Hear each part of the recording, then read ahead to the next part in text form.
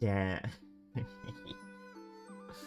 Oh, today went so late. Oog. Oog. Let me save this. Let me actually check this thing.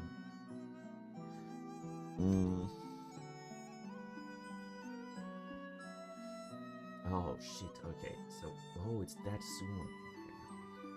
Okay. Okay. Okay. Okay. So.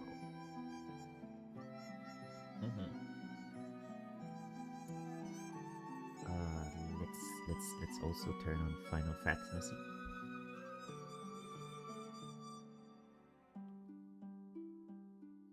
Oh boy. Mm-hmm. Hmm. Very good. Oh, yuck. Well, well. Hello there, Turbo. How's it going? Let me turn on my fishy simulator as well. There we go. We need volumes on this right now. How's it going, Turbo? Oh shit, mega sussy. Very good, very good. Hello there, yes, I'm glad to see you guys here today. Oh shit, look at this. After I get in. Look, I got myself a new hat.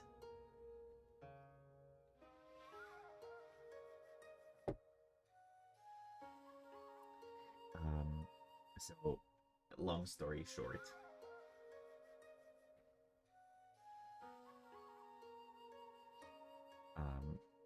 I'm 3 fish away from the title.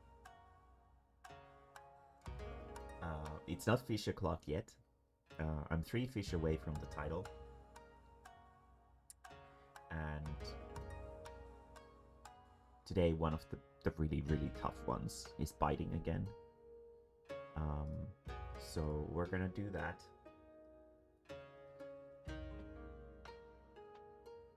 But it's not until 1 a.m. so 1.5 hours or so. But look at this beautiful hat that I have, like right here. Very good. It has like little flower on it. And I also colored my fishing rod. Oh, you were stalking me right here already. Look at it, it's very beautiful, isn't it? Very good. Yes, yes, yes. It is very good, a very good hat. I also found out that you can color your fishing rods, so I made all of my outfit match very nicely. But yeah, so no fishing until about 1.5 hours later. Today, what was that fucking diamond thing? Holy shit! So today we're gonna be doing some drawing. I was requested by Yersu to make a little emote for the channel.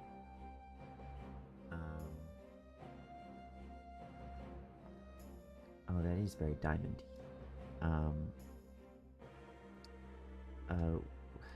I lost my train of thought. Wait, what? Deceiver's time. Oh, I will trade it for this. Very good. You're welcome. Isn't that the same hat as before? No, it has a flower on it. It's different, okay? It's different. It's completely different.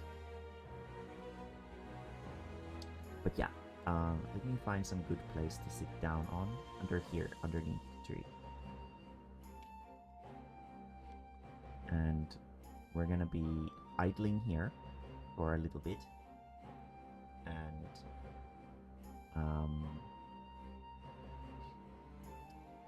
then in a little while we're gonna go doing some fishing.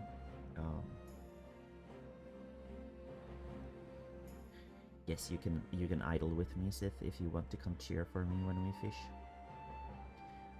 But today I promised to make some emotes, and we're gonna do that. But yeah, so I stayed up really late. I stayed up really late because I was waiting for this fish, and for the first time, actually, it bit. It actually bit. It just didn't come up, but for the first time, it did bite during the window, which is really cool. I can't idle with you. Don't worry, Yetsu. You'll be able to idle eventually. Considering how awful the last fish are, I'm sure you'll be able to make it through Stormblood and what is the next one called? Iceborne, Shadow Brongers. Before it's time. Mae-mae's gonna catch all. I can't. All of them don't have a window today. The egg is coming again next Monday, and this guy, the scan, will not be available until next Monday either after this window. Let me see here. What was it? This one, right? This is the one you wanted me to edit, right, Yarsu? Do I have a higher res version of this? Or is that the biggest one?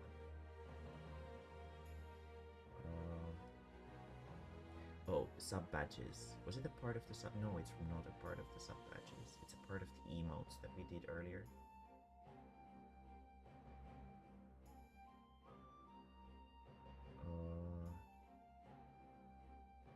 Emojio, daily, gaming test, Christmas list. Wait, where's the emote file? Oh. Well, that's strange, isn't it? Can't seem to see it in my... I don't know where it is. And I'm scared of starting to browse my files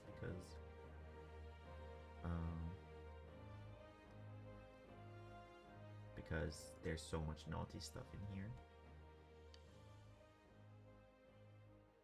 Oh, Emojio clip. This one. Where is it?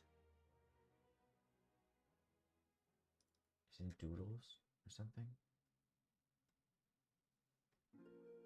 Oh wait, is this a big one? This is the big one. Okay, cool. Nice. So, so you wanted this to be a Mirren version. Let's do a Mirren version. Because I have a funny way of saying morning. I actually say it in real life too. To arcade. Let me get my drawing tablet. How is it going? How's it going, everybody?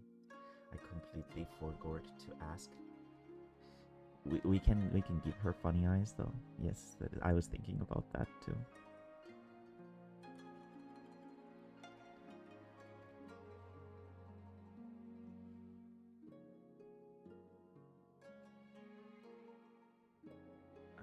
Also, I need to check on Twitter. I don't think I'll do messy hair because you can't see that. It's gonna be tiny.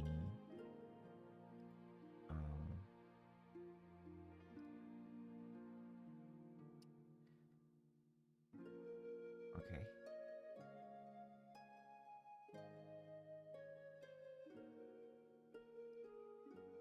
Very good. So 108 is when we have to go fish. Yeah, exactly. As a sticker, maybe. Yeah. Let's but let's do a slight variation to it.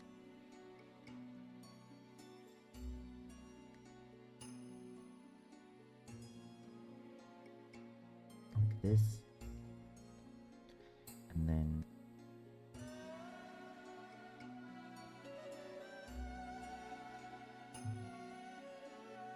like this. Somebody was asking me for permission on Twitter. So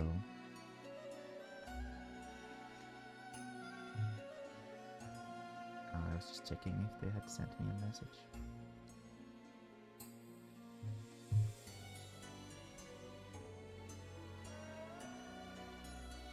Now let's make it purple. Purple is a nice color.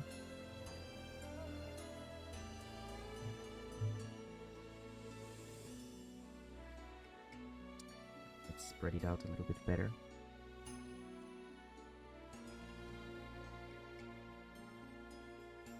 Alright, this is not a proper layer. I'm just editing the existing image.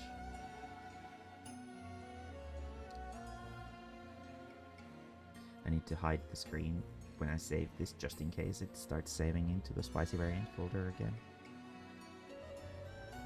I've actually been getting some real work done this week. Been doing pretty well on that front, to be fair. Giving myself some time to work on this stuff has been very helpful. Gotten some nice drawings done.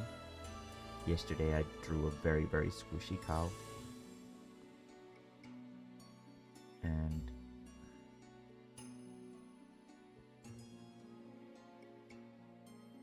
just make it a little bit smaller so that it's near, more centered. And as nervous as I am to release the book, I'm also kind of proud of it. It is kind of filthy, but it's also nice. It's a nice book.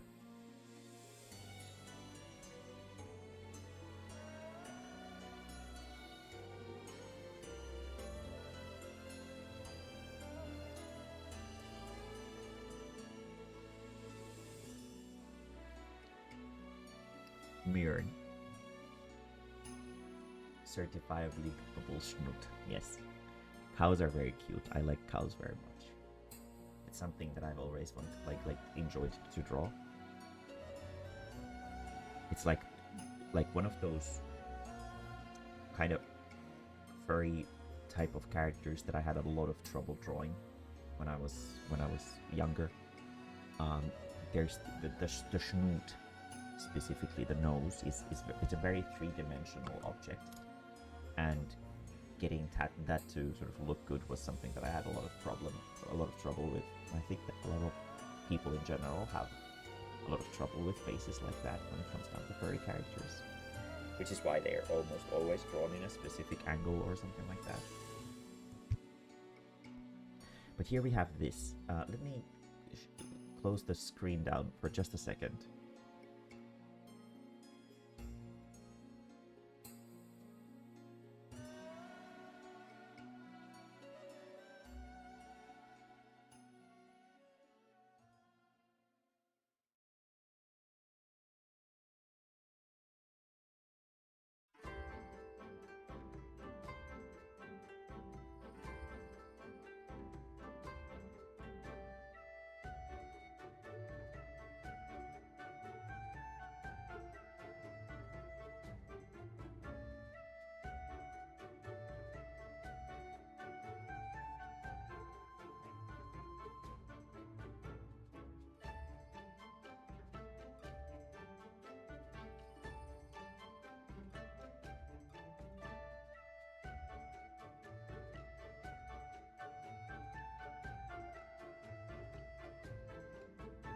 Okay, I think we're safe.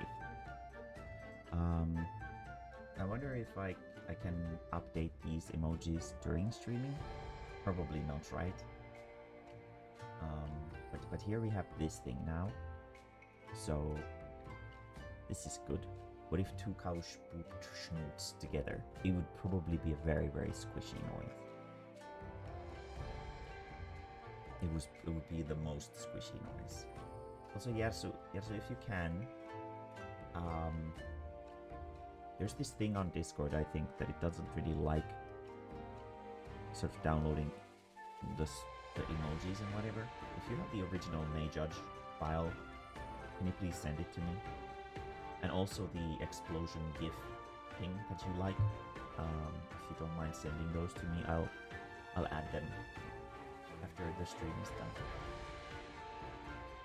But today, I was thinking of drawing, or well, I'm not gonna finish it, but I was thinking of starting to design the cover art for Spicy Variant, the book, the booking. I was originally thinking that there would be some other safe for work stuff. Well, this isn't outright safe for work either, but it's not. I don't think it's against Twitch TOS because it doesn't actually show uba or genitalia. So we should be fine. I mean, you can play games that have dicks on Twitch, so I think we should be fine. You can get pretty spicy. Yeah, exactly. Because, like, people are showing their pussies and stuff on stream. So we should be good. But the remaining images for Spicy Variant that I have, I think all are too spicy for Twitch. So we're not going to be doing those. Speaking of, I think I only have like 1 or 2 images left. One if another image works out as a black and white image, and 2 if it doesn't. So I'm doing quite well actually, if I'm super honest. And it's nice. It's very nice. I'm quite happy with how I've been going through the work pile, and I think next week I'll be able to put together the book if I have all of the sort of material for it ready. Don't really need to do extra content and whatever for a light novel, I think.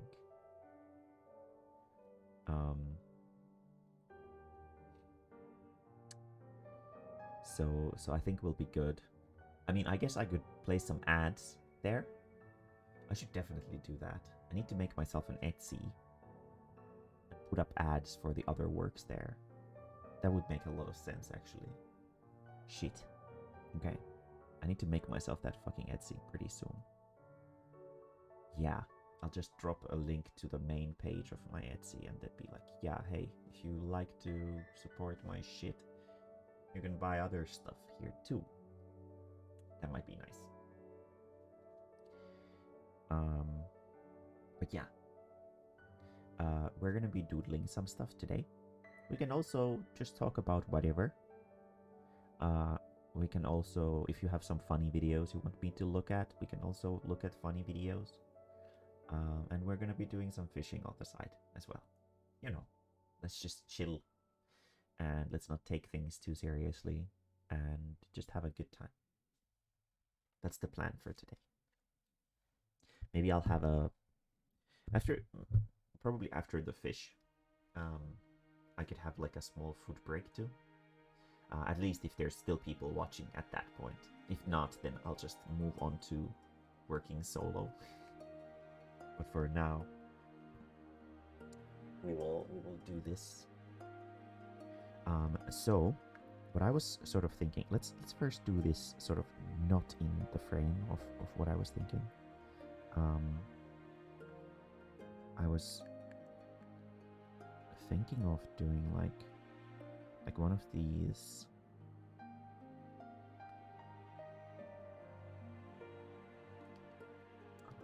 erasers. Let's make it a little bit bigger. One of these, like, I have sent a May judge. Very good, thank you very much. Yes, indeed, there it is. Very good, thank you. I think Discord has like a thing where if you try to download the emotes, they just become not PNGs, but they become like WebP files. Those cursed WebPs. So I don't want to bother with converting those and whatever. So if you have the original, yeah, it's a lot easier for me to do that. I don't think I want her to be groping her own titties.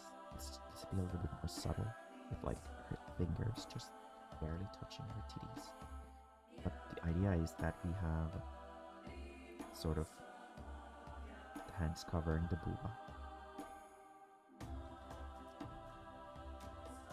Oh, okay. I didn't know that because, for example, Clip Studio doesn't know how to open WebP, so you can't convert them in Clip Studio. But Paint can. That's good.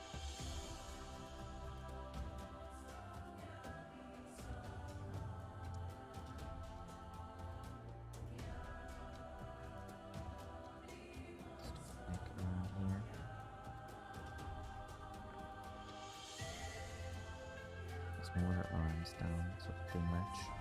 I've been reading a lot of princess dramas, like Korean webcomics that are definitely for girls. I've been enjoying them so much. I love like shallow princess dramas about like this handsome guy who's gonna steal away the princess. Oh, so good. God damn. So let's do the waistline. There's a little bit longer because if it's Miyuki's, it should be a little bit longer. We can't have her midsection too visible due to her DLC.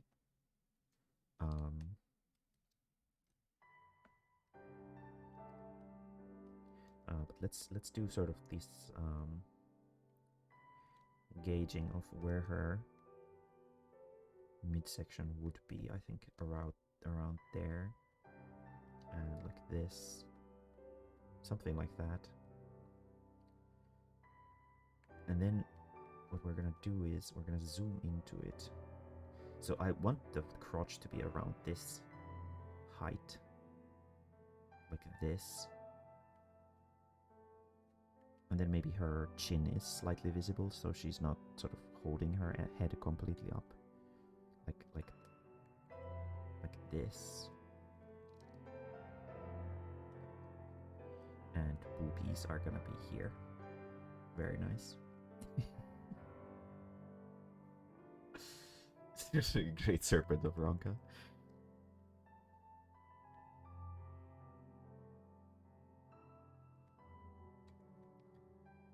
There we go. Great Pain Serpent of Ronka. To hide the teeth. Mae wants to be the prettiest princess. I do. I love, like, the reason to why I like Pain so much is because she, like, fulfills my princess fantasies of everybody just doting on you, and you can be, like, the selfish prick. Like, you can just be the most self-centered little bastard, and everybody just loves you. It's like, that, like, desire for vanity is something that I think a lot of people with a maidenly heart have. I think there's something really appealing about it.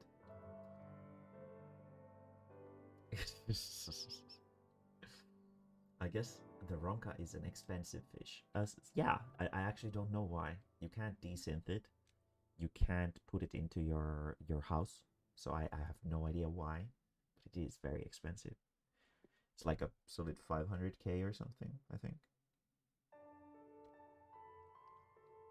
It's not really like a super expensive fish per se, but it's probably, yeah, you might very much be correct, Yersu. Let me see if I can find some.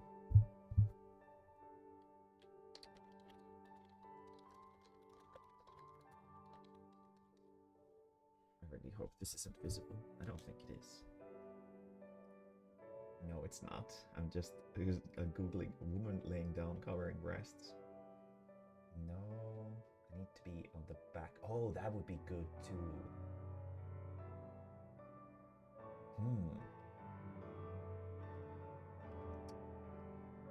That is true.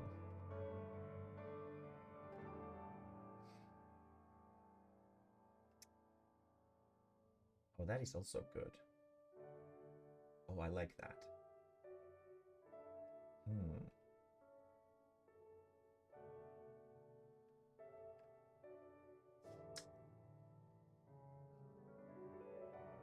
don't think I can use these as a reference properly because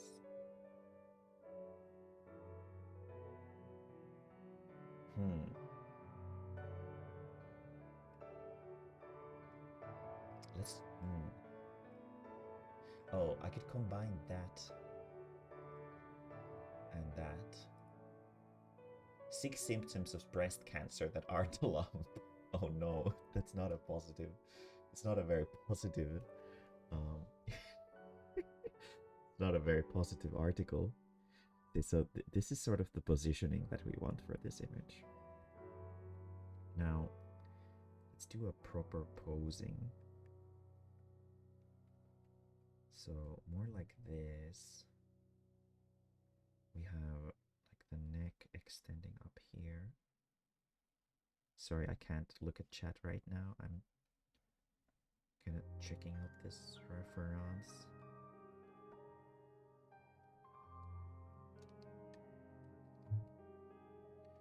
And the thumb is around here.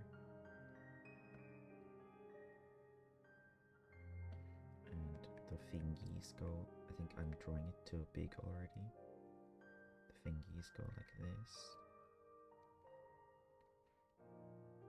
Maybe not. Maybe I'm fine still. So the arm goes around like so. Then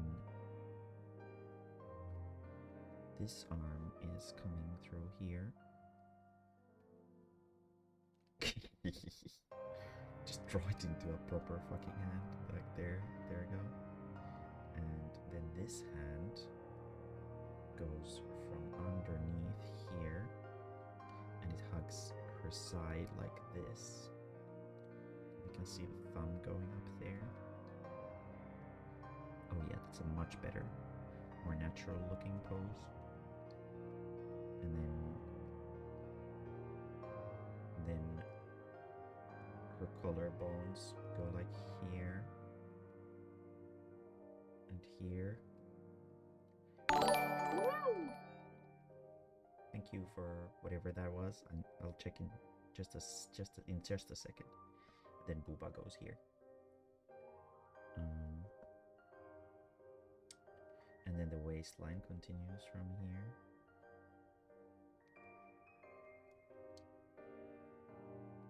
And then the neck goes kind of up from here. Something like that. And we're actually gonna need to zoom this out a little bit because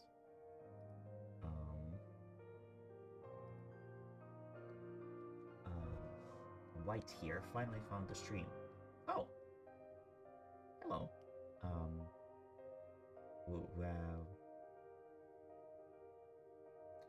Where were you looking for it?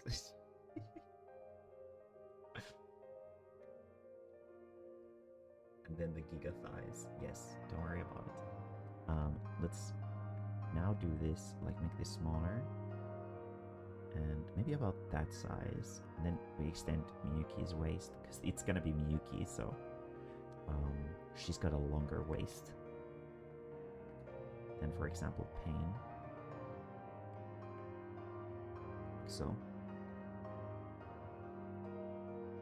I see. Yeah, no, Picardo wasn't really super. How should I put it? People don't really use Picardo, so I decided to just move away from it. Mae-mae channel is where I've been streaming at for a longer time. Yeah. Well, the bigger issue with Picardo is that there's no real gain to streaming on Picardo per se, because there's well, Twitch isn't really good at that either. There's at least people on Twitch, but there's nobody on Picardo, so it's not the best place to sort of get visibility of any kind. It's nice that it allows for adults only content, but it doesn't really matter if nobody's gonna watch this. So it's sort of, what's the point?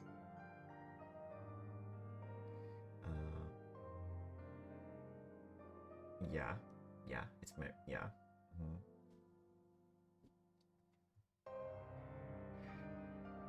Yeah, it's not a good place for an artsy person per se.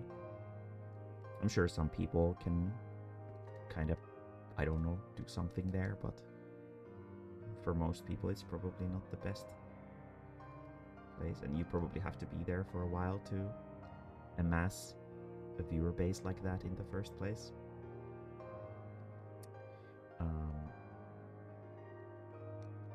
but yeah, but welcome. Um, Today we're drawing a cover. Well, we're not gonna probably finish it, but we're gonna sort of lay the groundwork for a cover for a physical release of my book, Spicy Variant, which is a very not safe for work light novel. Horny stories of varying kinds and illustrations to go with them. And oh, this is not very right. She should have a bigger deltoid. And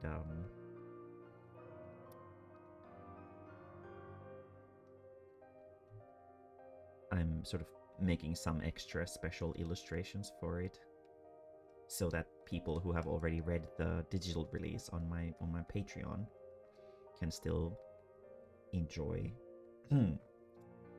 the book.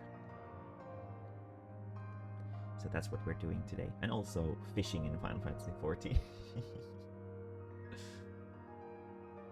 And just talking about whatever and sharing funny videos and whatever. It's very relaxed stuff today. I'm not gonna be super a stickler on what we're gonna do today, so if there's anything you guys want to talk about, then please don't hesitate to begin conversation on something, as long as I can participate in the conversation. You know, let's not talk about cars, okay? Please.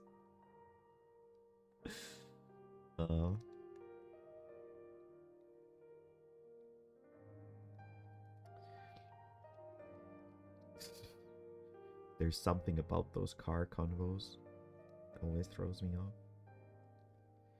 Let's talk about heavy industrial tools and machinery. Oh yes, I'm very well versed on that subject as well, to be fair.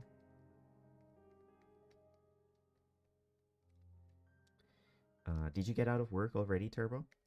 Well, technically speaking, it's quite late actually, so I guess it would make sense.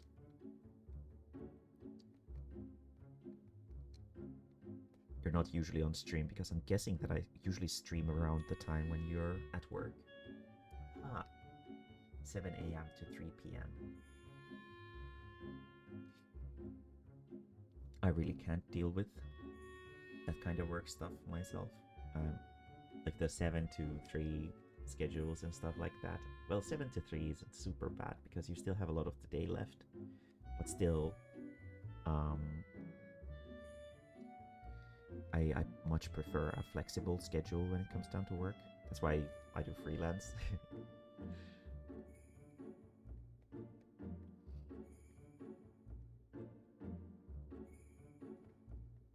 So, but yeah, it's only 8 hours.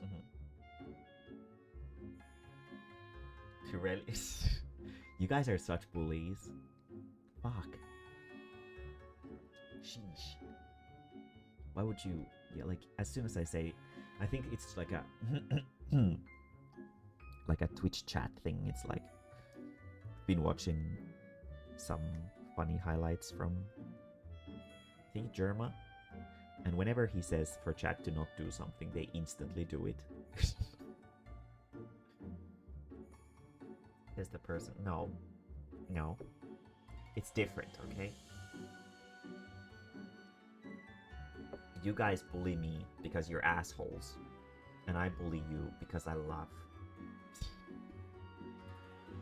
Ah, that was such a toxic sentence. Holy shit. If anybody ever says that to you, run.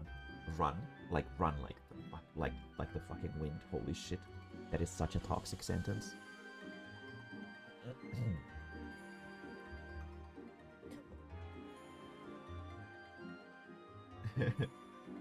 No, that's a much better way to put it. Yes.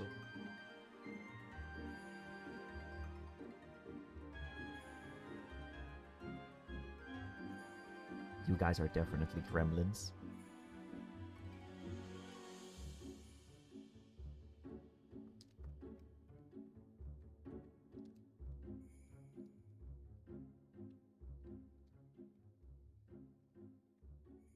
It's like that. Um, a lot of VTubers often do like these little um,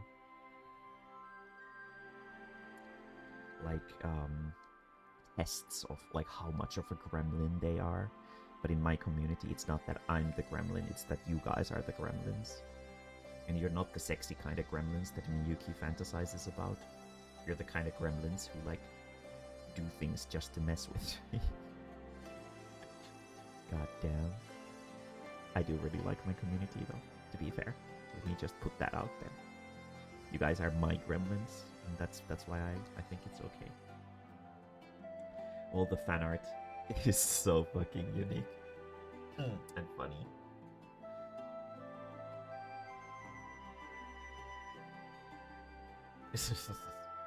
Also, just for the record, Turbo is definitely a sub too, so don't worry, you guys can bond over your passiveness. There's no way Turbo is a dom. His fucking character is like a fucking fanboy. There's no way he's a dom.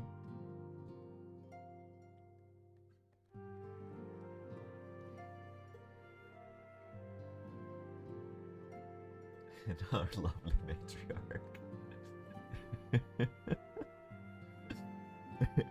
Giraffe matriarch. Let's get this arm a little bit more.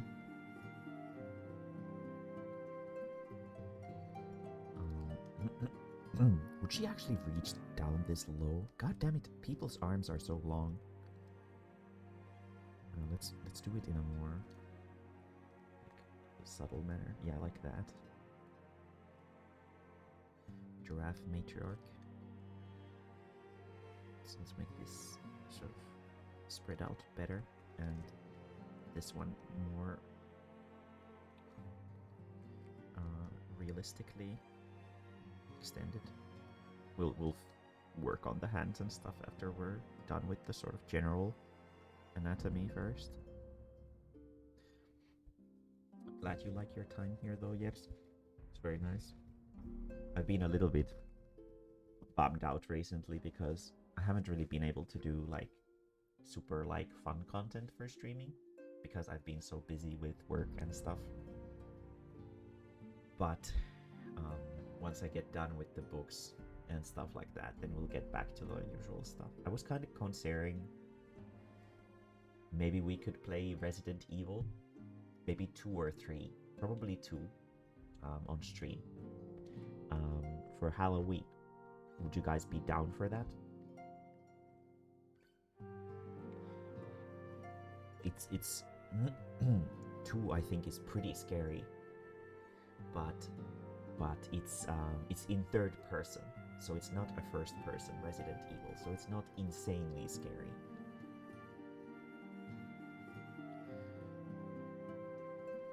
But maybe we could play Resident Evil 2 for Halloween, if you guys would be down for that.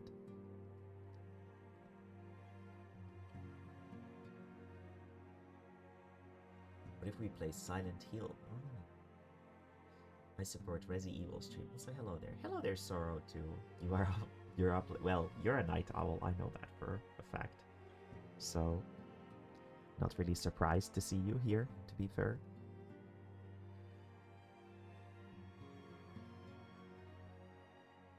Okay, so this arm is really long.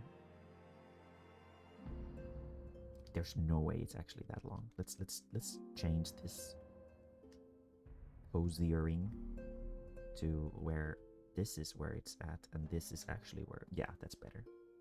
Who, me? Yes, you, Sarah.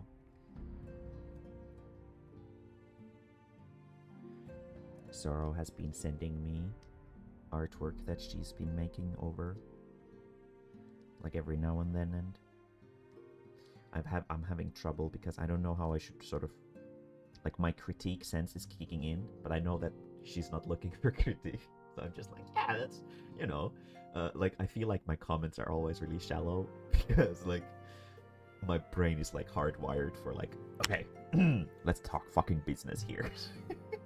So when I'm not allowed to talk, or when I shouldn't talk business, I don't know what to say. So I feel like I always make really shallow comments about the art. I'm sorry, Zoro.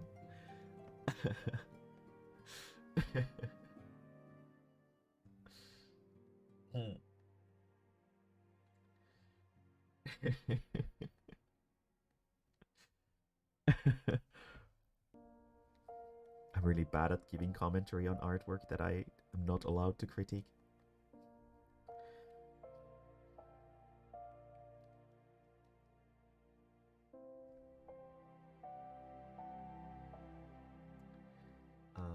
I hope they do justice to Silent Hill with the new one. Oh yeah, I heard about the announcement too. We could totally play that when it comes out, if it's actually gonna be good. I don't have high hopes per se for Konami. I feel like just judging from the promotional material, it's clear that they're sort of riding off the Dimitrescu hype on that as well, like having like this intimidating, rich female character as like the iconic character of the whatchamacallit, the promotional artwork. Her thumb would be more like this. Yeah, definitely. Mightis will definitely buy it.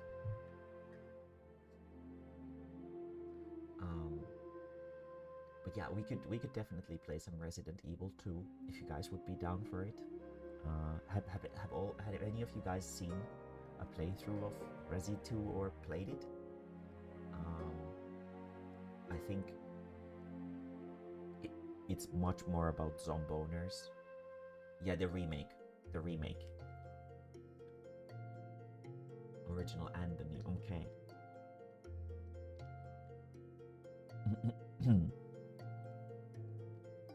I was thinking we could play the remake since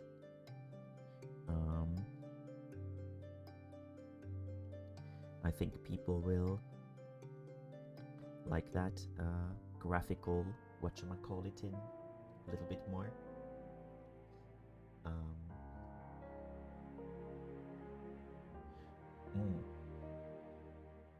10 minutes of the original. It was too scary for arcade. The polygons of terror.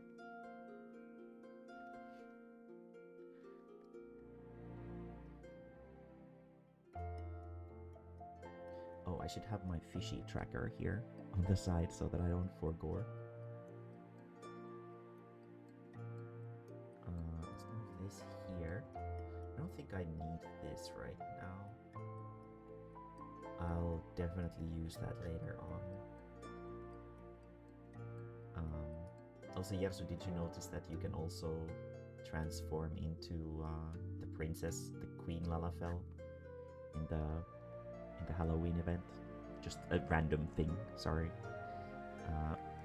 Broke the sort of stream of consciousness, but yeah. But yes, Resi. Let's play some Resi. We've beaten 7 and 8 already. And 2 is in third person, so I don't think it's gonna be that tough for me to play. Very good, I figured as much. Okay, so her torso would actually be facing this way slightly. Let's do a... So... it would be like this and this, so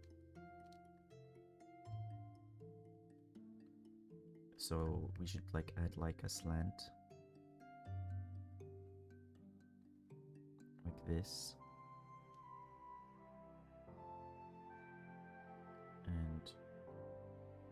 Miyuki is very, very muscular. She's the result of me getting into anatomy. She's the victim of it, I guess.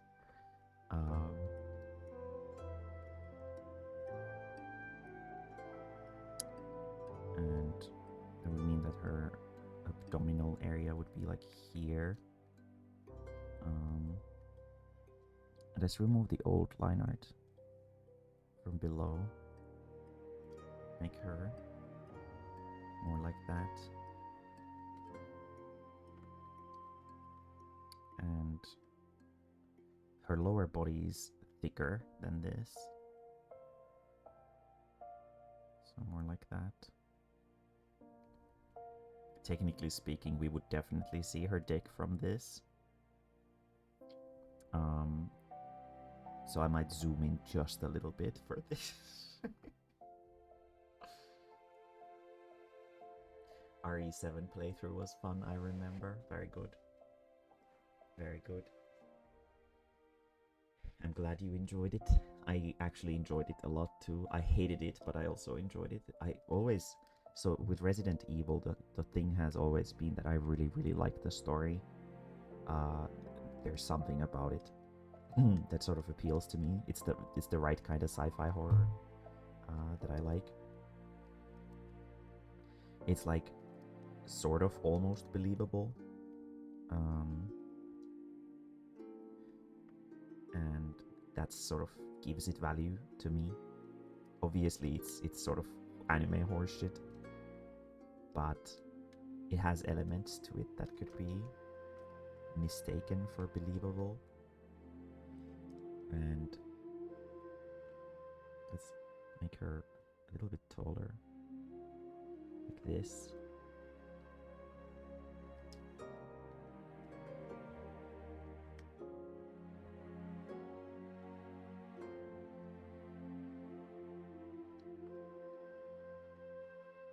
Her abdominal area would be around here.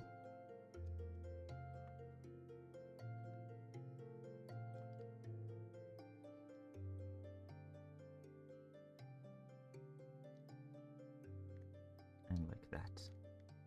Now I think the back of her body would be invisible slightly from there. Miyuki does have bigger titties than that, though, to be fair. We should make them slightly more bulgy, I guess.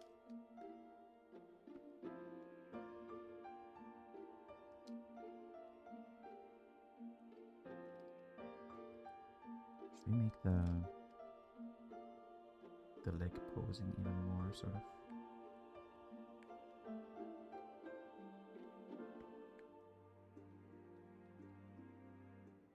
I mean, she is thick as fuck, despite the musculature. Let's make this 100%, combine these two, and then we'll make this entire layer a little bit bigger. Or maybe not. I do kind of like it there.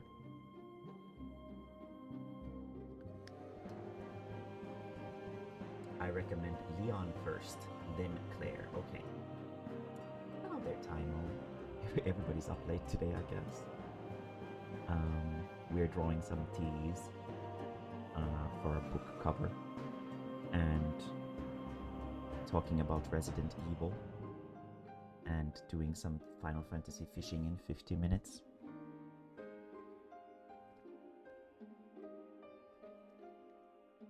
In fact, yeah, well, here in Finland it's past midnight already. Oh, that's not. Let's make this more sort of logical, and this one doesn't need to be that sort of powerfully visible. And her stomach needs that sort of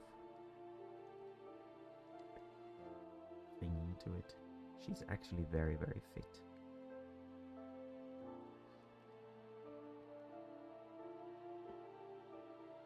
Resident Evil is the worst comedy. Is there anything in this world that you actually like, Daimo? Outside of Scorp?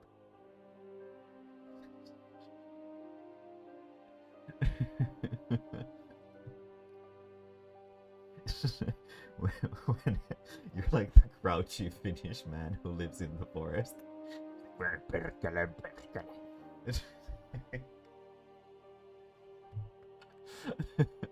What do you like genuinely really enjoy?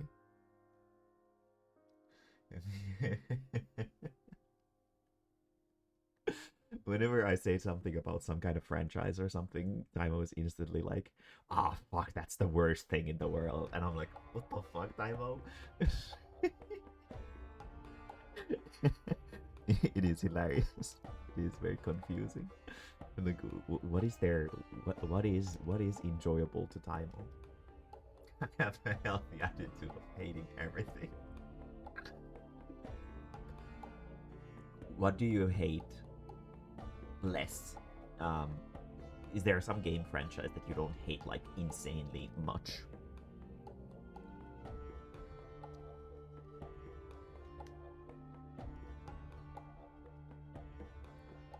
What is your least hated video game franchise? Yes.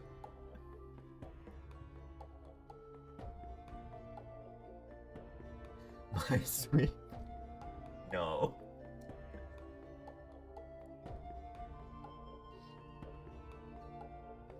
Tetris. We could also try to move her leg up like this. It could be like a more dynamic pose as well.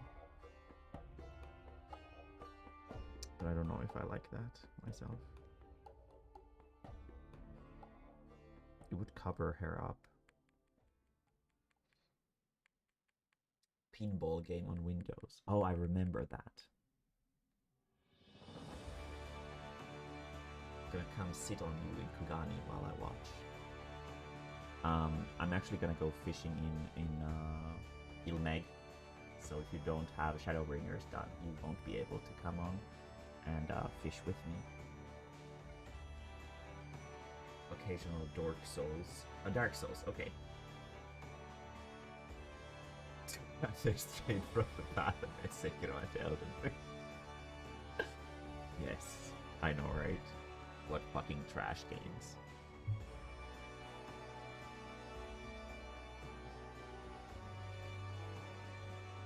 Endbringer's story was just Sekiro is good? Question mark? No, Turbo, you don't understand. Daimo hates everything. That's his shtick.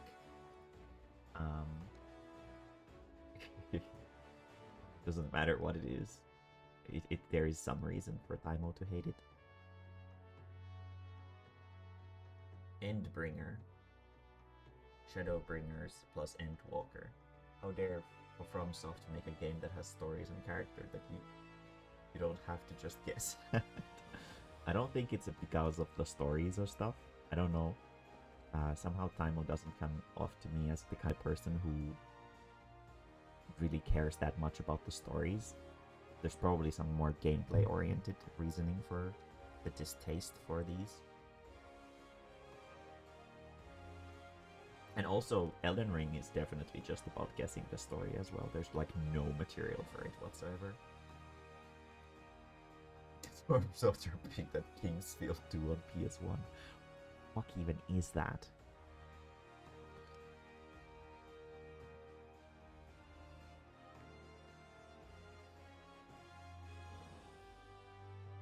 I've still yet to play Dark Souls 3 myself. I really should do that on the Steam Deck.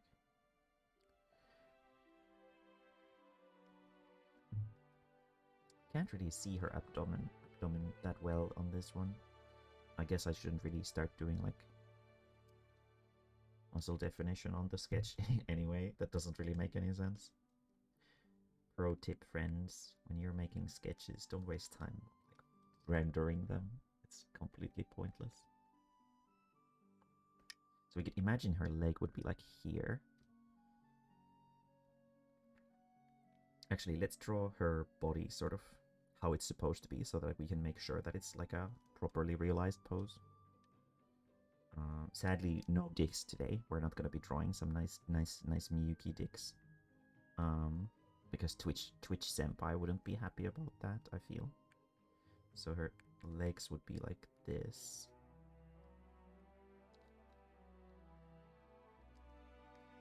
Kind of don't like this pose that much. Yeah, this would basically be how her legs would be. It doesn't really look super good.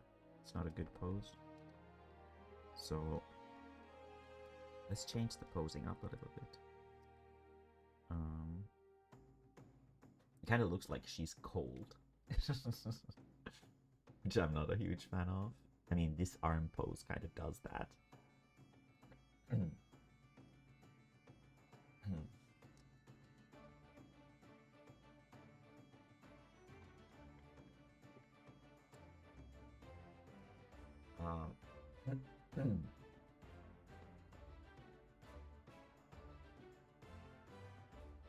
Parrying is only cool when it's optional and you happen to pull it off.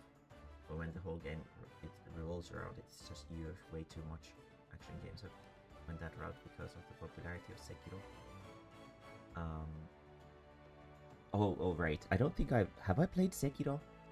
Do I have Sekiro? I don't know actually. There was some weeb thing that we played. Maybe I don't remember which one it was. But there was some weeb Dark Souls game that we did play for a little bit. I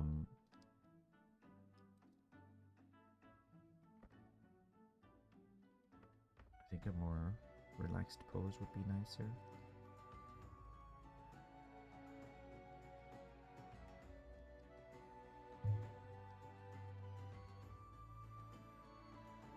But I remember I wasn't really into it that much, so I'd never played it that much.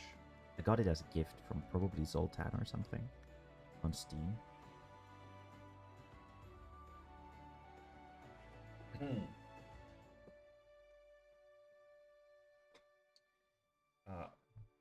Hori Heck Surge to the directional parry thing that you have to do to beat the game.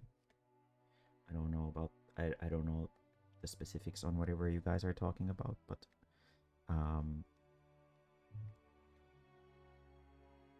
there was some weeb game that I did play, and no, it wasn't Code Vein. I do have Code Vein too, but Code Vein isn't like particularly good per se. It does have that nice weeb aesthetic to it, but how do we place these legs? Maybe like this. This one is kind of like a model pose. Code Vein was okay. Just Culture, not good. I didn't really enjoy it that much, to be honest. It felt kind of numb, like numbing. Combat was kind of boring.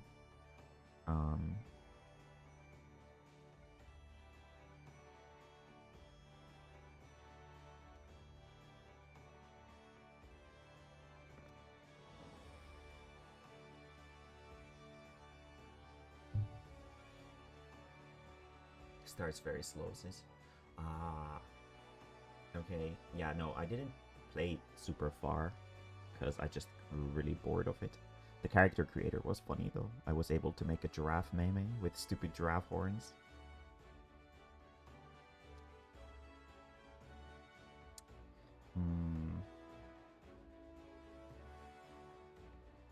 Let's see here. So her head would be like here.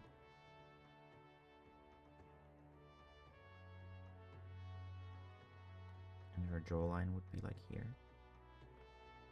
I still don't like the lower body. Let's do something about it. It's because she's too short. She's supposed to be even taller. I mean, she is very tall.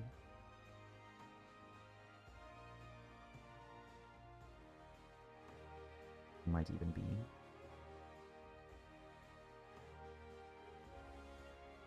Is this Twitch legal? Yeah, I think it is Twitch legal. Because we're not showing anything per se. We're just sort of doing a nude sketch, but it doesn't really show anything. It should be fine. I'm trying to figure out what I want the legs to be like. No. Also, hello there, Mona. How's it going? Haven't seen you in a little bit. Is everything all good? Hunky dory. Is your fellow animal companion doing okay?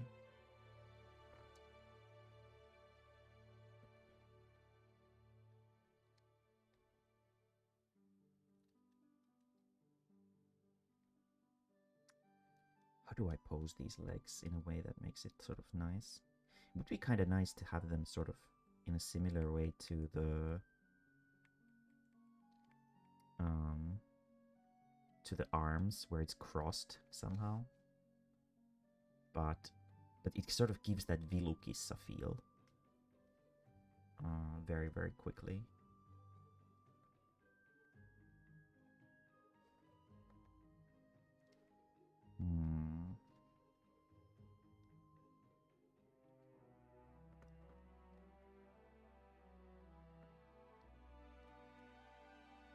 I guess like a coldy cat. No, that's not how back her. Maybe her leg should be like closer to here. I don't know. This is why I don't usually sketch on stream. It's because I take forever thinking about like these poses. Like, is this exactly how I want it? Probably not. That's sort of like implying that it's going deeper in there, which is not terrible.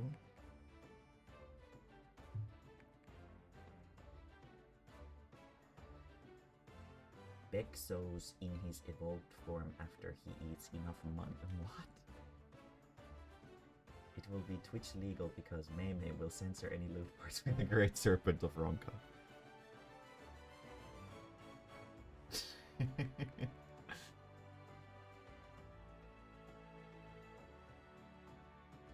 you were me, there'd be those stupid little stumpy feet I do for doodles on draw pile. Can't be arsed to figure them out.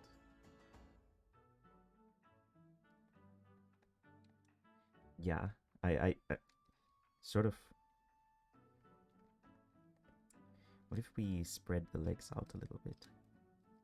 Where we have this leg sort of going like this. It's implied to go like this.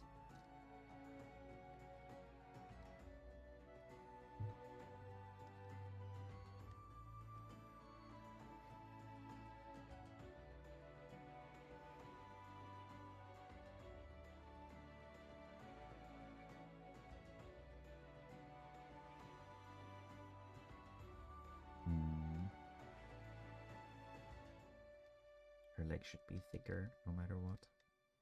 And also it shouldn't start that high.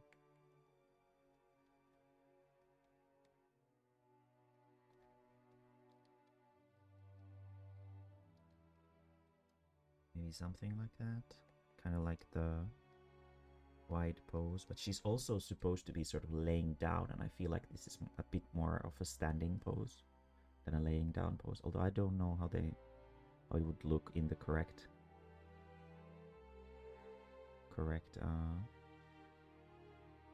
positioning.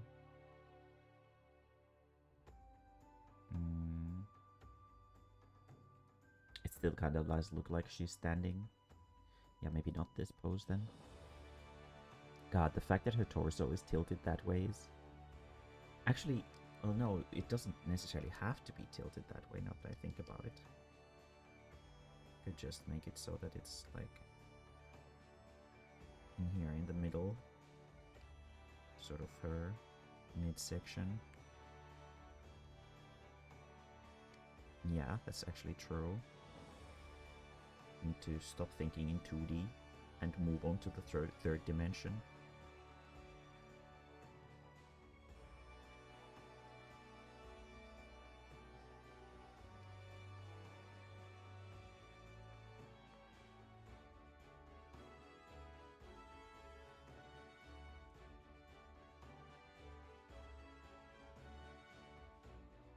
legs suddenly got very thick.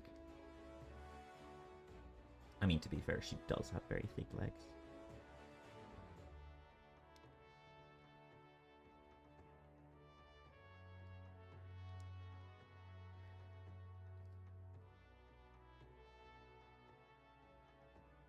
I binge read through your Eternity. I cry a couple times, but then I go to the town defense and the current arc, and well, that completely nuts avoid every cry from earlier. Through your Eternity. Is that the manga about the sort of weird immortal creature that sort of goes on a journey? Like a very sort of it like got an anime adaptation recently. I only know manga and stuff, so if it's not a manga, I have no idea what it is. To you, the immortal. It's a manga, right? Yes. Okay. Yes, I know. I do know it. Know it. Then I did read a few chapters of it. Didn't really catch my attention. I don't really like that kind of depression festivals. I sort of do, but it has to be a very a very special deal. Usually I don't read sad stuff. Just I prefer like shallow and happy shit. Because I have enough stress in life already that I don't want to be stressed out over my relaxing time as well.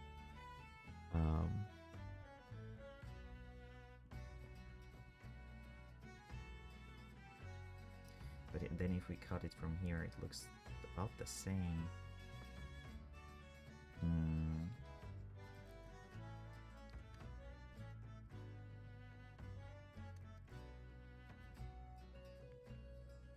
Let's read that domino area.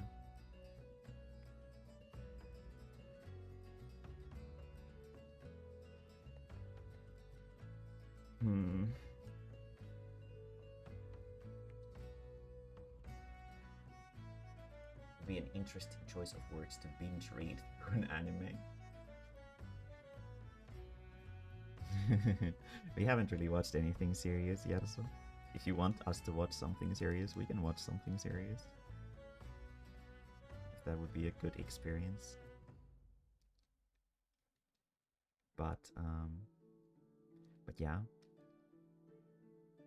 My personal weakness, the worst time that I've ever had reading a manga was when I read Horo Musko, The Wandering Sun. Such a fucking miserable bad time. I really like the comic, it's really good, but fuck, what a fucking miserable time it is. It really hits home because it's about like a kid who has some gender identity issues, and it was very relatable, and it was like reading your own life story but in the bad end route. Like you made the wrong decisions and now you're on path to the bad end.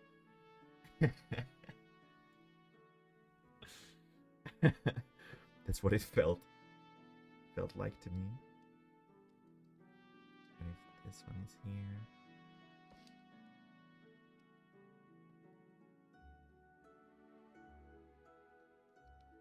Sort of. Serial Experiments. Serial Experiments Lane is... I don't know. A lot of people really talk it up, but I don't think it's that bad. It's like... The problem with Serial Experiments Lane is the fact that it's really hard to relate to the characters, because it's the narrative in the series is so abstract that I feel like it's really hard to sort of grow an emotional connection to the characters. So I feel like people like speak up the series a little bit. I personally don't think it's that good. Honestly, I did watch it when I was on a plane. No, the plane didn't offer Serial Experiments Lane as one of the movies on board. That would have been something. Massive respect if they actually did. But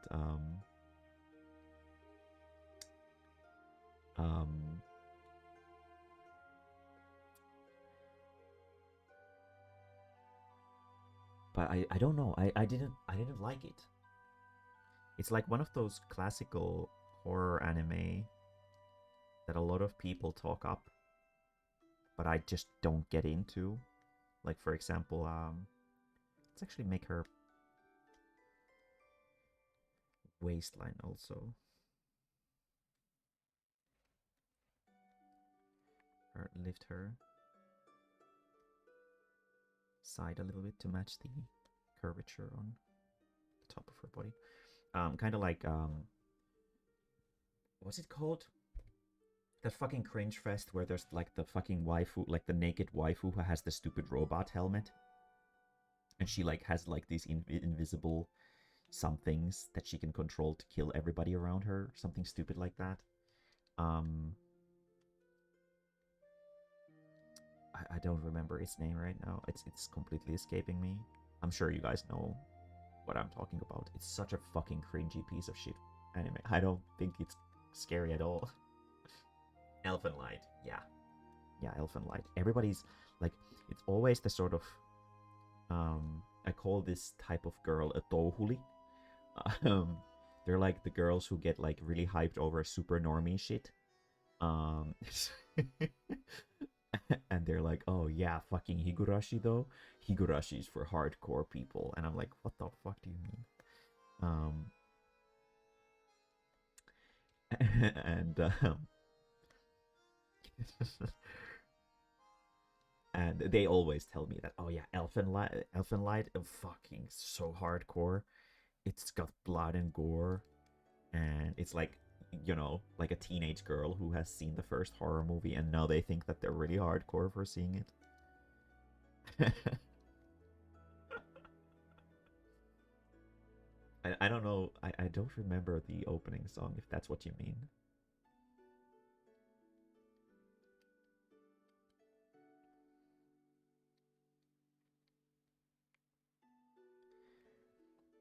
I don't remember those super well. Can't really listen to it either since we're streaming. Um, I feel like I've gone like this whole time and just come back to the exact same thing that we started from. I might be an idiot.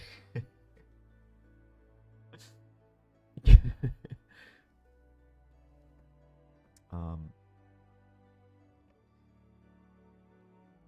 actually, how should I? Should I maybe tilt the character a little bit? No, kind of like this a little bit. She's slightly tilted, but then she also looks kind of like she's approaching something. Maybe a little bit like this.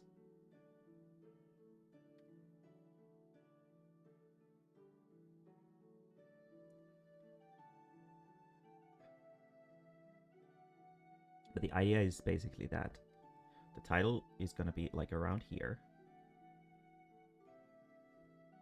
And then there's gonna be like chili peppers all around her. Maybe some plant leaves, like chili pepper leaves, like going over here. And the fruit themselves are like around her.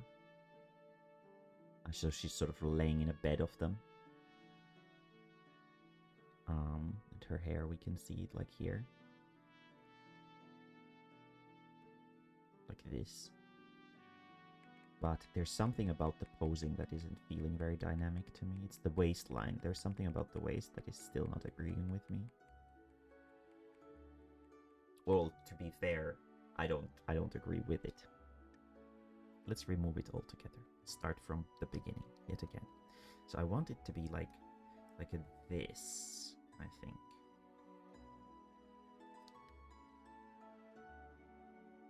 That would imply that we would need to begin from like there and up here on this side.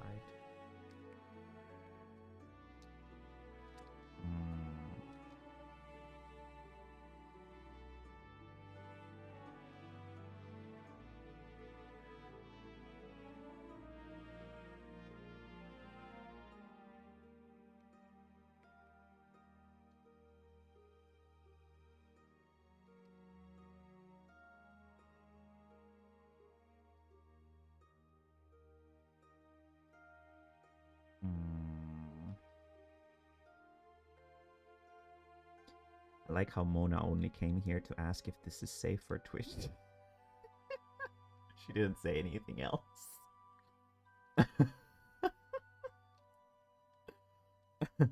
Wait, titties. Are these okay to be drawn? Thank you very much. My job here is done. Very good.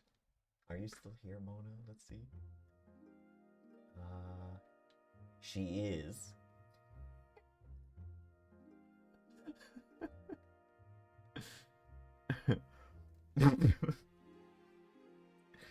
There's something comedic about that. She was worried for mommy to get banned on Twitch.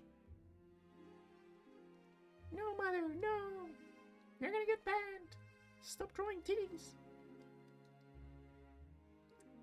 Don't worry, my child. These are okay titties.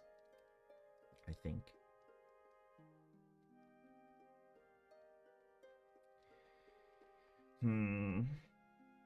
God, this is not... I don't usually draw these kind... I usually draw characters with just their legs spread showing their asshole to the viewers. I don't usually do these sort of sensual illustrations. So I'm not insanely confident with this.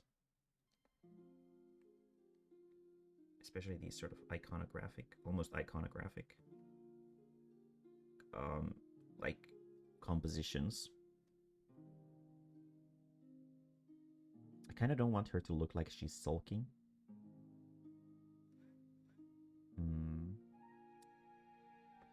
Now she looks like she's like, huh. It's not like I even like you or anything, baka. There we go.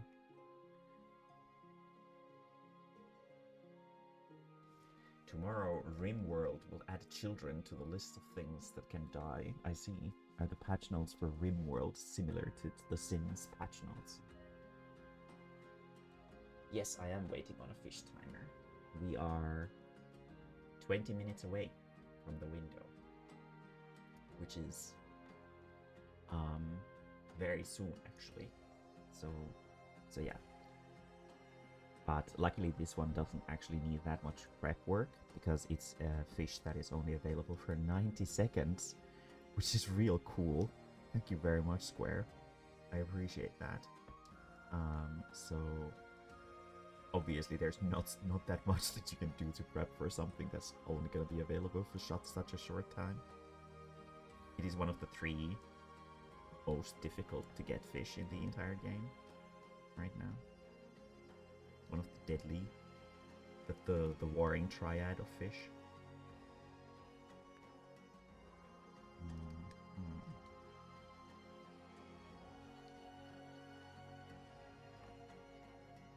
That would be like the same as this thing here. Maybe I'm overthinking this and it's just fine already, but I don't know. When it comes down to book covers, they usually have to be like sort of striking. Not that anybody will really buy this based on the cover. They're gonna look inside and get traumatized instantly and they're like, holy shit, I need to have this because everybody, all of my friends will think that I'm really hardcore and cool if I have this book in my bookshelf. That's what I'm hoping is gonna happen.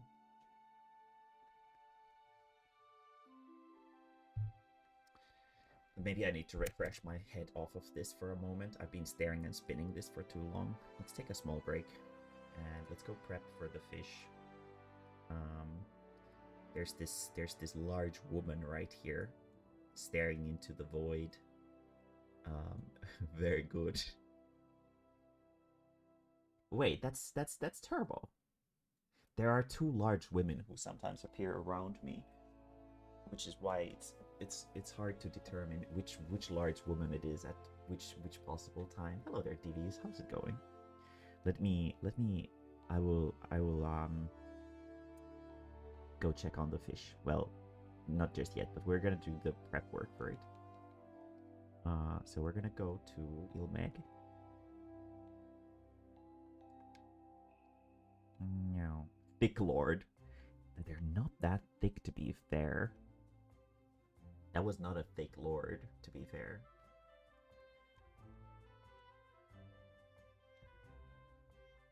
No.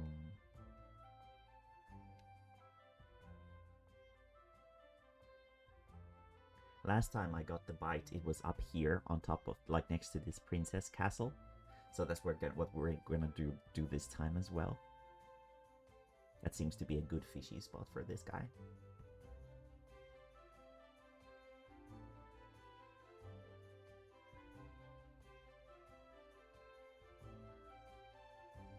I'm kind of surprised that.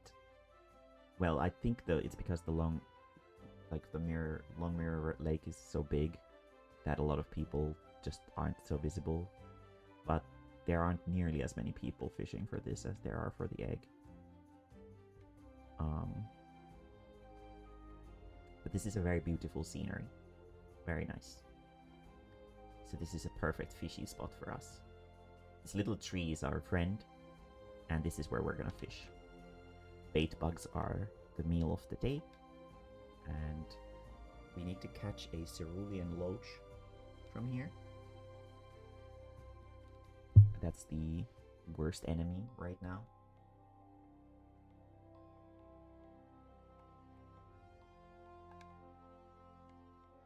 Cerulean loach and gray skipper both actually are pretty bad, but there's something about the cerulean loach that I think is more suspicious than the gray skipper.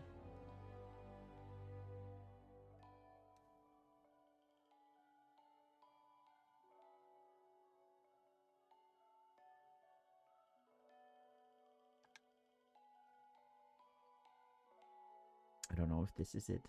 It took a little bit too long. There it is. Okay. So now we surface slap this. We do moot or chum chum. We sit down and we wait. Everything is good here. We have the right bait. So very good. God damn. It was tilt around so violently. Okay, let's try to figure out this posing a little bit more. Just because before it's time for this fishy window. I do like the upper body, but I still don't sort of like the lower body. There's something about it. Am I just seeing things? What do you guys think? Is it like weirdly, like the upper body is like sort of nice and dynamic and it's like in a nice angle like this, but I feel like the lower body isn't really matching it. But I could just be blind and I could just be seeing things.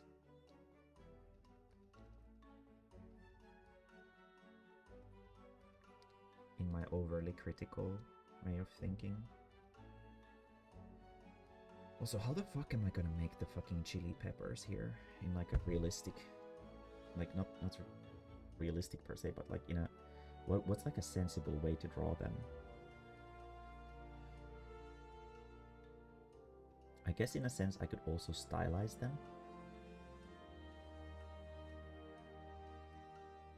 So it's more like a background.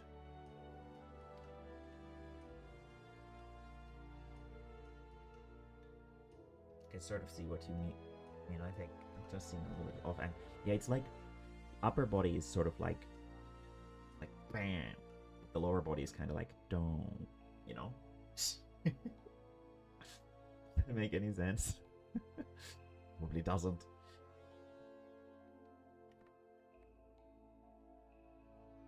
Also, I still think her waist is more.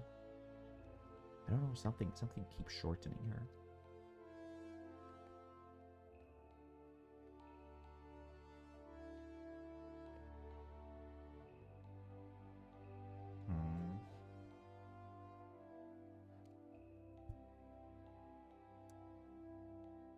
How the fuck do I do this?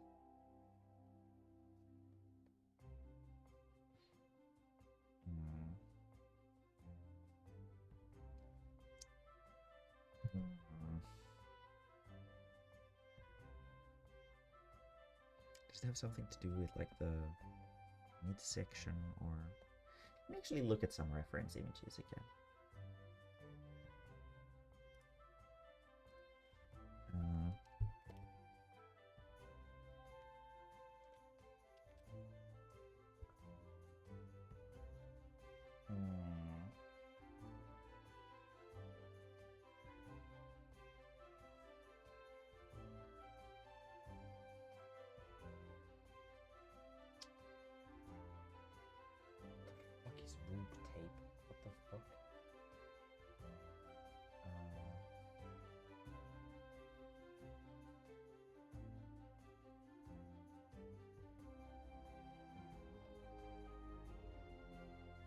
the upper arm pose is not actually...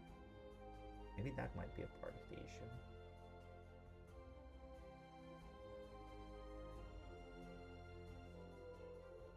It's sort of defensive, how it's sort of done. It's not very relaxed.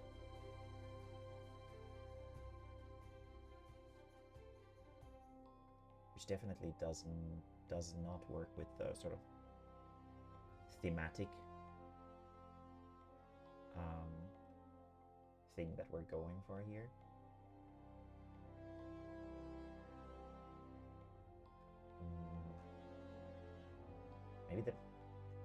Maybe I need to drop the upper body as it is right now.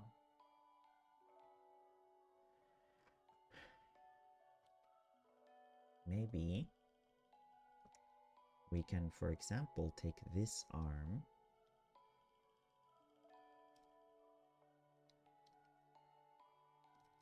and move this arm back a little bit.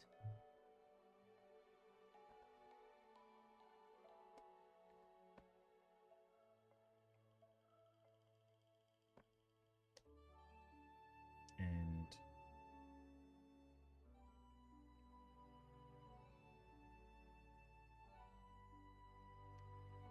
instead of being on her shoulder, this hand could be like on her other boobie.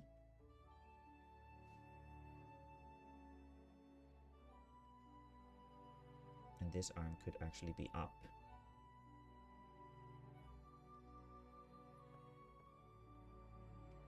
To sort of be more relaxed. And it's sort of like implied to be like here or something.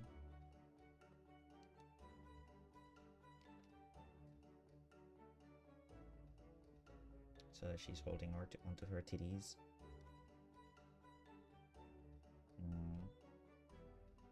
Now she looks like she's in a shower. That's not what I want to go for either. Okay, let's go back. I should save the original sketch no matter what. Let's sort of save it up and then alternate. Yeah. Hello there, Deli. It's the first time I've been up so late that you can actually raid me. Very good. How's it going? Let me shout you out. What were you doing? Tabletop RPGs. Ah, what were you playing?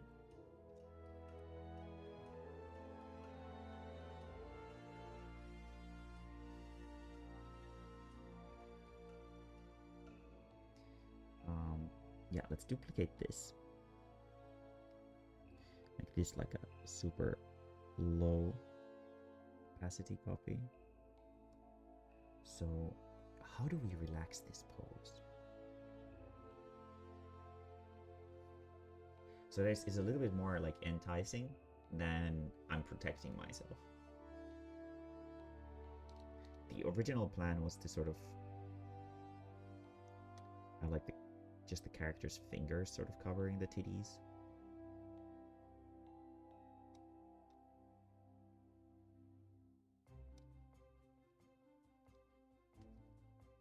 Where it's like this, sort of the hand posing is like this.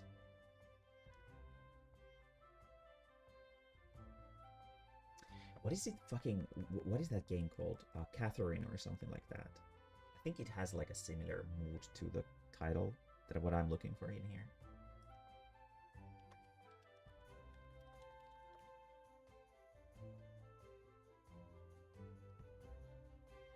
Oh no, she's taking her clothes off. It's not exactly what I'm looking for. It's kind of like that. Maybe we could work with that.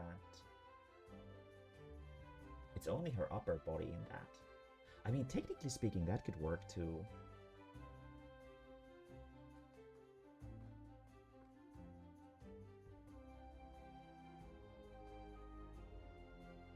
Yeah, why does it have to be the full body? Because if I do the chili peppers, it would make a lot more sense to not have that much empty space there.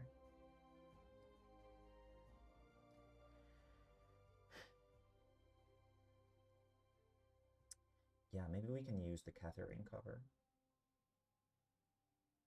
How is it compositioned? I like that one. Yeah, let's get this this super low res image.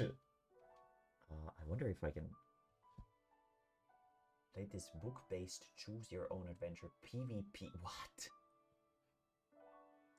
That is so many words in a row. Book-based choose your own adventure PvP. Bruh. It's awesome. Math with the game's tables to see how random the damage was. You're such a nerd, Deli. You're such a nerd. Did you find out something very important about the RNG calcs of the game? Let me guard the screen just in case.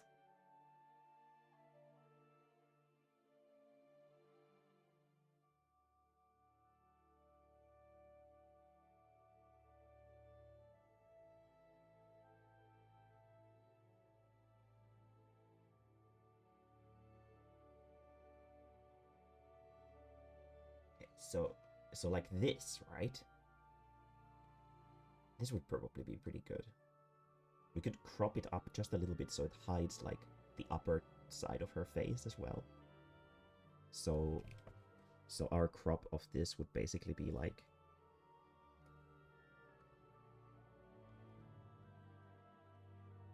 this.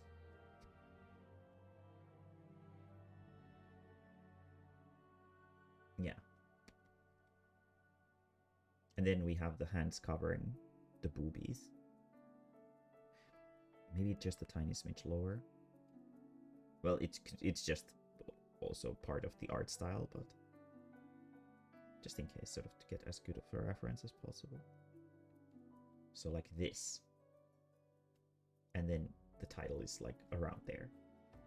Maybe a little bit more empty space sort of around the character, just a little bit. So this is what we could work with. However, now the pressure is getting too hard, so I need to fish first. I'm getting anxious. When you start big fishing in Final Fantasy XIV, you will understand what fish anxiety is. It completely prevents you from doing anything else. Because you fear that you might miss the window. Just for the record, probably not gonna get a bite.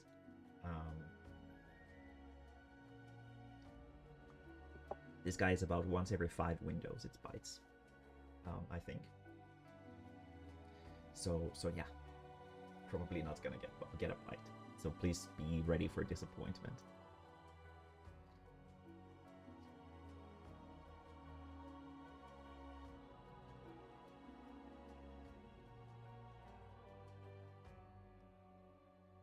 But this big pink tree, maybe it will provide me with its pink adorable fortune, and we will get a bite and maybe even a pull.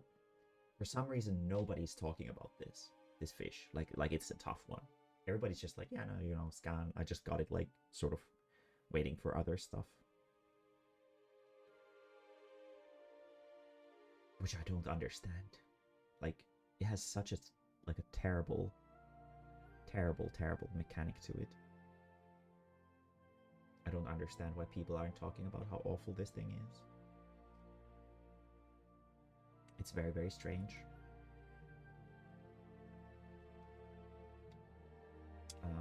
For anybody, it's 11:30 your Gerarian time, so a little bit. And then it's time to fish.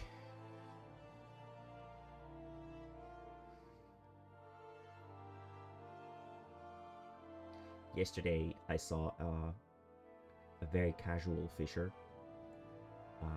trying to do the sea butterfly, and they they were definitely in over their head. They were like, even the ARR fish were a fucking nightmare. And I was like, and you're gonna start from the sea butterfly after that? My friendo, it's gonna be a tough, bad time. I mean, some people get really lucky with those. It's like statistically almost impossible that you don't get really lucky with at least one or two of the really tough fish.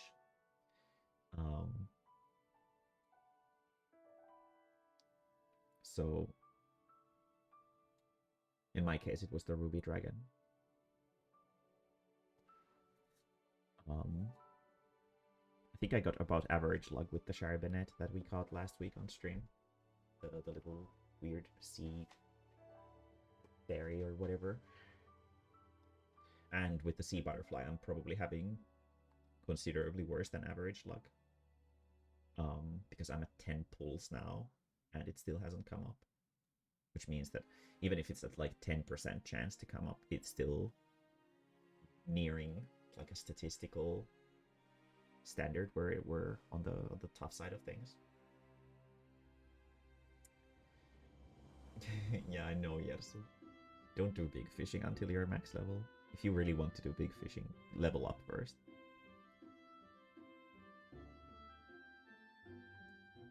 There's like so many skills and stuff like that that make big fishing so much more bearable when you level up. There's no point to big fishing at all until you're max level. Especially with how fast you can level up your fisher in this game right now.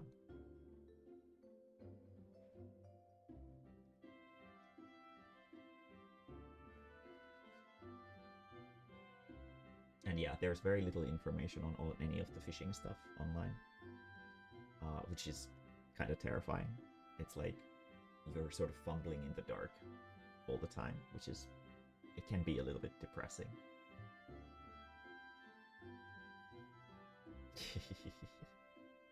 Don't worry, yes. You'll get your first big fish one day. I can give you some recommend. Well, I was actually thinking that next week I'm gonna do a big fish tier list. I'm gonna tier list every single big fish in the game. And maybe that will give you some good hints on what big fish to go for. I'm gonna sort of separate the tier list based on each region and stuff like that.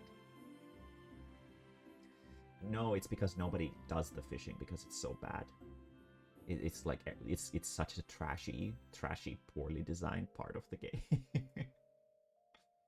For example, right here, I'm fishing for this fish called Ilatskan. It's available about once every week, and it's available for 90 seconds at a time.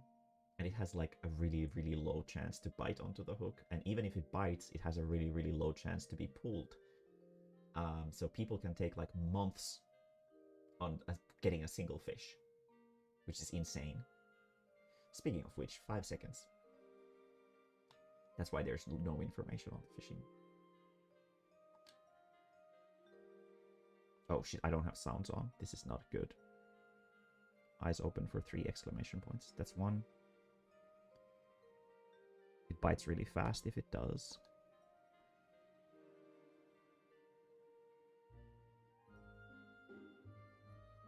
That's 1.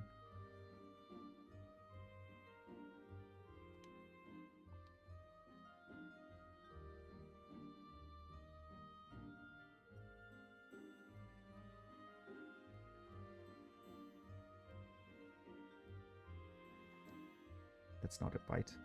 It can't take more than 10 seconds.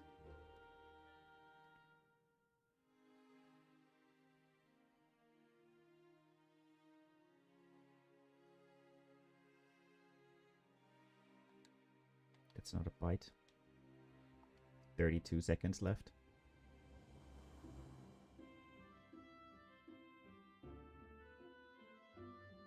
One. It's not what we're looking for here.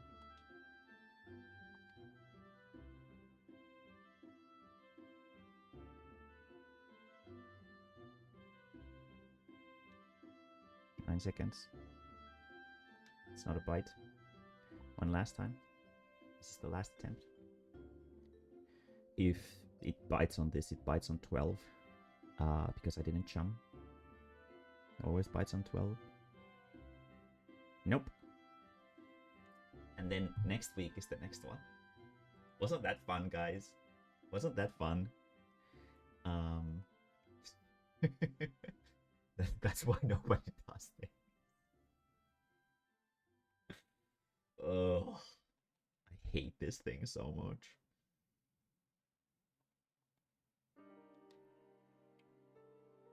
Let's actually turn the sounds on for a second. There's also the sea butterfly that we can go fishing for.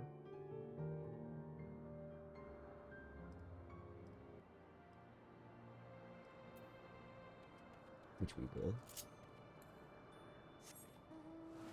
But yeah. Yeah, that's the scan is a bad time. The bad time.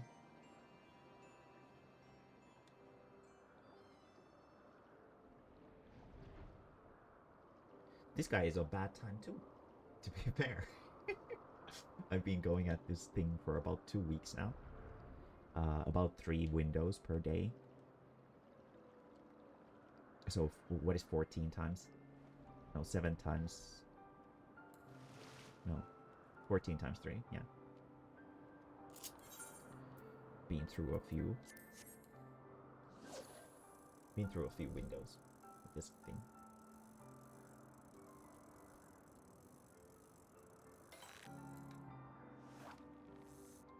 What's the benefit of these fish? There's no benefit at all. I'm just doing this to get a stupid title called Big Fish, so that it reads like where it's reading Mastercaster right now. It would read Big Fish. That's everything. There's no benefit whatsoever outside of that. Collectibles, sort of, yeah. But there's no like real gain to doing this whatsoever. Okay, so there's 2 Sky Fairies. Let's actually discard these guys. I don't lose sight of this.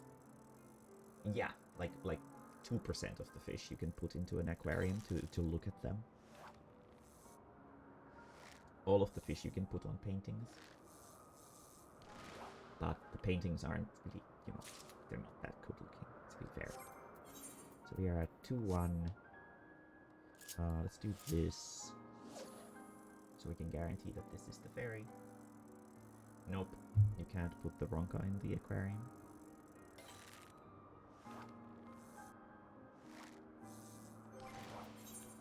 So now we have 3 of these guys, and then we just need 1 scorpion fish and we're set up. What a shitty game, I know, right? There's a Mr. Shark. Very good. This is gonna be a scorpion fish, that's sad.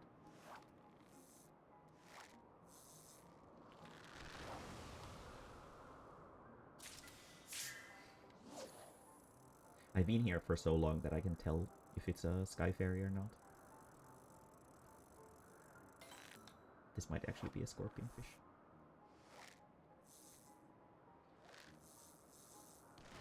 Even then, there's still a small chance that this is a fairy. Yeah, there we go. Now we're gonna do this. Then we're gonna do this. We're gonna switch to that. And we're gonna sit down. Very good. And now we wait. Ow.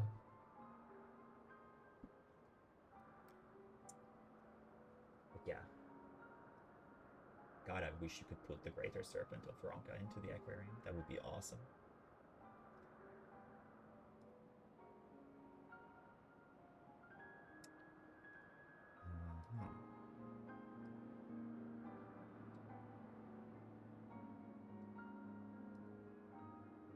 Guess we'll continue doing some doodling while I wait for this thing. 10 minutes. Next one is much later. So if this is the sort of base that we want to work with, let's take this.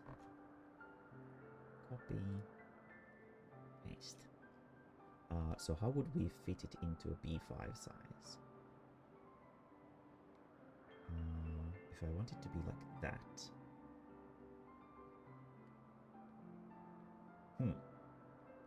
It's not like terrible. I mean, I feel like it might be a little bit too restrictive if it's that close. So then it would be like this.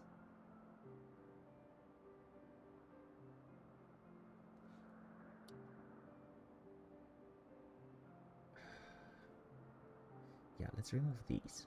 Let's throw all of the work that we've done so far away.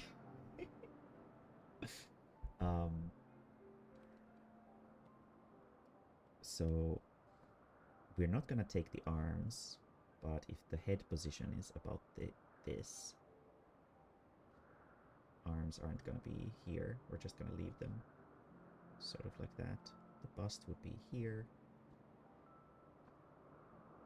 And then the character's waistline would continue like this.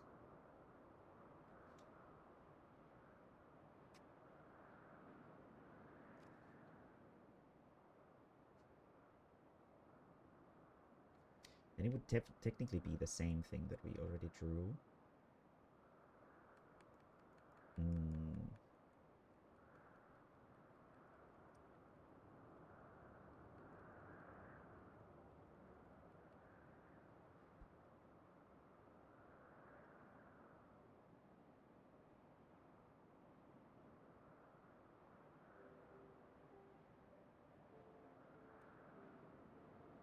Yeah, go get some food, Billy.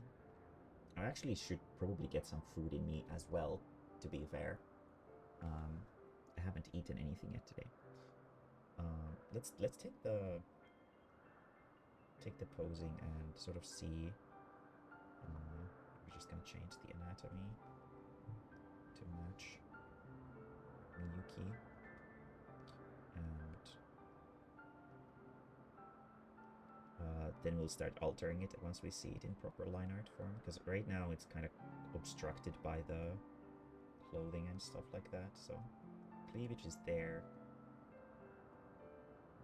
Boobies, well, they are bigger than Catherine's, and her waistline is like there,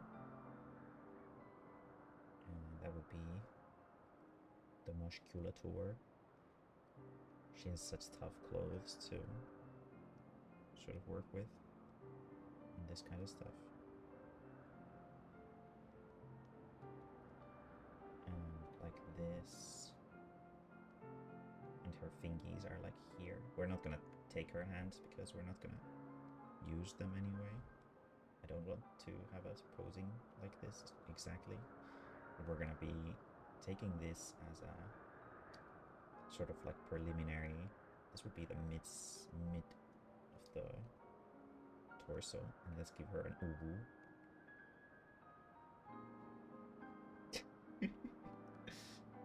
Okay. Nose position would be about there. Mouth would be about here. So like that. I kind of don't like seeing this much of the waist, to be honest. How the fuck do we fix that though?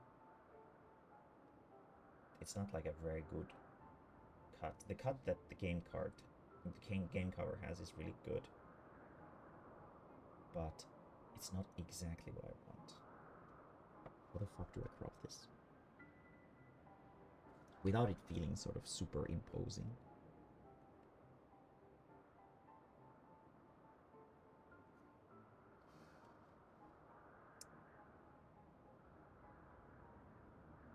Mae-mae hasn't even advanced melded her gear. I don't even know what that is. Why should I? The stats don't affect fishing at all. People who think that they're better fishers because they have advanced pentamelded gear are idiots.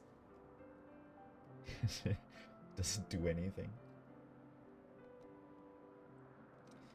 Let's take these arms first and position them in the way that we sort of I was planning on.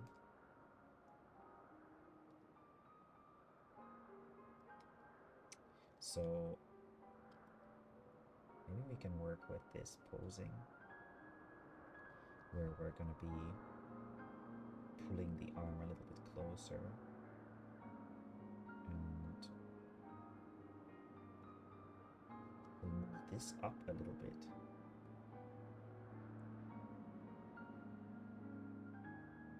so that it's covering up her vulva ever so slightly. Fingies would be like there, hand would be here.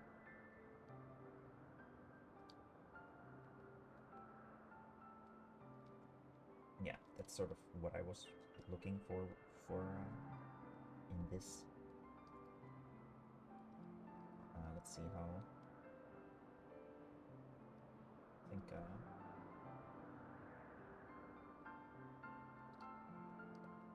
fingers would be easy enough to position on something like this. Yeah.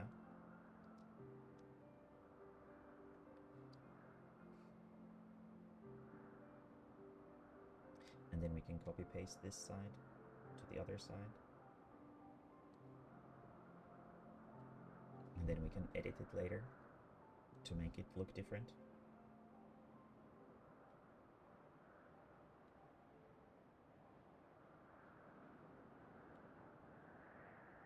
Like so.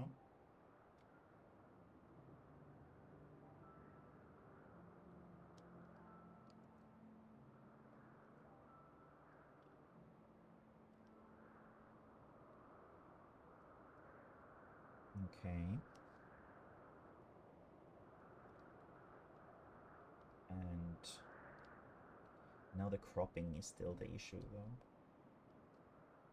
Also, Miyuki would have a more strong build. Catherine is a very dainty girl. Miyuki is not.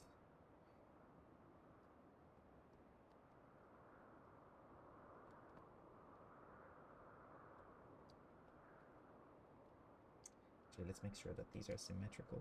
Let's just copy paste. If anybody ever tells you that you shouldn't copy paste in digital art, you can go tell them to go fuck themselves. I will give you permission to do that. It's like, I remember when digital art sort of first started, there was like so much of this like egotistical horseshit about like, nah, you're a fucking, what do you use? You need Control Z to draw, like, blah, blah, blah. You're a fucking casual. And now everybody draws digitally. So like, you know, very good casuals. Digital is so much more convenient. I don't understand why there needs to be like this ego thing about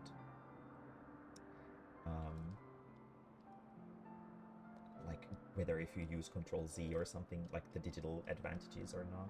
I think it should be celebrated that drawing is more accessible to people who don't have like a super insane talent for drawing, and I think that's like a really good thing about digital art, that anybody can do it, and it helps you go around some of those mistakes that you would normally get very easily stuck on with traditional art.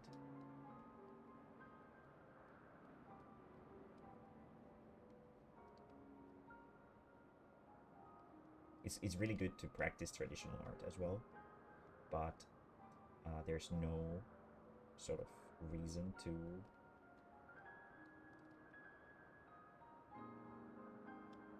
say that one or the other is better, per se, or that you're better at art if you do traditional or something stupid like that.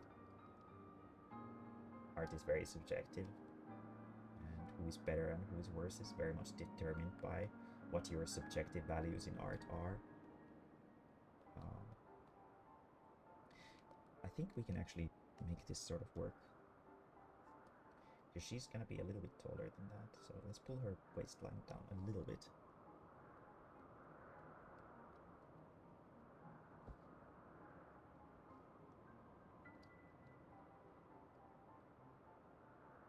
And her abs would be like here, would be her stomach.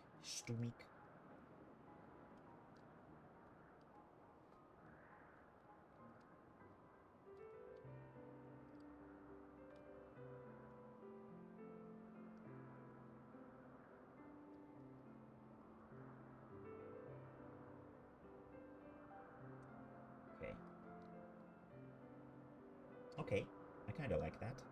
The only thing right now is the fact that her shoulders are really broad, which she normally... Fuck! Fish! No! I got lost in the booba! Fuck.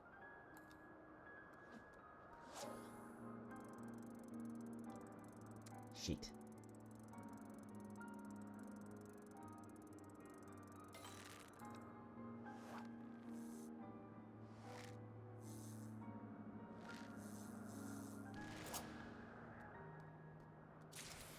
Luckily, with this one, it's not actually a problem that we missed a few seconds of it.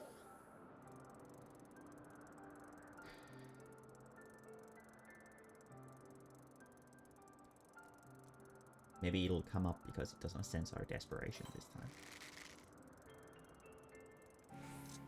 Oh, there you are. Very good. House 4 temps night. What does that even mean?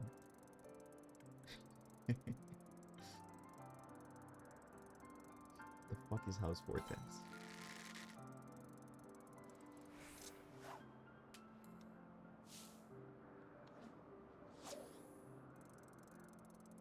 I don't know what House 4 temps is.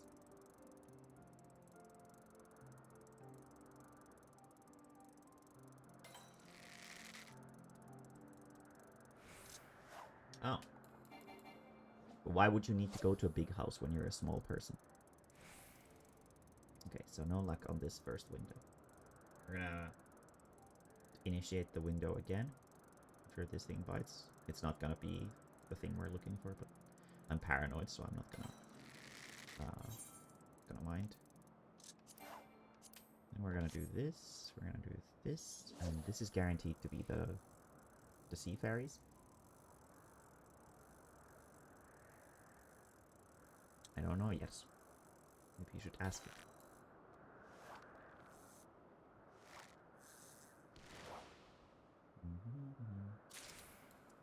So now we have sky fairies. Now we need to pull 2 scorpion fish, scorpodorps, and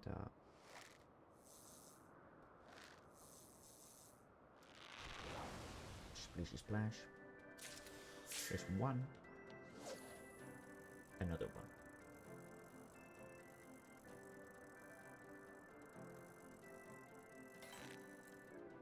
The skyboxes in this area remind me of Spyro, like old PlayStation 1 Spyro games. They have a very similar color scheme. Here's the scorpion fly. Now we're gonna switch over to giant crane fly. Throw this, throw this.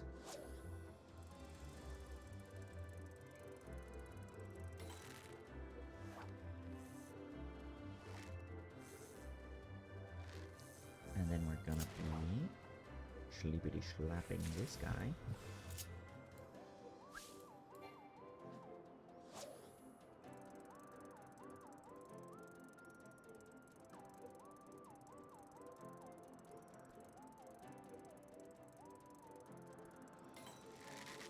If the counter goes over 15, that means that it's biting.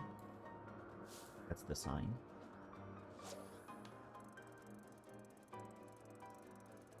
You can see the little counter on the side of the screen, counting slowly. No luck. No luck. And we're gonna throw this one, unfortunately, without chum. It's the third one. Because we didn't have enough GP, because I fucking messed up the pattern.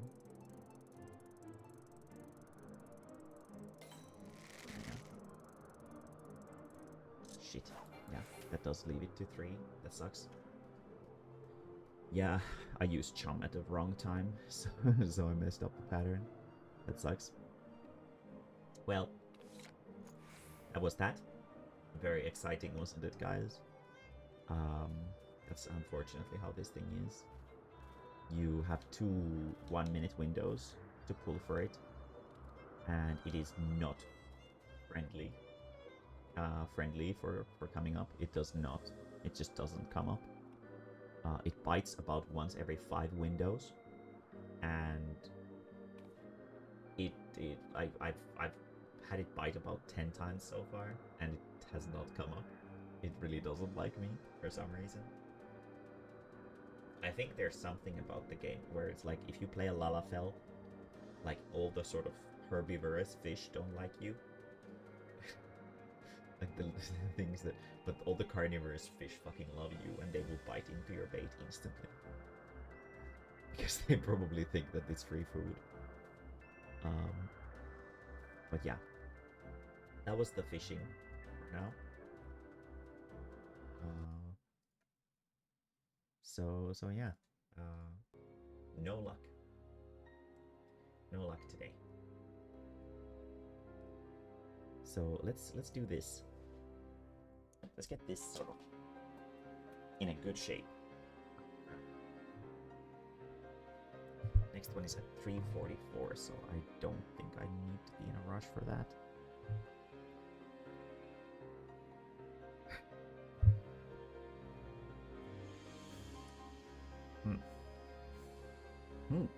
I mean, this does make sense in terms of her waistline.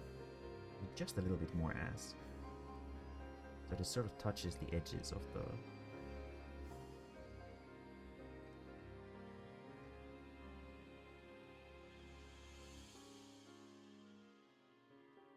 Yes, I will watch the cutscenes eventually. But I do have a lot of work. And right now, I want to fish. So that's what I'm gonna be focusing on. It's not like the game's running anywhere, so I don't think there's any reason to rush for it.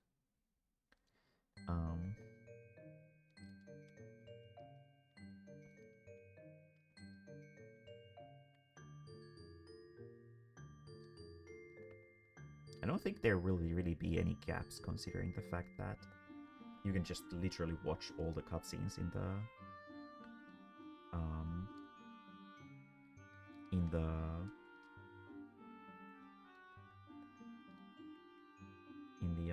whatchamacallit, in the hotel in room, whatever.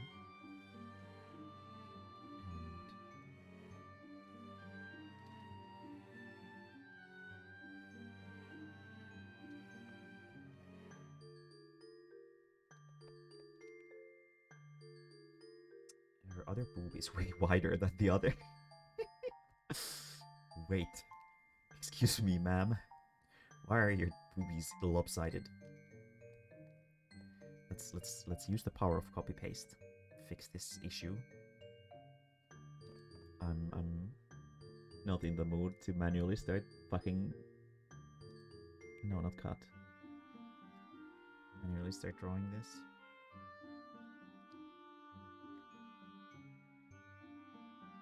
No, I don't really care. If I need some extra explanations, I'll just go to YouTube or whatever.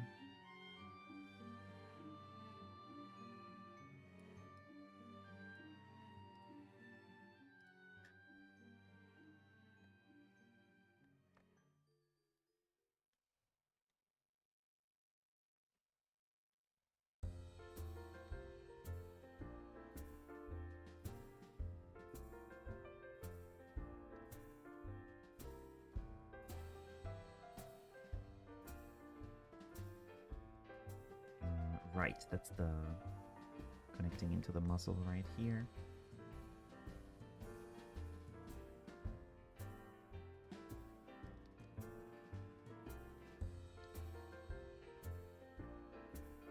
Like so.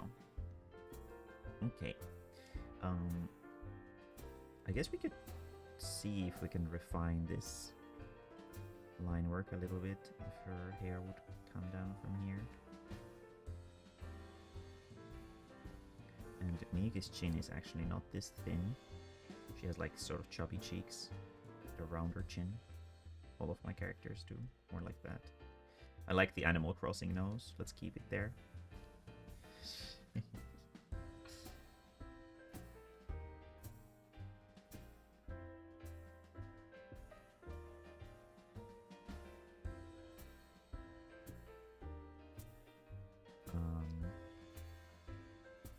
Yeah, let's see what we can do with this.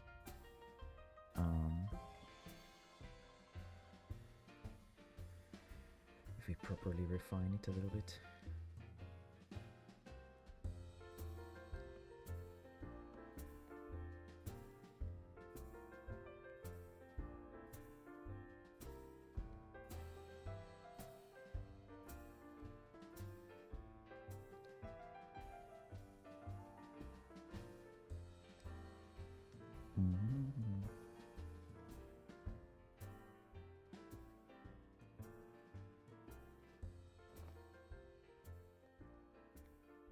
I should really get something to eat soon.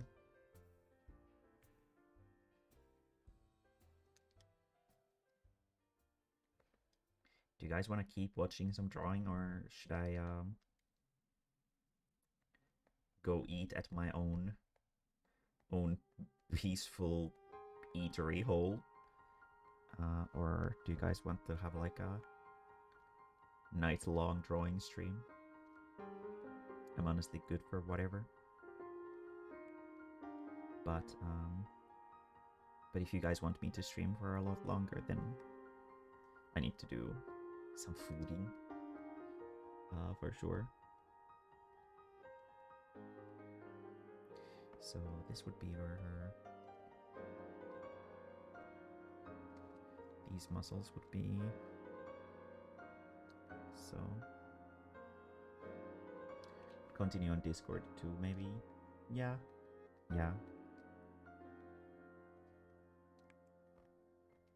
I mean, there's not really a problem in doing it on Twitch either, because I know that a lot of people don't really like being on the Discord voice chats, or they prefer to be on the there's just Twitch chat, because then you don't need to sort of engage that much.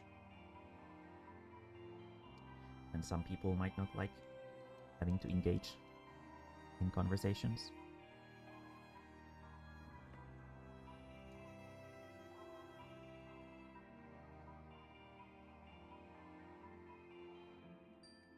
Yeah, I figured that this would be just something that people do while they do their own stuff.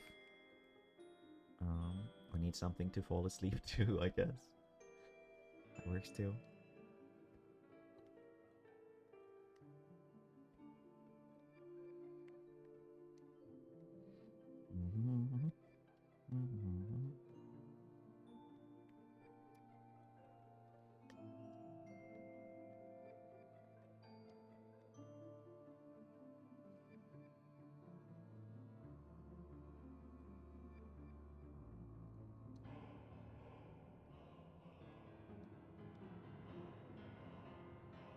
What is this dramatic music? Oh, now it got less dramatic.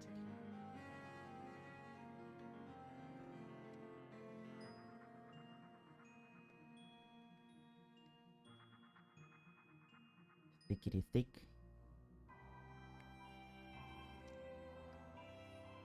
There'll be one more donut. Ah.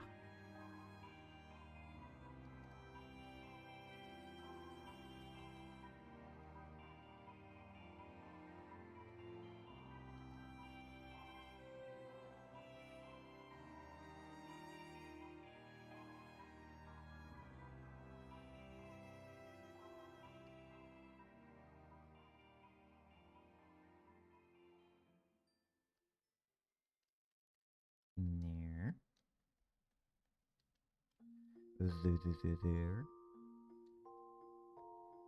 Are there still people watching this outside of Arcade and Yersu?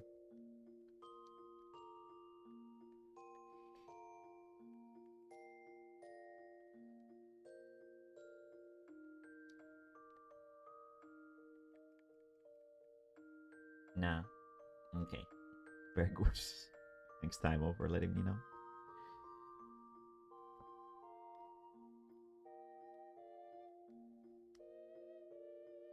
It's just Yersu or Arcade disguised as Taimo.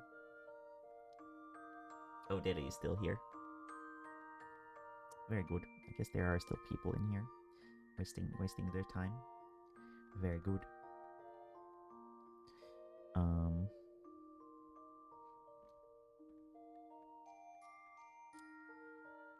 Miyuki is very buff. She's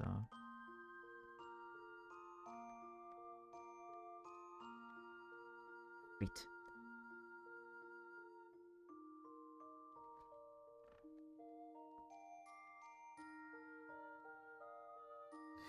Where everyone? They literally just said stuff, yes.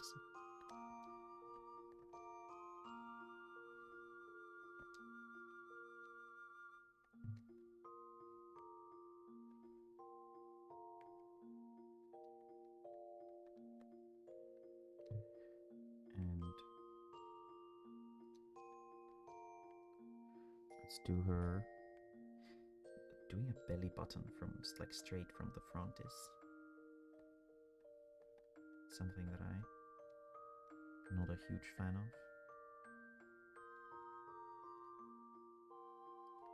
Get a little bit smaller, smaller, smaller. Yes, yes, very good.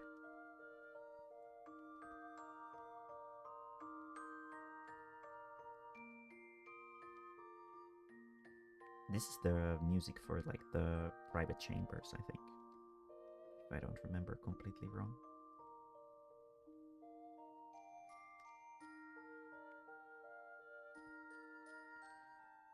And then here is where her like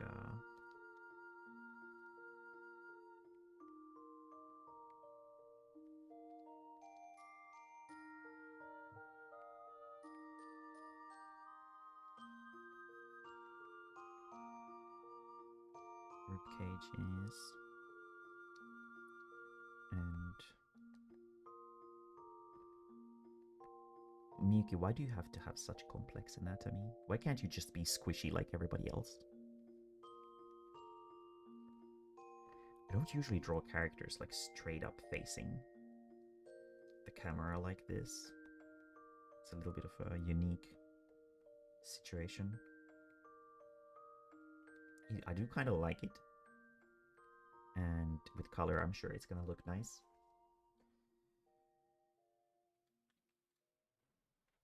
But it is definitely something that I'm not super used to. So, stretchy, stretch. Stretchy, stretch. Very good. This is one of the residential area musics. There's a lot of people on the street. Okay. I guess, give me a second. I'll go turn on the oven. And I will grab some food. And while we eat, we're gonna watch some funny videos together. So if you have anything you want me to look at or giggle at while I munch on some meatball, please send them to Submit Funny. I'll be right back.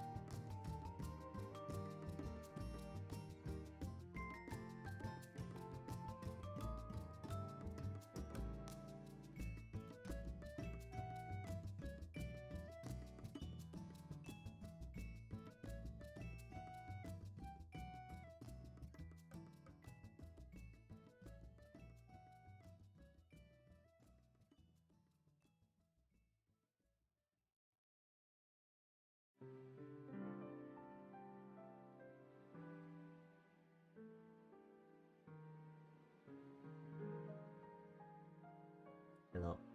Let me open my window. It's oxygen. Oxygen is leaving.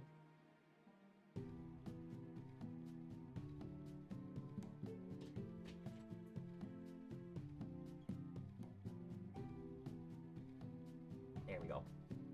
Okay. Now lettuce. We don't need the catering cover anymore. You already did your job, thank you very much. It was most helpful.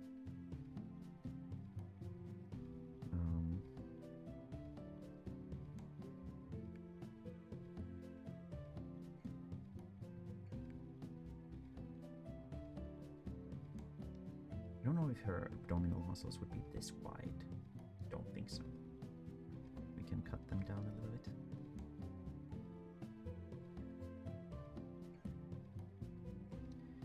Okay, let's sort of refine the line work on the body otherwise first, and then we'll do the muscles.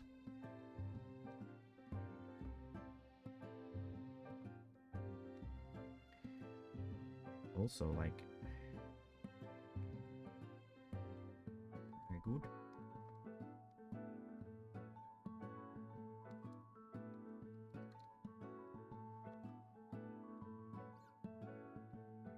Yesterday I was playing on the Steam Deck on our home Wi-Fi and it didn't cut me off.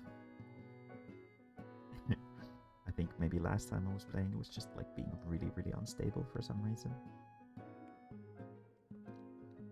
Steam Deck is great though.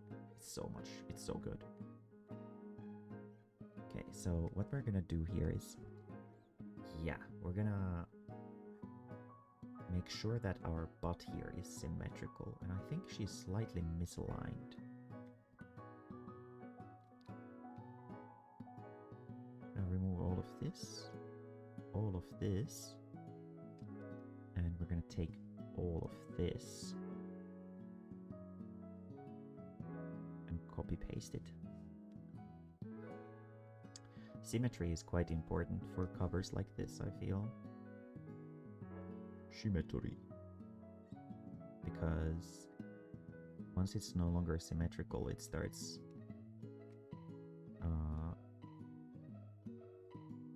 yeah, see, like I start misaligning the elements of the image, like the abs are not properly positioned because the symmetry is dying. I'm sure there's some prodigies out there who can sort of see like things like this very easily, but I can't, so it needs to be exactly and not just almost. So is the positioning right? It's not.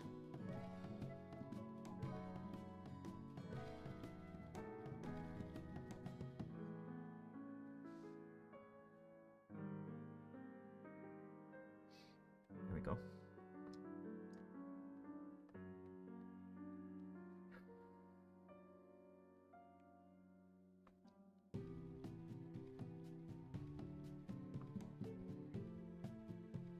Now we have about the same amount of space covered on both sides. Oh yes, Daimo, you shouldn't stay up super late if you have work tomorrow. This goes for everybody else. If you have work tomorrow, do keep in mind that you should get some rest as well.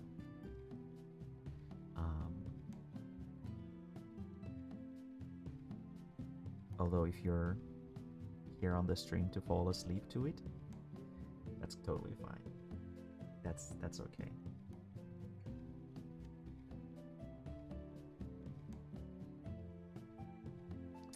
I think her belly button can be a little bit lower, and also more like that.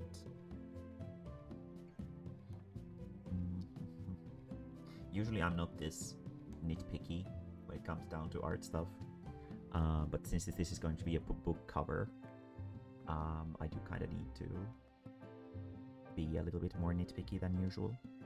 I don't want to put like a super heavy emphasis on Miyuki's muscles on the cover, because I feel like that might alienate some people.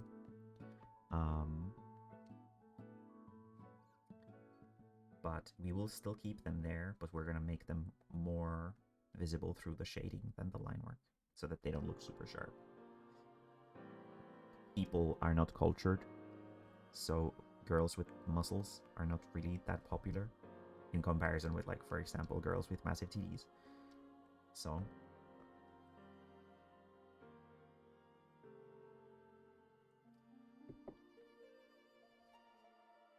don't think Arcade is there to fall asleep with the anime, that's what. He can't help it. It's impossible for him to not fall asleep during anime.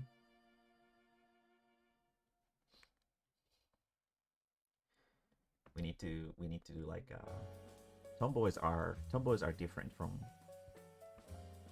buff girls. Tomboys are just your best friend, but with titties. They don't necessarily have to be like, you know.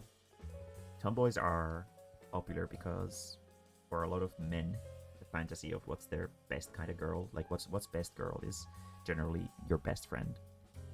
It's like they just want to fuck their bros, but please keep poopa. That's basically it.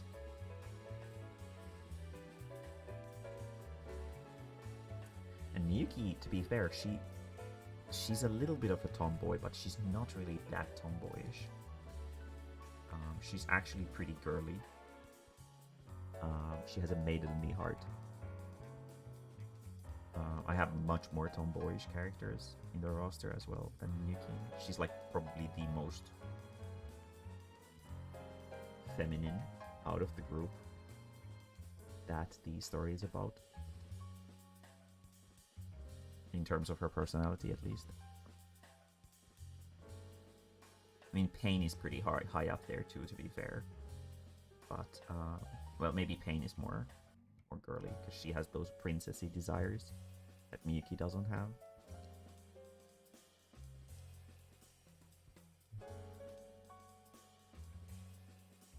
And then they're also like, and go, no, I'm not gay. Right. Does that make sense?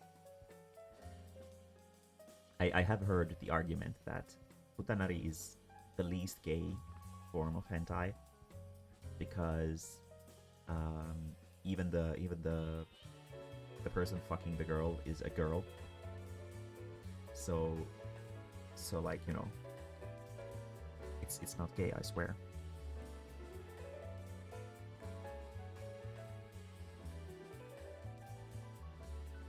It's so funny how people are so insecure about that kind of stuff. Like, what the fuck? Just grow a pair. And deal with the fact that you're into girls with dicks. Nothing wrong with it. In fact, I encourage it. Very strongly. Yeah, I like Futanari tomboys. And especially, Yarsu, Futanari tomboys with completely flat chests.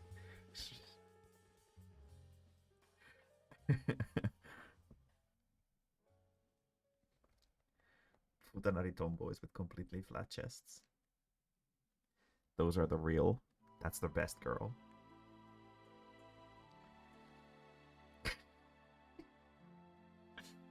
I'm sure there's somebody out there who's like that.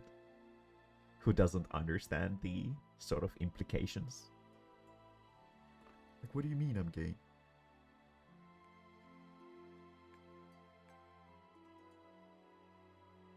No, I'm not. But they're so deep into it already that it's too late. Even if they come to realize that they are gay, they can no longer escape from the Futanari tomboy with flat chest trope. They've gotten addicted to it, and now it's too late to escape.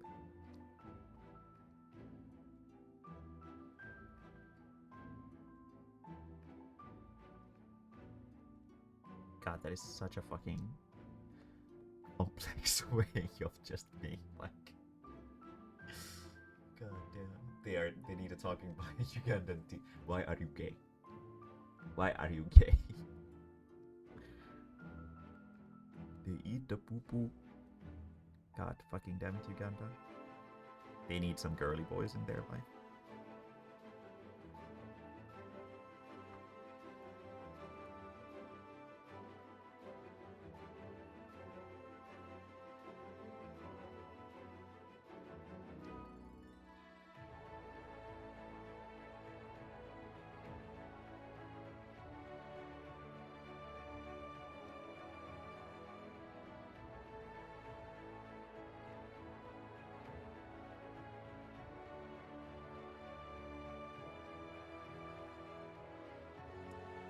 God, Miki, why do you have to be so buff?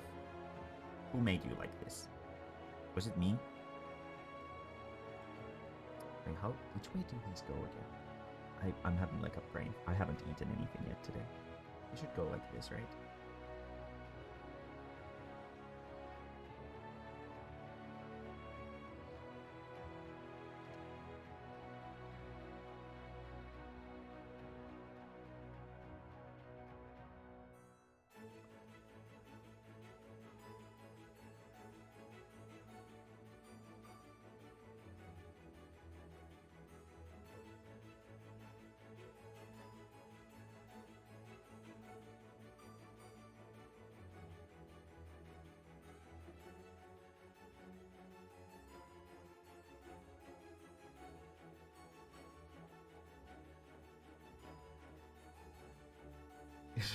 Who says I'm gay? Looks at their list of best girl attributes. You are gay.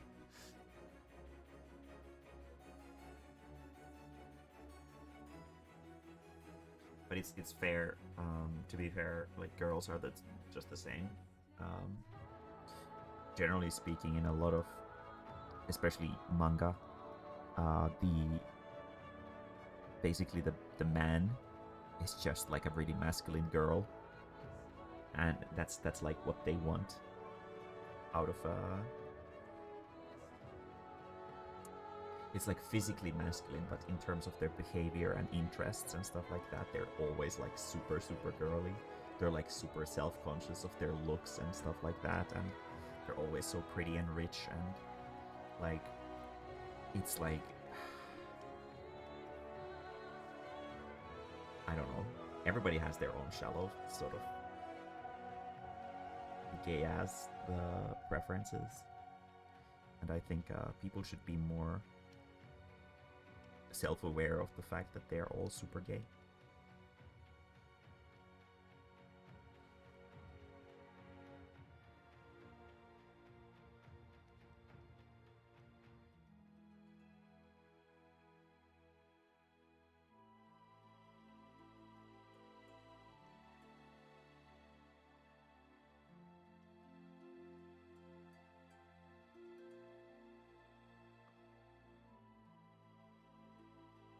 No, that's true.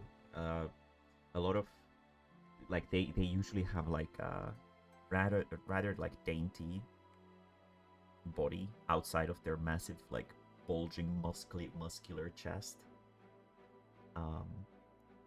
There was this fucking comic. It was like the like male lead in it. It was like a villainous manga, and the male lead in it looked like this.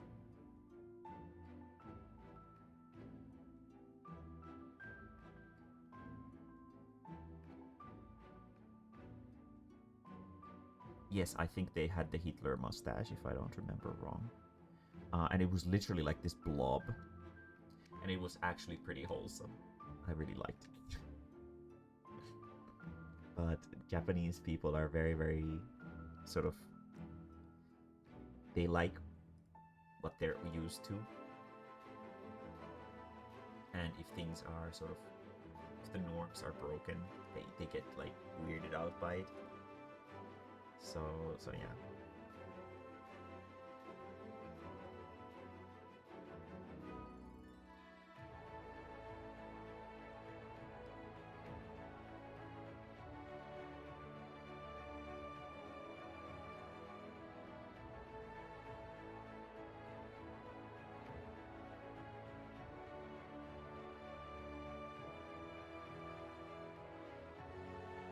Also, just because you're watching stream doesn't mean that you can't do your roulettes right now. I just noticed your conversation on the Discord.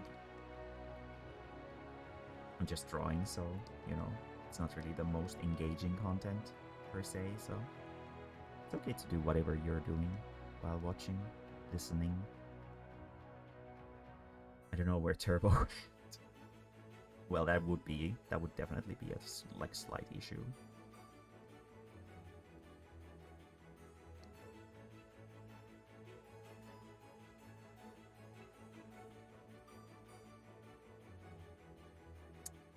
Does it make sense that her arms would be all the way down here?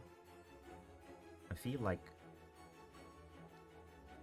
their arms are like too long. Am I just seeing things? I feel like they should stop at right around here.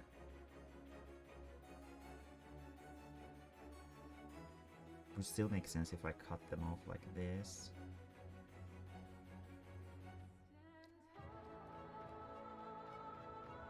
So like that.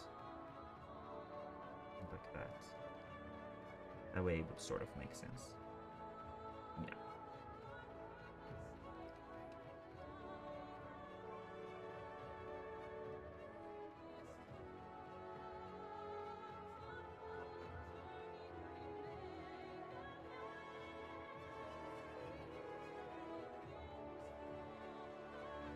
Luckily I have the title already for the comic, which I should probably actually include here since I do need to know where it's gonna be. Next Mae-mae lecture when? I don't really know what to lecture you guys about. What do you guys want to be lectured about? What would you like to be lectured about? Yes.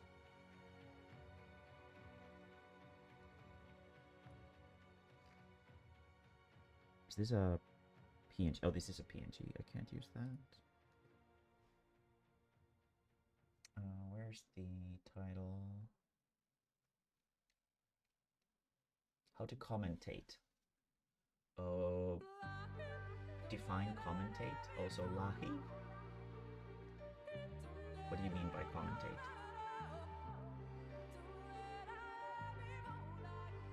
Wait, where is the cover fucking file?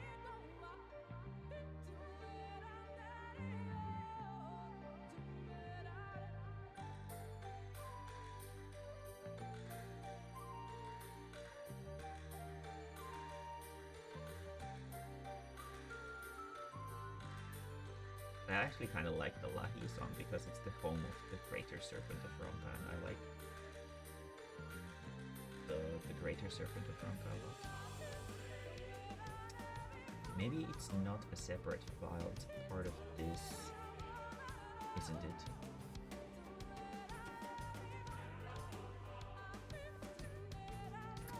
I think so. What the fuck is this?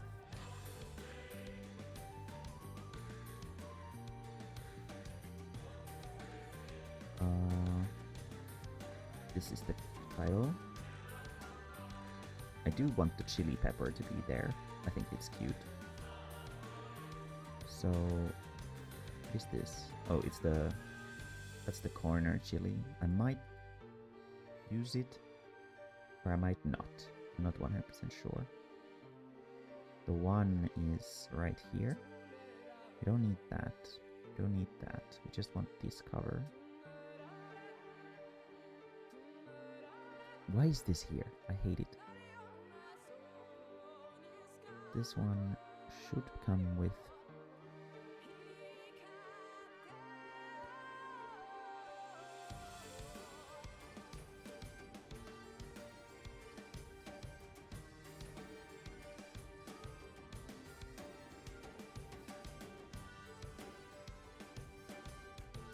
Wait, why is it flipped? Oh, because we are flipped. I've been drawing it flipped the whole time. What the fuck? So this would be around here.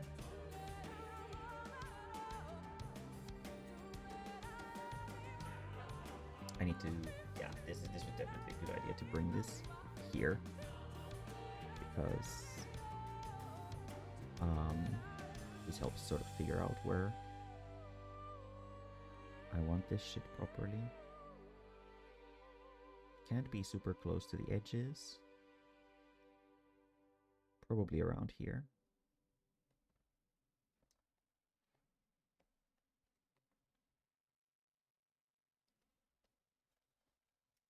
How you do on streams while drawing gaming? What if the boobas are serpents of Ronka?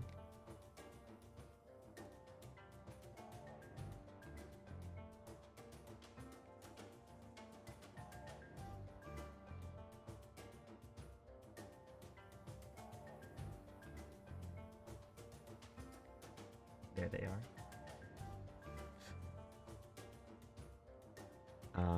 How to commentate while drawing is what you're saying?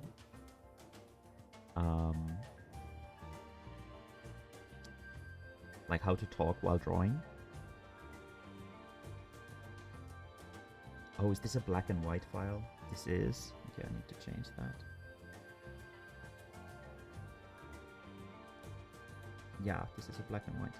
We need to have it in color.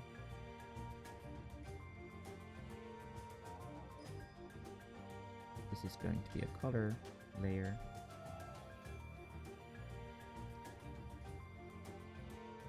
How to commentate for streams and stuff.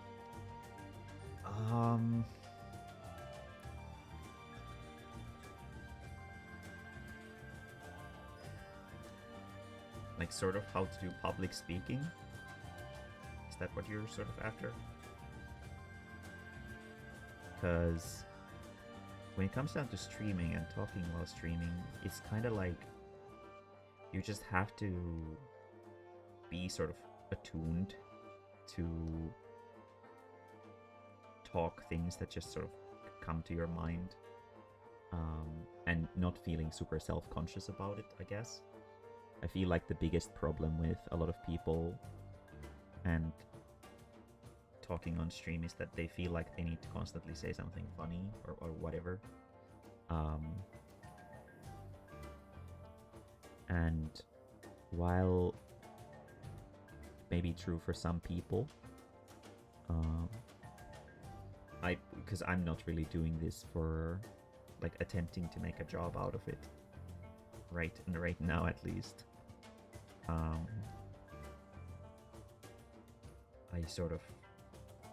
don't know if I'm a good sort of person to ask for that, because I don't think I'm doing something particularly special here, because it's not like I have a lot of viewers on my streams or anything like that, so there's no real sort of, I don't really have a qualifier that says that, yeah, Mae-mae is good at sort of talking or something like that. Public speaking, I can talk about. But I feel like I already did a lecture on public speaking. Did I not?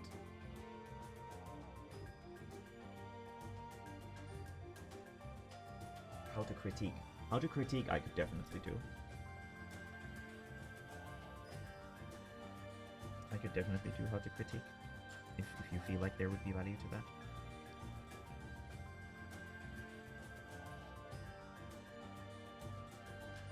I could do that Friday next week. Yeah. Yeah, no, that's totally valid. Knowing how to give proper art critique is pretty important, especially if you're in circles that have a lot of artsy people in them. There's like a big difference to giving critique and complaining, or just pointing out your shitty opinions. And I think that could actually be a very useful thing for the art people who watch my streams, maybe.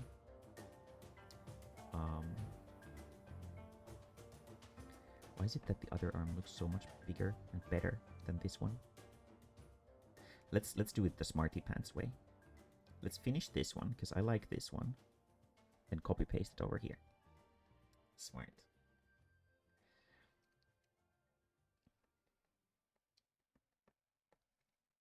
Schmort. But yeah, I could totally go over that.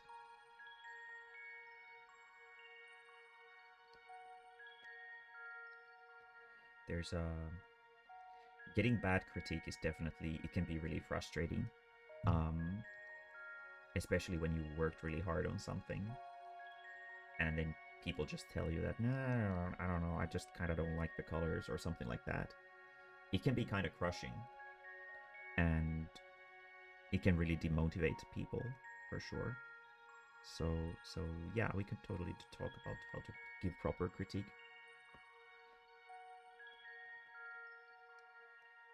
I've been given a lot of really bad critique over my life. Not just by like people who aren't in the industry, but also people who are in the industry.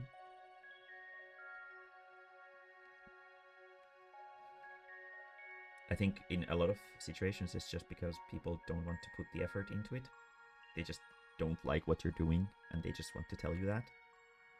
And when you sort of go public in any sense with your art, you're going to encounter those kinds of people. Art is very subjective, and while there are definitely objective things to critique, even critique is always still subjective with art. But when people present it as if it's like an objective fact, that's usually when it hurts the most, and when it's like the worst kind of critique. There are some objective things that obviously, like for example, if you're trying to work fast and you're drawing a page that has, I don't know, 7 characters in it, there's an objective reality to that you shouldn't do that.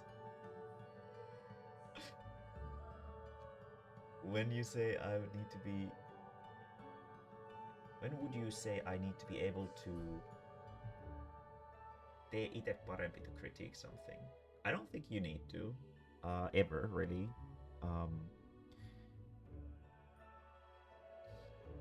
When you only really get that kind of counter, like a snapback when you're critiquing something from like a very like a super subjective standpoint. Like for example, like I don't like this from like a thematic standpoint, or if the work wasn't about the thematic but you start hyper focusing on the thematic, that's when... And also, yeah, it's totally fine to critique my work, as long as it's well thought out critique.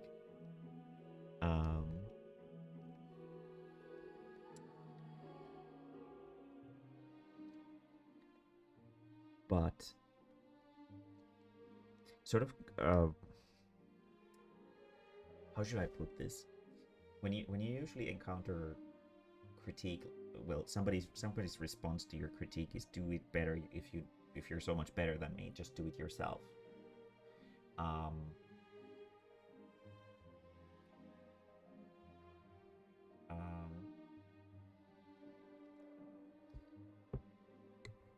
It usually means that the critique that you gave was bad to begin with, or the person you're critiquing just doesn't receive critique very well. Maybe they didn't ask for it. Generally speaking, you shouldn't critique people's works if they don't ask for it. That's like one of the biggest golden rules of critique. There's generally almost always something you can critique about somebody's artwork, if you're sort of well versed enough in art. But sometimes people don't draw to be critiqued. They sometimes just draw for comfort. Like, it wouldn't be... Well, it might be funny if I just suddenly start hyper focusing on the fucking giraffe fart picture that you drew. Like, I feel like the joke would be more impactful if you did it like this or that and this and that. It just feels frustrating, and like it can deter people from drawing, because when they made something to just relax, they get like, it suddenly becomes work. And that's definitely something that you need to be really careful of, is to not give critique to people who don't ask for it. If somebody asks for critique or help with some of their work, that's when you give critique, and it's okay to give an honest opinion too. But honesty and being an asshole are very different. If you make a very extreme claim, like for example, this is complete trash, you have to have a really logical reasoning for it. You can't just say that it's trash because, like, for example, like, I don't think my mom will like this.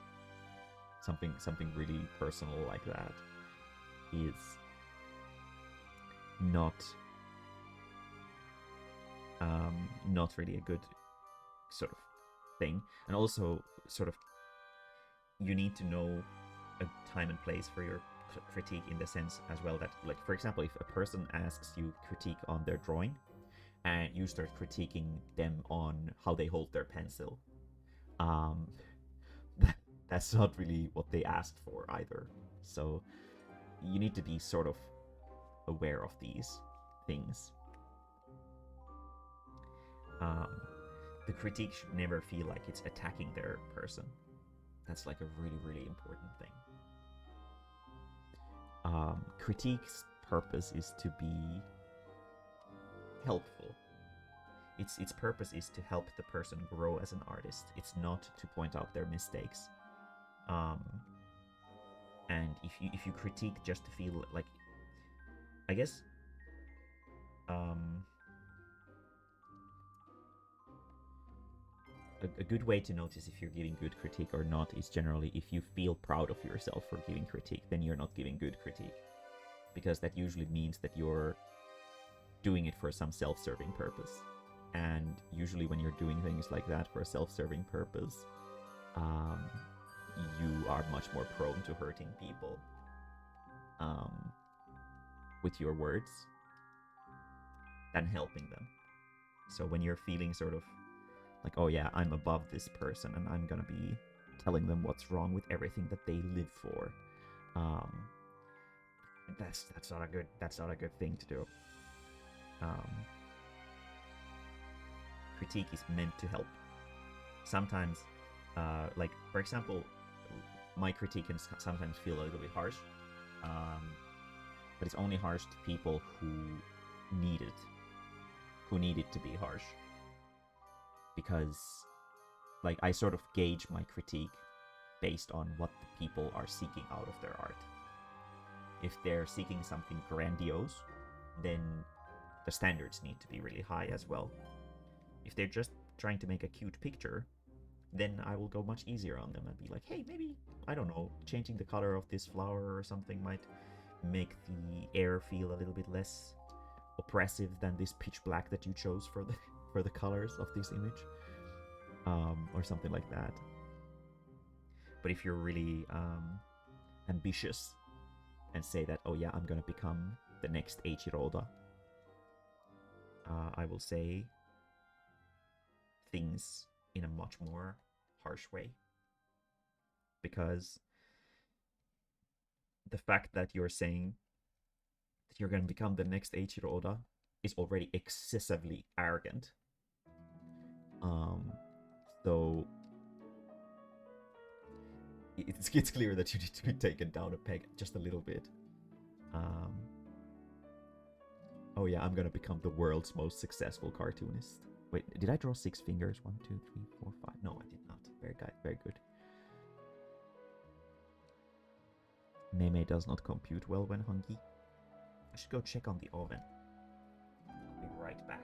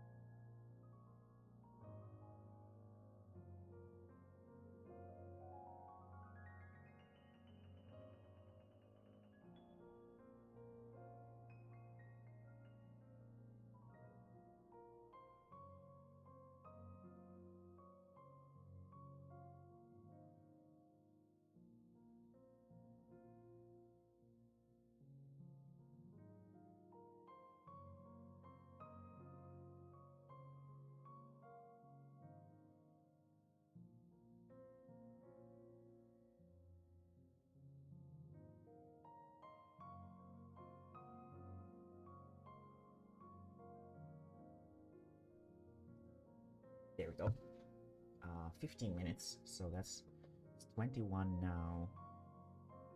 30, 36 is when I go get some food. Yeah, so if you don't mind me asking, what's with the sudden desire to learn to critique? Like a friend of yours, um, um, or something like that, ask for critique and you couldn't provide and you got frustrated over it or something like that. You are, I could definitely expect somebody in the community to ask for a lesson on critique, giving art critique, because people do seem to enjoy my critique. However, I did not expect it to be you, because you are for sure like the most herbivorous person in the community, and like a very non-confrontational person. And because critique sometimes can lead to confrontations, I did not expect you to be the one to ask for it. So if you don't mind me asking, what's the Oh, okay, okay, yeah, um, okay, that makes sense then. Okay, I understand now. Don't worry, I'll help you. I'll help you critique. Just understand that sometimes, like Sorrow, for example, I know Sorrow isn't uh necessarily usually asking for critique in the first place. You can just say like hashtag nice colors. um, at least if you actually think that the colors are nice. I don't like these fingers. I just want to erase them all. Yeah, let's erase them all. I get kind of antsy when I'm hungry, and it's really hard to focus on stuff like this. Let's not erase them all. Let's backpedal a little bit. I want them to be resting over the breast a little bit more naturally. So like this. But yeah, okay, I understand. I understand. We'll do a critique lecture next week. I see some critique asking. Okay, okay, yeah, that's totally okay. I'm actually glad that you're interested in critique, because critique is a really good way to improve your own art as well. Because you sort of, when you notice like somebody doing these mistakes, you can also sometimes realize that, oh shit, I've actually done this myself too. um, um, and it's like kind of like a lot of people who do tutoring. They usually say that, hey, like I think tutoring is great because you sort of remind yourself of the things that you've learned while you do it, so you learn yourself.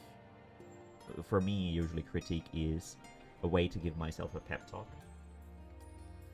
is to sort of get like an artist to sort of be like, oh shit, I understand now how I can improve, and give that like little pep talk as I do it. It's sort of, because that pep talk is something that I wish I had when I was drawing. It reminds me of that reality that, like, the world ain't over just because this image isn't like perfect. It's just, work harder and you can go anywhere. And usually because of, like, I enjoy critique because it makes me feel happy for the fact that the other person is motivated to draw again. That's what I sort of aim to thrive for with my critique, is motivating the person to try more, try harder.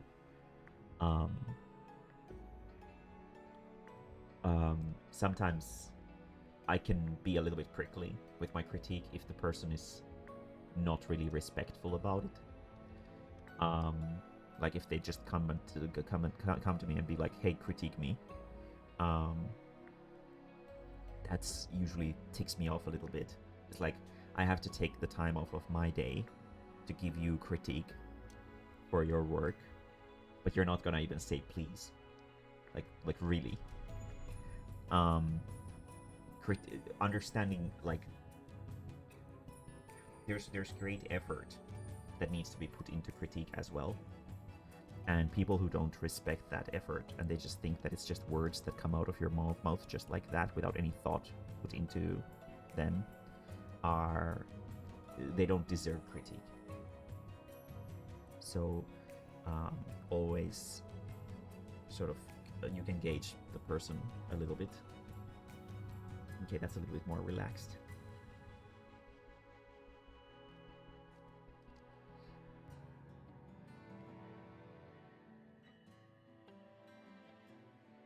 Yeah, you're not even gonna book an appointment with Mae-mae's stuff. Yeah, exactly. Certain mentor as a tank, yeah. Mm-hmm. Yeah, no.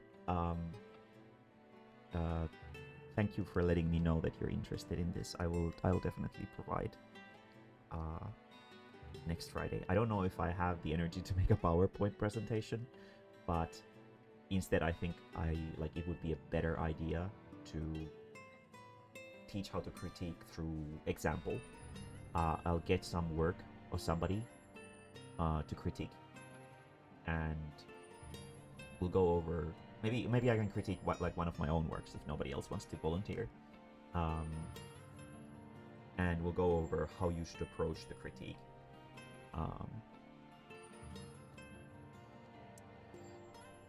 And yeah, that's the.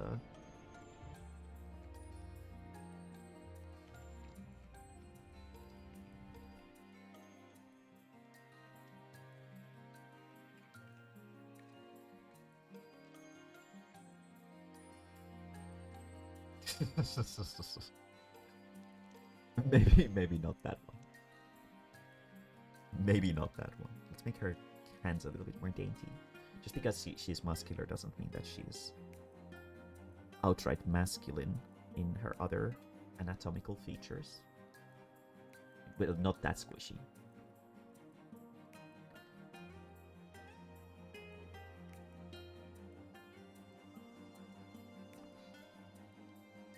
And this is her whatchamacallit bone.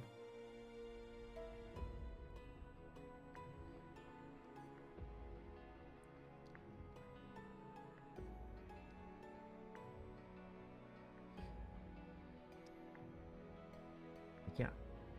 Okay. That is totally a manageable thing that I can talk about Friday. It's an interesting topic for sure. And people genuinely seem to like it when I critique stuff on the server and whatnot as well. Because I always write like an essay on your work. Or talk for like an hour about your work. And she's like, which is, I don't know. I like to talk about art stuff.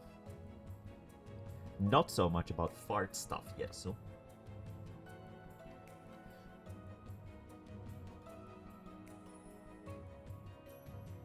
Art stuff, not fart stuff.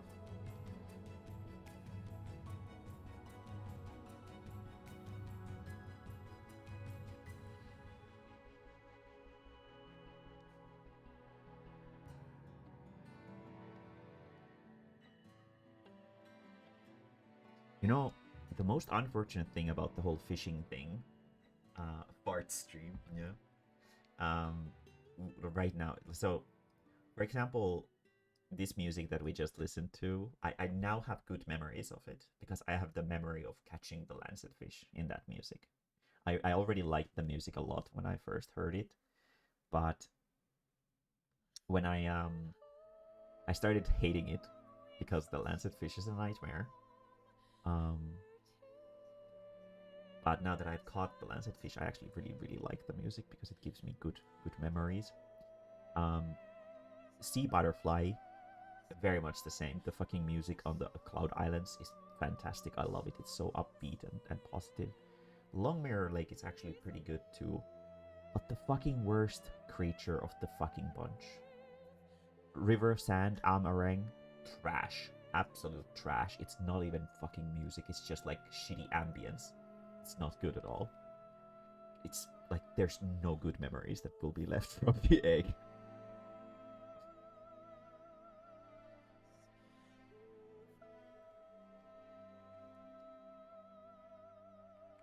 Okay, so fish tier list next week, art critique stream next week. Good.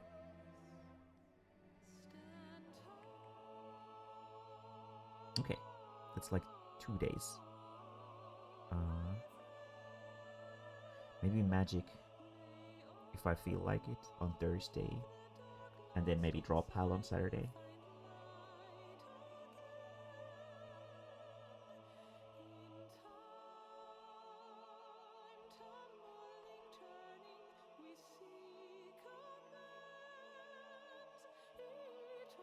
I think that might be a good little combination. Also, Weeb has gone fucking AWOL. God damn it, Weeb. I hope he's gonna surprise me with, like, having worked a lot. That would be great. Somehow I don't think that's gonna be happening. It's more likely because he hasn't really done that before. But that would be like a changing point in his sort of shonen story arc if he could actually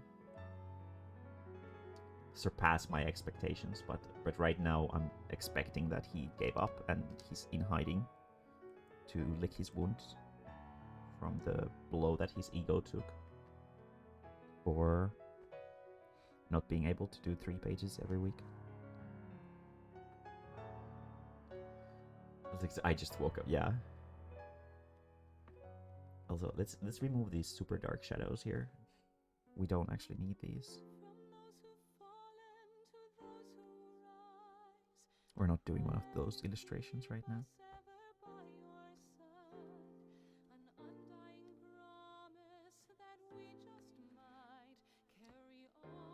You're sleeping for 200 hours? Sleep is good for you, but there's a time and place for everything.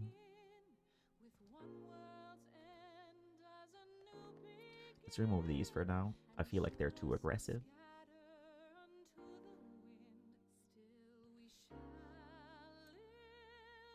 Okay.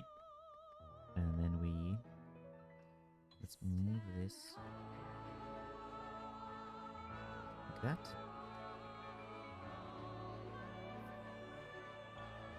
I do really like the Crystarian music as well. This is very good. Even though I have no idea what they're singing.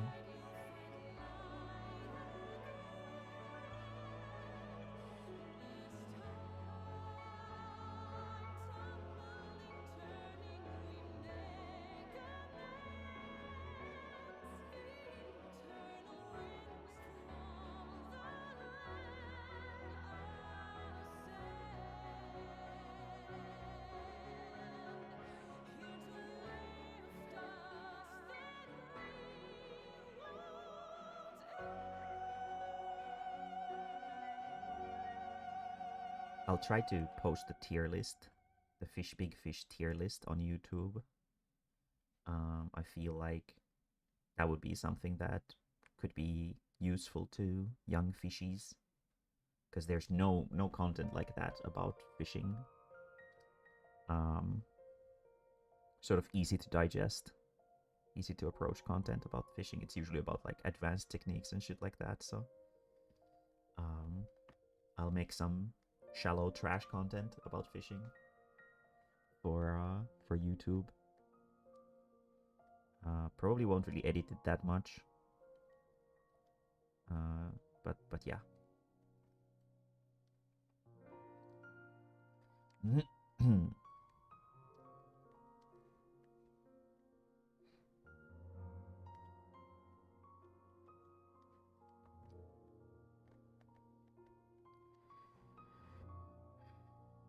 36. Oh shit.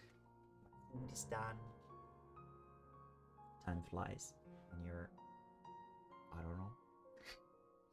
I'll be right back with some food, and then let's have a small break to watch some funny videos and whatnot. Let me save this in the meanwhile.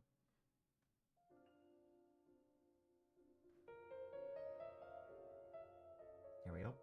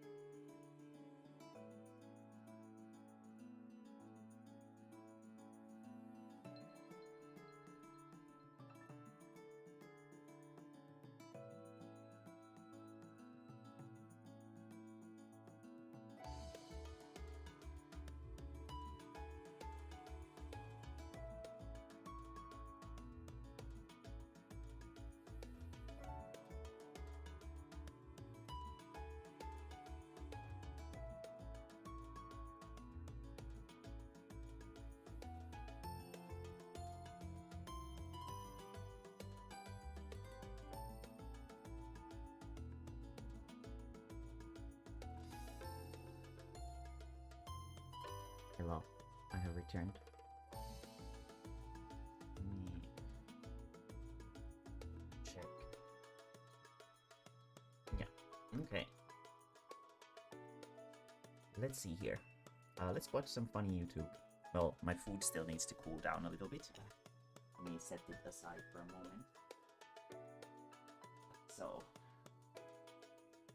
let's do it just a little bit more work. And then it's food time.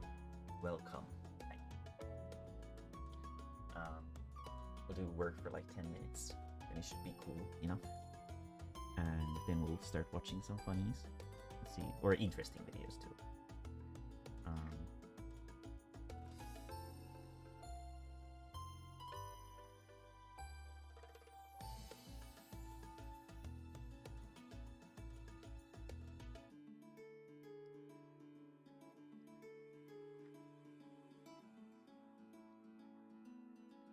There was something...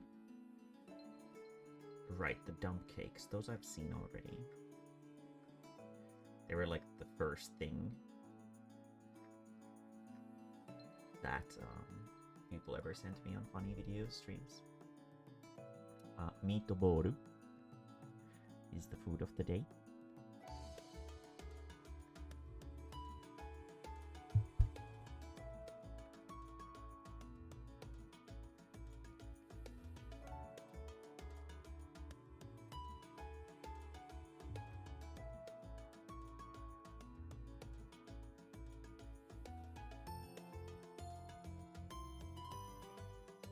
Yes, a single meatboru. There's a lot of meatboru.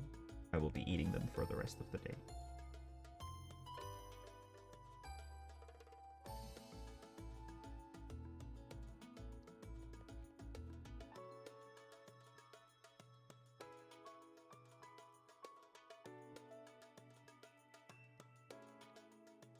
$3.44. Okay, so it's exactly 1 hour.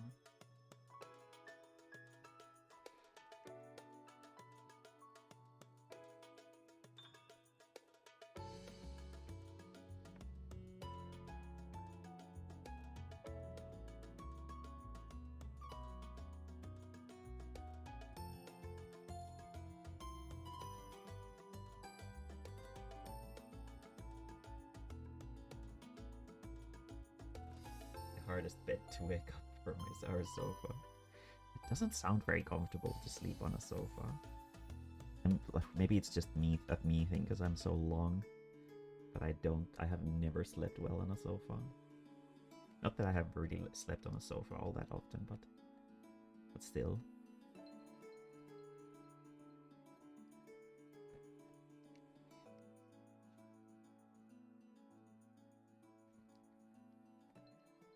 So I just have, like, sometimes I have these mornings where just laying in bed feels so good. I just don't want to get up at all. I don't know what it is. Causes it. But goddamn.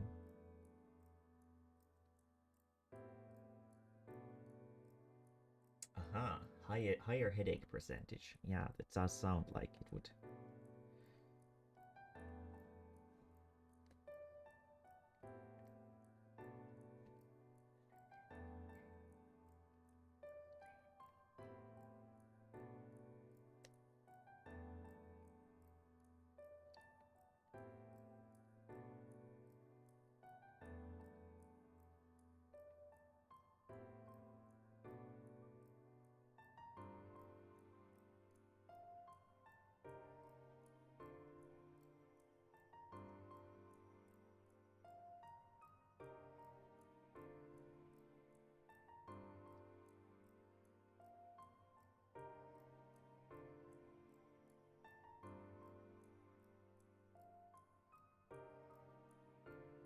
Dainty shoujo fingers.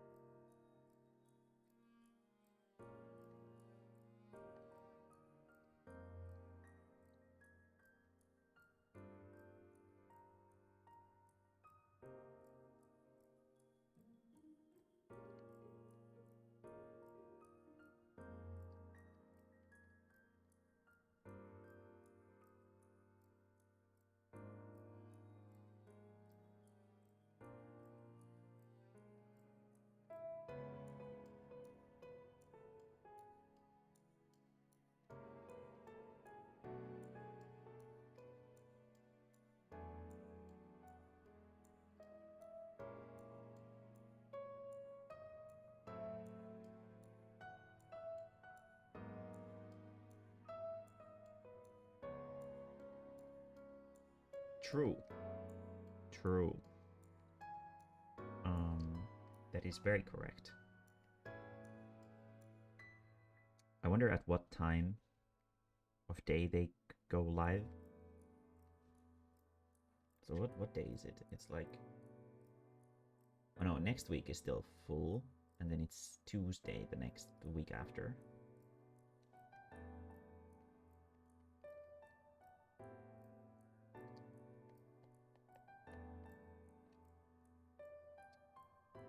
First of 11th at 10. Okay.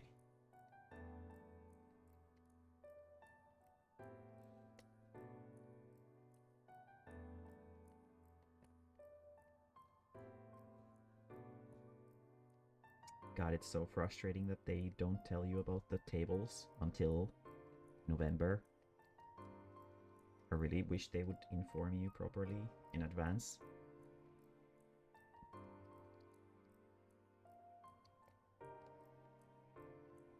Because, like, if I wouldn't get the Artist's Alley table, then I could always just, like, try to buy one of the selling hall tables. But because I have to wait like this, I don't know if I can. If they'll be available anymore at that point, or if they'll already be sold out. Kind of a weird system. Not really sure how that'll go, since I did mention in my application, because they asked like what were have I had any previous experiences in the Artist's Alley on Desicon, and I did write that I didn't have a really good experience last time. I really hope that they weren't hoping for like just ass kissing on the like, oh yeah, I loved fucking Desicon, it was so beautiful and great and everything was so fantastic. That was like the worst experience that I've ever had at an anime convention, was the aftermath of that being on the Artist's Alley at Desicon. So I you know, it's hard to be super confident in something like this when when you know. Mona is back. Hello, hello. I've always been here, just lurking. Not so giant rat anymore. The queen though, okay? Gooder time this time. Very good. And yes, I do hope so too. Did it just crash? Oh yeah, it did. Cool. Oh, right. I'm still here. Ba-da-ba-da.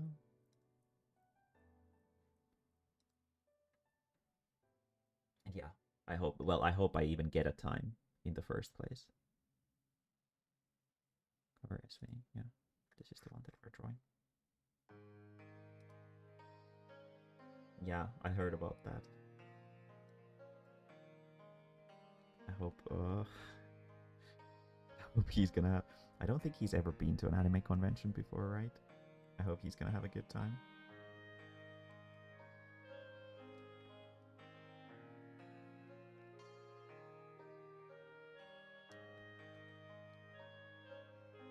Was he supposed to come over with his girlfriend, or was it just him? Or is she already his wife or something crazy like that? He's like a very hasty boy. He's like already married and has like 7 children when he's like 15 or something.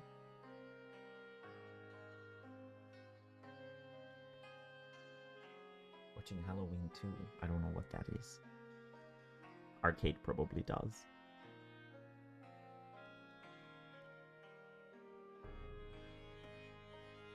Her nipples would be totally visible in here. We'll position the hands a little bit differently once we get the line work done. Not cover any. It really doesn't help that she has like really, really noticeably colored nipples too. Shit. Well, I'll figure out how to position the fingers so that it would make sense that they would cover up her body.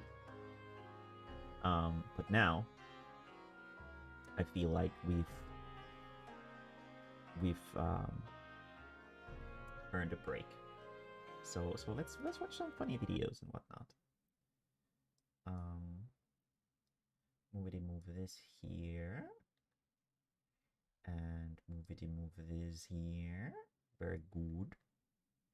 And oh yeah, this is the place where I was just fishing at. Very cool.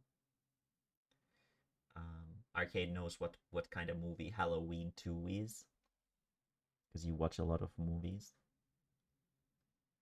Submit funny. Let's see. Was there something that I missed from here earlier?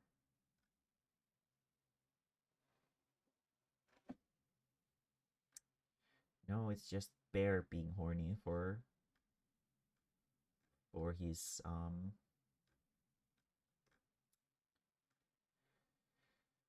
Yakuza waifu.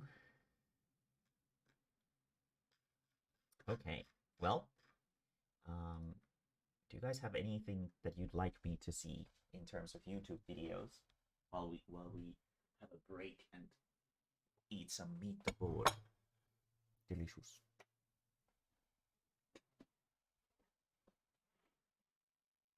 Is there anything? I do know what. Yeah, I figured you would, because you're a movie nut. What should we watch? Are there any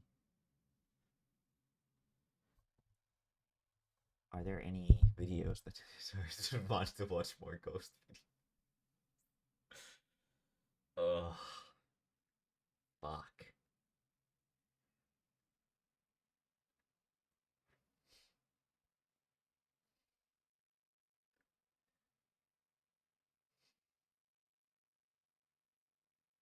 This made my kid repeat 9th grade. Holy shit. Fuck.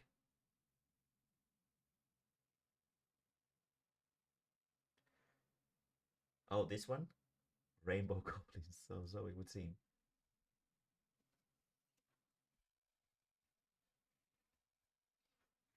Maybe I've listened to something similar while working.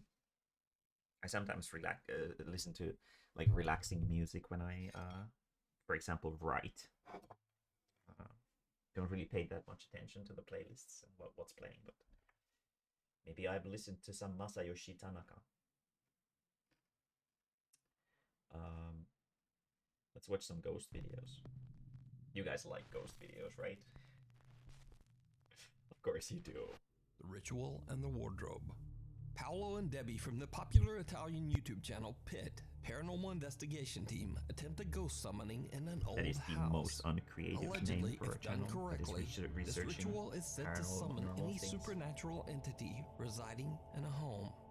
The summoning requires one person to sit inside a closed space, like a wardrobe, in the dark, with nothing but a few matches for light. If the summoner hears anything abnormal, they light a match immediately and chant the sentence, quote, "Show me the light or leave me in eternal darkness." So, somehow, Paolo convinces his girlfriend Debbie to attempt the strange ritual inside a small, cramped wardrobe in the old house. It did not go well.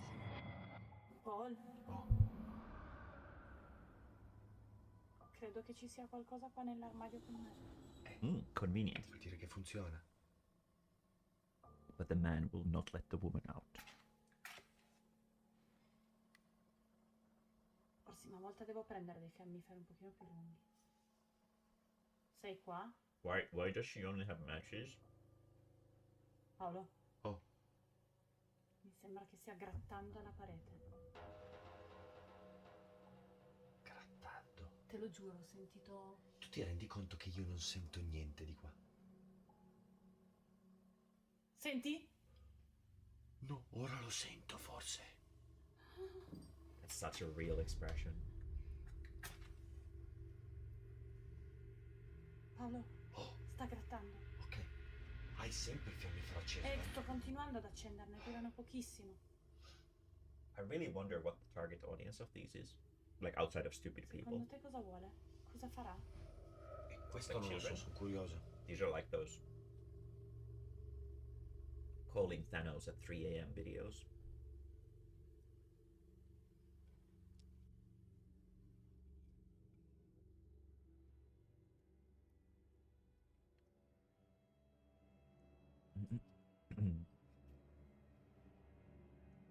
12-year-olds, yeah.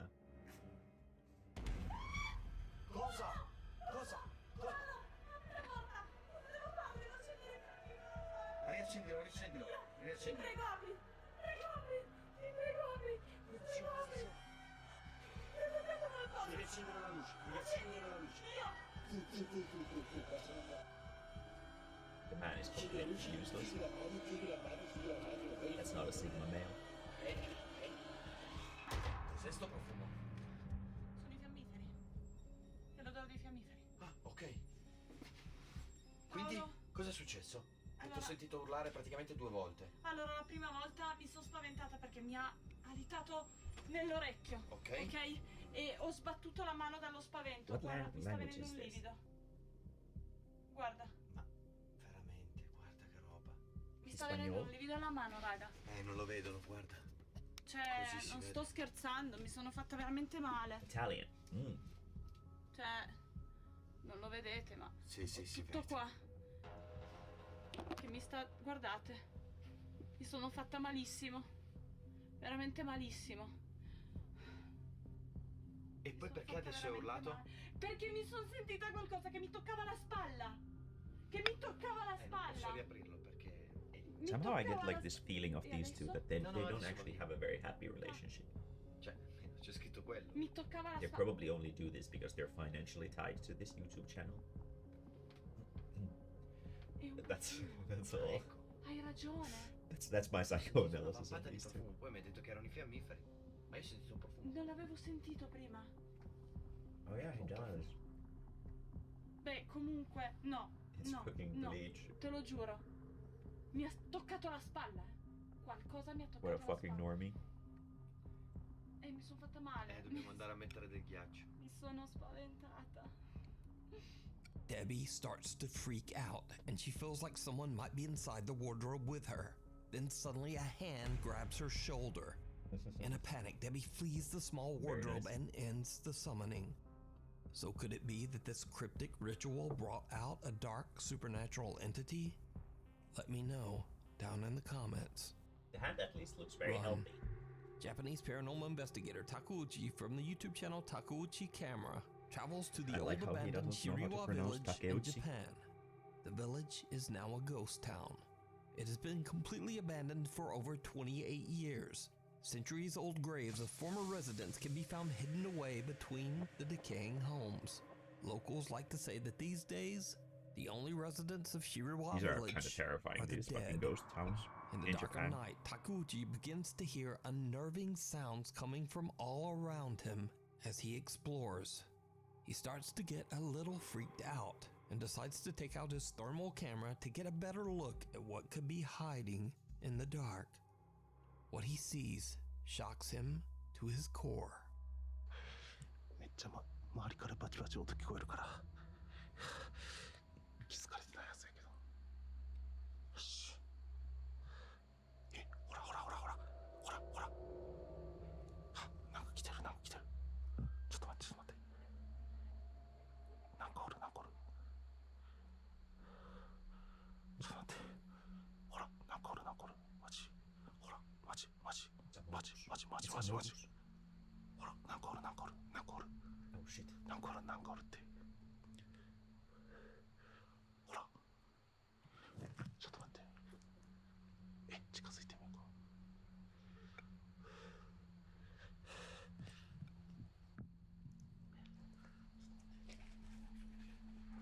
気づかれた。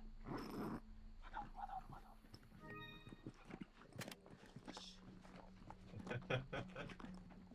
What a fucking nerd. ほら。おるから。完全におる。なんか。マジマジ。完全におる。 That was the Resident Evil inventory. よし。よし。いけいけいけいけ。 He has to do inventory management. Yeah. よし、今、はい、地図。よし。取れた。ちょっと待って。いけた。取れたか。 I'm glad to see that these videos are just as stupid no matter where in the world you happen to reside in. あれ。ちょっと待って。何も映ってない。 What? What a surprise. ゼロゼロ明らかにおるなんかおるマジでおるマジでおるマジでおるマジでおるマジでおる何してんの何してんのはどういうこと何してんの Maybe the imposter vent. マジでおるなんかおるんよ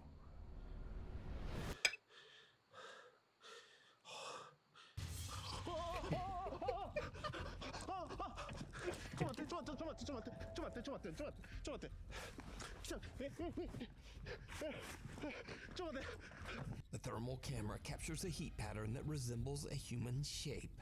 But when Takeuchi looks around with his own naked eye, he can't see anyone. Suddenly, the figure charges toward Takeuchi, and in a panic, the investigator runs for his life. And with this, Takeuchi has had enough and just leaves. So could this be the angry spirit of a villager who passed away in the old abandoned Shiriwa village? Again, Let me know what you think. would have been a lot more believable You can watch if first you'd see the shot of the character coming at you with the thermal camera, and then after that, like you'd see the ground going like poof poof poof poof, where the creature's footsteps would be.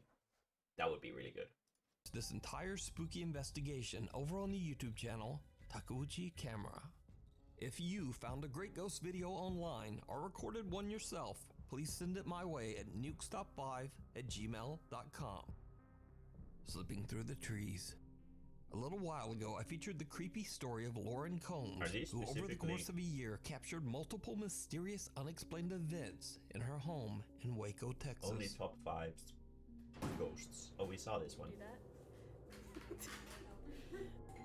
on the top 10 list. Let's skip this. Outside the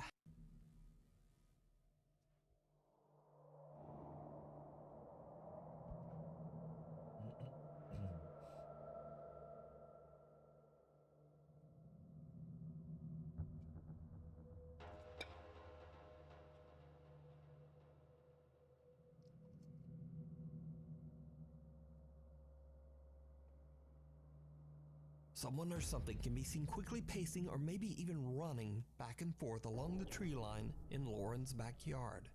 Lauren has no idea who or what this could be and is extremely disturbed by the whole experience, especially after everything else that has happened in the past.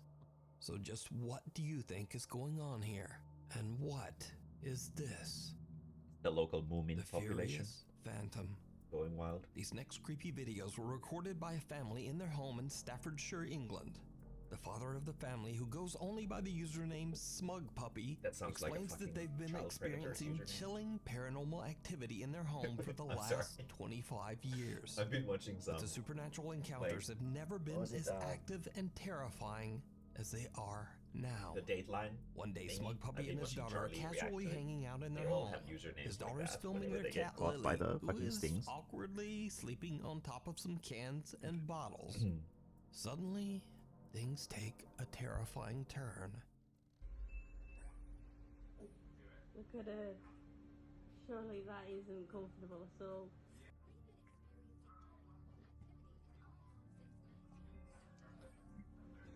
You enjoying my dunkers, Dad? And it's definitely paranormal activity.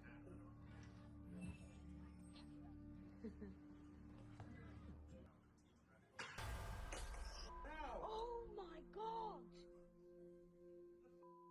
What the Jesus Christ! That's what you get for fucking You hit me right round the face. eating while. I can't believe I've just caught that on camera. Oh my god, I'm shaking. Around. Yeah, don't. Oh, man. Are you okay? No, not really. I mean, just fucking cast. Something invisible Oh, seems to Abracadabra. slap Smug Puppy hard across his face. In a later video, he explained that he had been angrily shouting at the entity earlier, upset about the intense recent supernatural God, man. Are you okay? Something invisible seems to slap Like how his entire upper torso moves along the reaction. Like if you if you think about it, if you actually got hit in the face, it would be your face to go first, and then your body might follow. But this guy upper body completely moves because their house has been haunted since 1997. So you know that's pretty good evidence that. I found out that Sassy Kitten is yeah, that's how they generally are. When somebody has like a fucking username that has that much ubu energy, it's usually a guy. Like 90% of the time it's a dude. Slapped Smug Puppy hard across his face. In a later video, he explained that he had been angrily shouting at the entity earlier, upset about the intense recent supernatural activity. He suspects that he might have angered the paranormal presence and caused this bizarre attack. Cut to over 1 month later, and Smug Puppy sees something unusual out of the corner of his eye. He quickly grabs his phone and begins to record. Okay guys, I'm filming this door because I keep seeing a shadow of something go past. I keep hearing noises. Hold up a sec. Keys! Come here and bring your phone.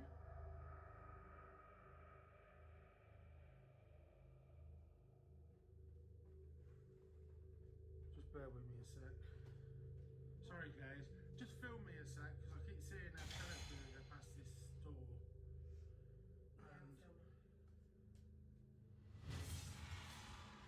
And something's moving that door. I like how he asked the girl to come in to take like this action shot of this hero fighting against these ghostly figures.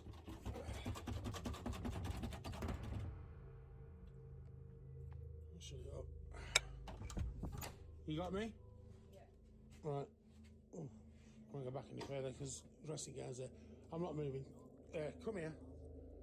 Film around the bed and everything. Make sure there's nothing in there. Yeah? Yeah. Okay, film me. Film the door. 100%. There's Bloody walking stick. Yeah, you see. Yeah. usually two Nothing, kinds of just girl, dressing gowns. maybe three kinds of girl usernames. A dark figure seems to dart back and forth in the doorway at a One for super each of fast the speed girls that before are actually slamming online. the bedroom door shut. The door handle shakes uncontrollably, but once the father and daughter are finally able to get inside the bedroom, there's nothing there. There's the Edgelord Egomaniac, which is like God, Queen, Demon, Mistress, Chrissy, or something like that. That has like all the fucking titles in front of their name. It's usually something really like pompous, arrogant. They're usually the ones to RP first. Then there's the sort of the really well camouflaged ones, which are like usually something like pretty traditional, like the sort of really normie names that are just like some character name from a video game, or just a combination of like Japanese names or something like that. And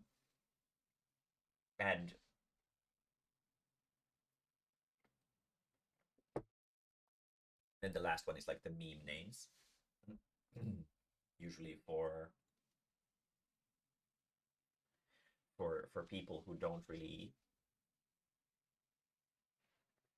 I guess, want to stand out for their gender per se. Usually it's the god queens and whatever who want to stand out and they want to be revered for being a girl. Miyuki Shirozu 89, yeah, exactly.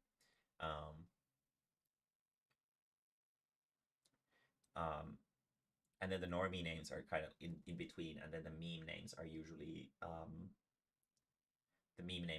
the ones who don't want to stand out that much for their gender per se. Like they don't want to be worshipped for being a girl online or stuff like that. But there's a difference to meme names for like for girls and guys. Usually girls meme names aren't the same as guys, where guys meme names are like you're usually stuff like fucking like huge Janus, like a huge anus, or something stupid like juvenile like that. Girl meme names are usually just like some kind of really obscure inside joke or something like that. Farao sukumies. Yeah, that's definitely a dude.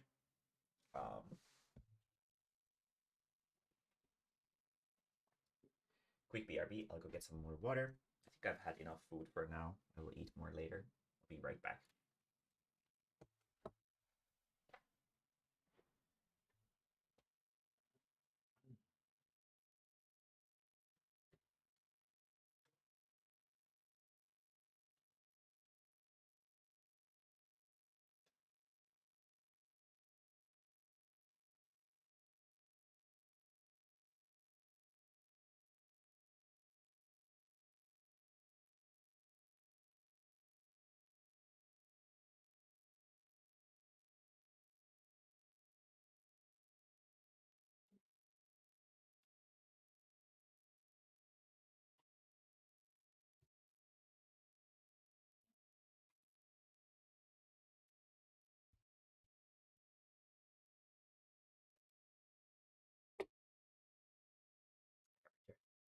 Have a 30 or so minutes break before we continue drawing, that I can sort of take my time to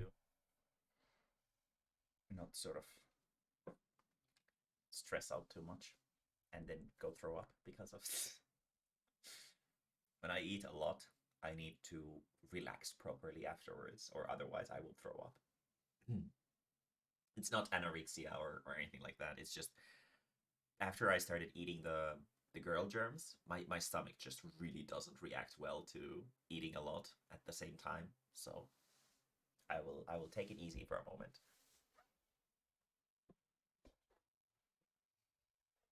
But yeah, Farao sukumies is definitely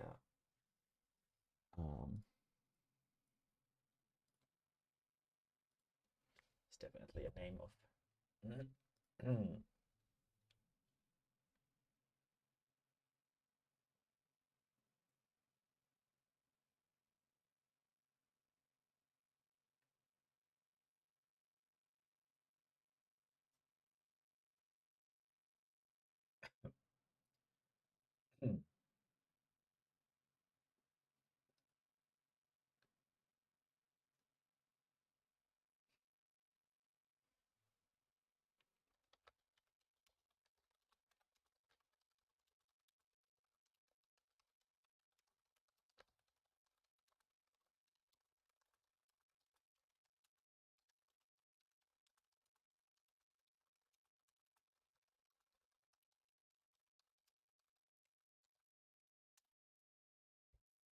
There we go.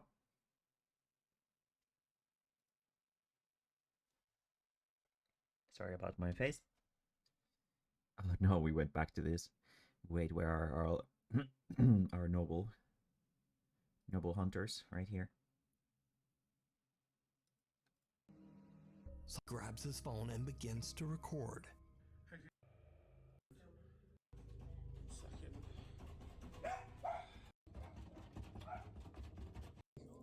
Come here. Film around the bed and everything. Make sure. What's wrong with your there's nothing in camera, there. Mr. Boss Man? Yeah? Yeah. Okay, film me. Film the door. Hold up a sec. Bloody walking stick. Yeah, you see. Yeah. Nothing, just dressing gowns.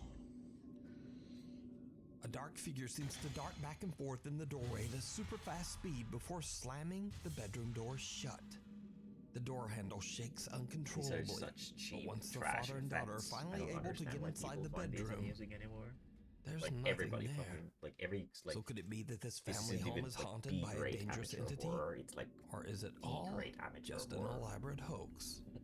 You It's decide. not an elaborate hoax. It's a bad hoax. It's an obvious The hoax. flyby. This next video was recorded by pilot Cesar Murillo Perez, who was flying an Airbus A320 passenger jet at 29,000 feet in the sky above Medellin, Colombia. Okay. He suddenly spots something very unusual. He Is that grabs his video of phone it? and starts to record. This guy is actually a fucking pilot. Holy shit.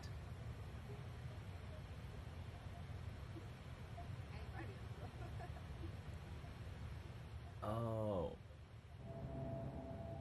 It's a UFO.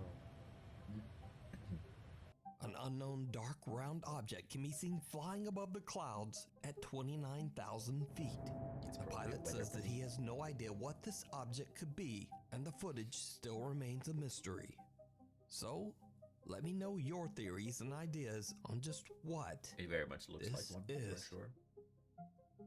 Thank you so much for watching. Or As some I kind say of again and observation. again, my upload schedule is crazy all over the place. So please subscribe and turn on notifications so you'll always know immediately when a new I was video is hoping that posted. that would actually be something good, but it's just a fucking balloon. Shit. Okay. Okay, let's watch more ghost videos since nobody has sent me funny videos. This is what the channel is about Upton now. ghosts caught on camera. Oh shit. Mistaken identity. Did we watch this The yet? next few videos were uploaded to TikTok by a widower from Tennessee who Oh, yeah, prefers to keep TikTok. his identity anonymous. He says that he's experienced some odd things in his house over the last 11 years, but recently the activity has become much more extreme. No, we definitely haven't seen He this guy. sets up security cameras to capture the bizarre incidents. And he says that he believes that the spirit might be the ghost of his beloved deceased wife No, coming back that's to so visit him. sad. Come on. So early one morning before heading out to work, the man walks into the kitchen to discover this. Well, as you can see, it's morning, guys. This is just a quick update because I got to get to work. But when Poor I guy. got up this morning to get my coffee, I walked into the kitchen and saw this. Yeah, that's So I guess definitely you guys your were wife. right that activity seems to be picking up because I have been, doing renovations. I replaced all this stuff, this dishwasher, this stove, the oven hood there. Yeah, but she this was morning making you when I came into breakfast. the kitchen, I noticed the cabinet was open. But then and she I fell noticed this over, chair. So I checked the and ring video, and it ghosted definitely herself, I guess. freaked me out. So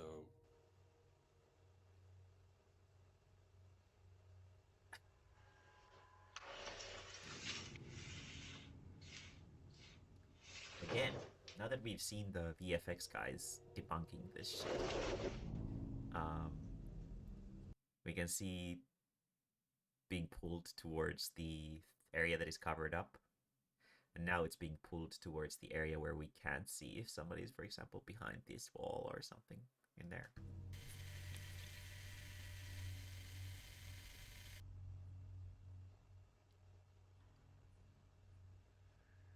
There's the ghost. There's the ghost. Yeah, it just needs the... It's a short ghost, so it needs the chair to stand up on.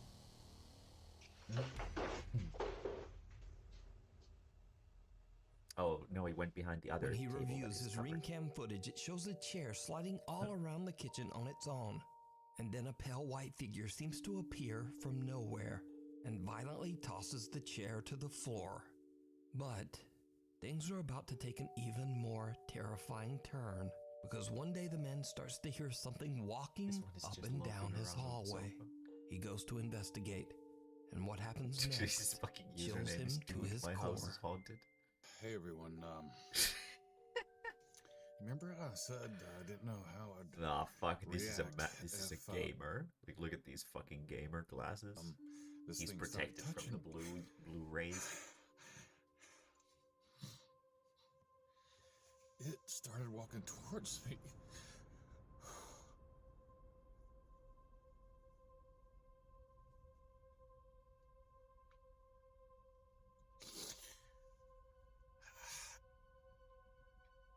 And I feel a hand on my back. This is okay.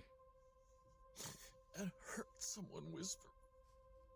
I could- Either he's really good at fake crying, because you can see the tears actually rolling down his cheeks, or he genuinely believes that there's a ghost in his house bullying him. Poor guy. God damn, if it's the fucking latter. was faint. Ah. But when I heard it walking away from me, I finally felt like I could move, and I ran. The whispering.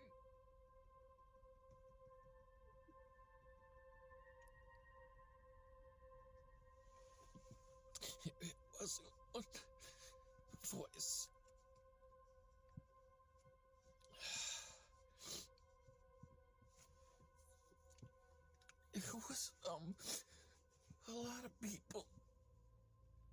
His people seem stuck. What are those things They in were his all ears? saying, help me. The headphones? Hey guys. My hall walker is back. I'm gonna go into the hallway and see if I can hear.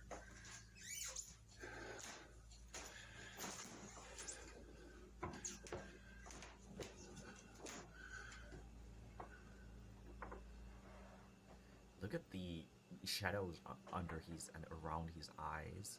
This does not look like a man who sleeps a lot. Holy shit, his eyes are dark. Holy fucking shit, this guy needs some sleep.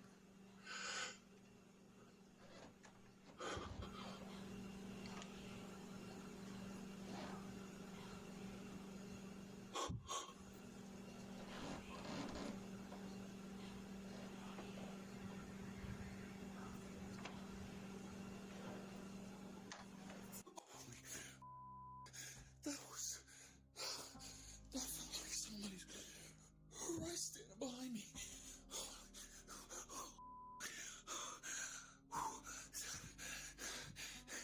That was somebody right behind me.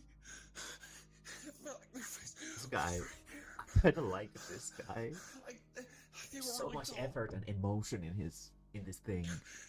It's either that he's The man weeps uncontrollably as he explains that he felt a hand on his back and heard multiple voices that seemed to be begging him for help.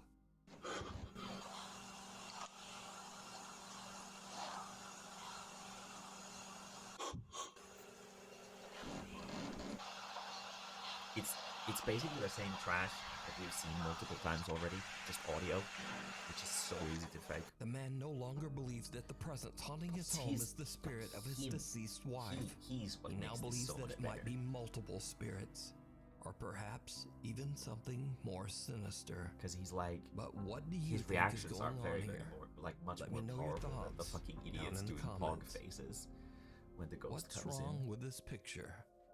This next spooky video was posted to Reddit by a mysterious Better account not be that a has fucking since photo. disappeared. There's The nothing Reddit user fucking claimed that a spooky friend about took photos. a very odd iPhone Live photo of their family.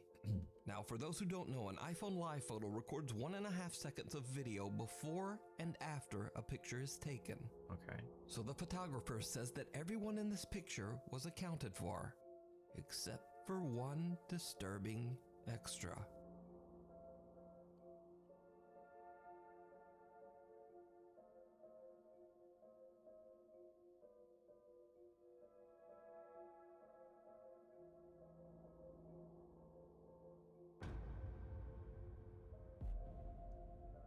Oh shit. As the photo is taken, a I've bizarre actually white figure on seen all this. fours appears out of nowhere and crawls out of sight. Strangely enough, whatever this is was not there in the photo and just seems to appear out of thin air. According to the Reddit post, the person who recorded the live photo has no idea who or what this could be. So, what do you think this is? Really Haunted. For the last 3 years, Lee from the paranormal YouTube channel Really Haunted has been documenting terrifying it's not paranormal fake activity haunted? that he and his wife Shit. have been I experiencing think that would've inside been their better. home in England. The supernatural events have become increasingly more extreme and violent throughout the years, and Lee says that he is desperate to find a solution to his paranormal problem. Hi guys, so over the last few nights it's been absolutely crazy in the house. I don't remember last time I had a good night's sleep lately, if I'm Oh yeah, being you honest. look like it too. Did you see the other guy's video? Did you see the fucking dark eyes that he had? This guy sleeps totally fine. Now, Lee keeps static cameras set up in his bedroom and living room that constantly record. Late one night, he and his wife Stacy are sleeping peacefully in bed when the static camera catches something truly unnerving. Why is the dog there?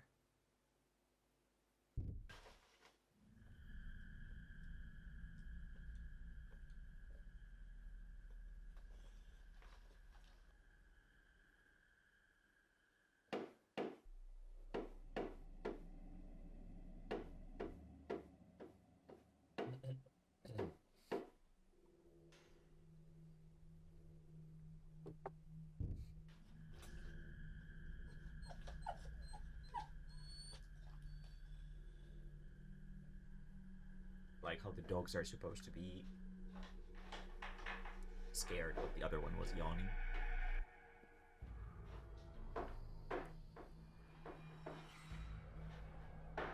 Oh, it's just the fucking jellyfish. It's here to have a party.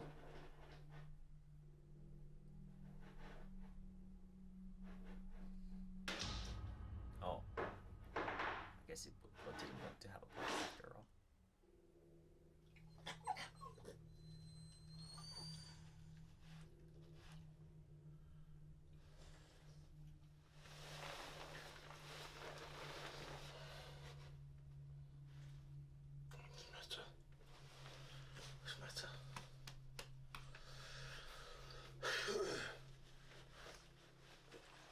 This is like a low quality version of Paranormal Activity. It's like These poor little slightly dogs grow abnormal increasingly activity. upset as they hear loud bangs coming from somewhere in the house.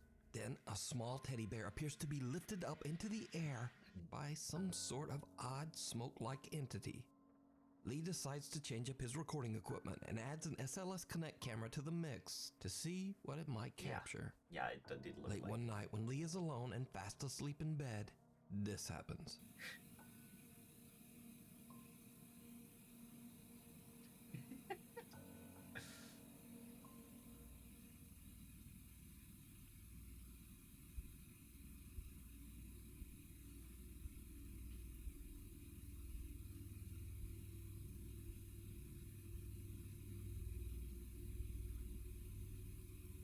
Love it when they like do these like sort of quote unquote scientific methods to prove that the ghost is there, because there's no way that this could ever be faked, right guys?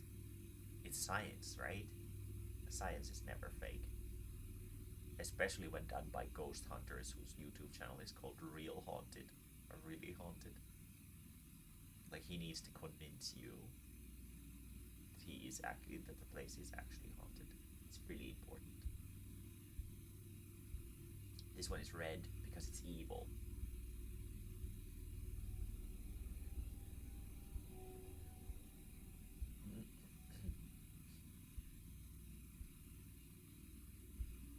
Yeah, see, it's much more aggressive than the yellow one. The yellow one isn't that bad, but the red one is bad.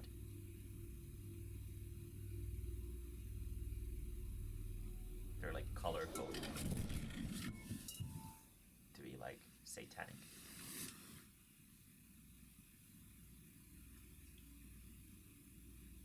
What the fuck is this stick figure thing supposed to even show?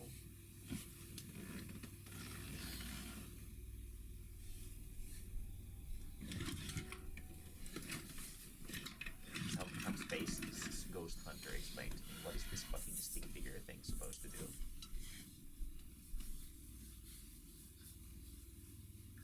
What's the purpose of it? The SLS camera picks up a figure walking around Lee's bedroom, and it seems to have a strange interest in Lee's bedside table. The figure then climbs onto the bed. Next, it seems to creepily lean right over Lee to violently knock over the bedside table. Later, a static camera in the living room records something absolutely terrifying.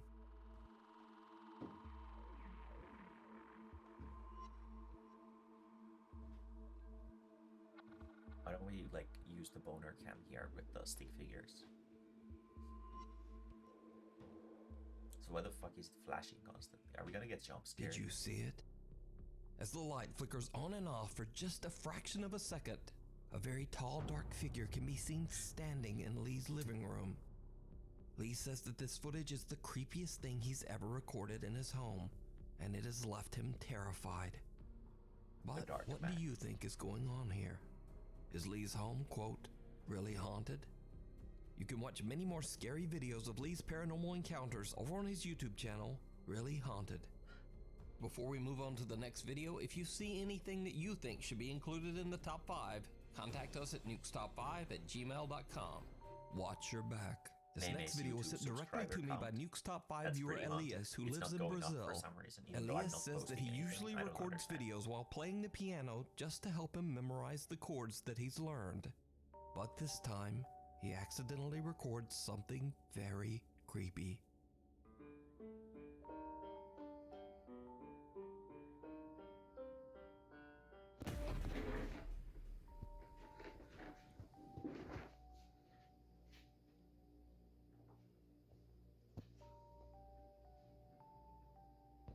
Oh, is it his own reflection? That is kind of Elias scary. is terrified when he sees a dark silhouette standing behind him in the reflection of his TV. He quickly turns around, but there's nothing there. So could Elias have recorded a paranormal entity on camera? As always, I leave it up to you to decide. Lost. Paranormal investigation team Ochai, Uchida, that's Nagao, because and they're all cameraman following each other, Minaguchi from the yes. YouTube channel Zozozo traveled to the allegedly haunted Shinshu Kanko Hotel in Nagano, Japan. The ominous sprawling hotel was built in 1951 and now resembles a creepy maze-like structure after repeated expansions and renovations for over 46 years. The hotel eventually declared bankruptcy in 1997 and was left abandoned. And now here's where things get weird. Because not one, but 3 different demolition companies have attempted to tear down the Shinshu Kanko Hotel. All of them failed, went bankrupt, and were forced to stop. Creepiest of all, the managing director of one of those companies just disappeared completely. Another demolition manager claimed that he was pushed down a staircase by some invisible force. He can be found in Workers on the demolition teams found the experience unnerving. They would complain of hearing the unexplained creepy laughter of women throughout the hotel's winding halls. Many believe that the maze-like construction of the hotel is the reason why spirits have become lost and trapped in an eternal search for the way back out. While the Zozozo team explores the large hotel, they begin to hear disturbing sounds coming from somewhere nearby. 何ここ何これどういう何これどういう部屋なんだこれちょっと待って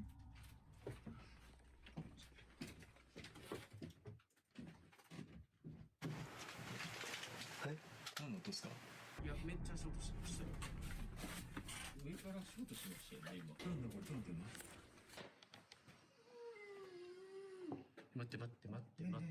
I like how I like how Japanese people sort of discuss everything in the same tone of voice. Like when they are scared of ghosts, they speak in the same conversational tone.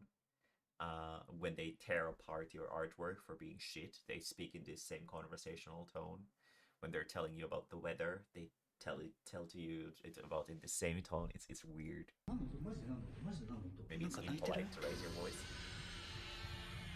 やばいやばいやばいいややばいやばいやばいなんかもう何の音ここら辺俺ら以外いんのかな我々以外いるんじゃないですか普通にその肝試しに来てる地元の方ちょっとさ音が異常だよね普通に歩いてる感じの音だよね誰かが動いてること扉開けたり足音だったりなんかどかしたり普通に誰かとバッティングしてる可能性はあるんでバッティングだったらまだいいけど The team hears the sound of footsteps and something that sounds almost like the crying of a child. They wonder if they might not be alone in the building, but they continue to explore. That's when they spot something terrifying. の建物の構造ですよこれなんかめっちゃショートした何何あそこ何ですかわかんないあれ人じゃないかわかんない見えないですか一番この突き当たりの扉みたいな穴開いてますよね穴っていうか、あそこ人立ってないですかカメラ見てもらえますわかんない別の何怖いよ行ってみますちょっと待って They're not gonna shout out to ask. Very good. 本当に人がいるのちょっと待って声かけすいません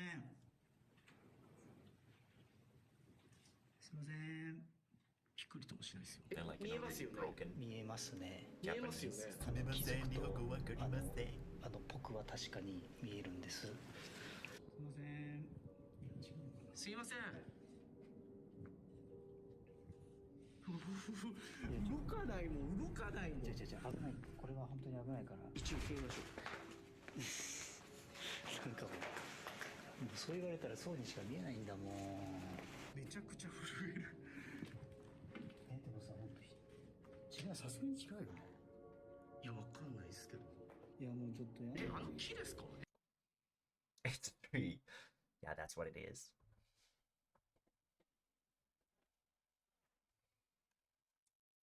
Seven minutes to another sea butterfly. Let's try again.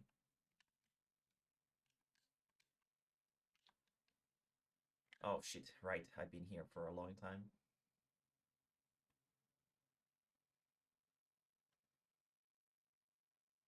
I completely forgot. I don't have that many fish to fish anymore, so makes sense.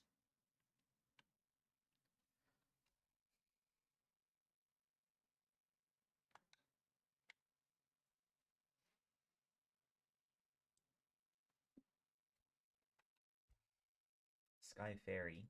Very good.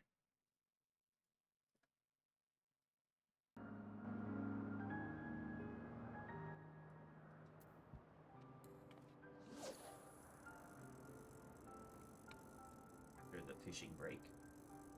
Well, we'll finish the ghost video and then we'll continue with.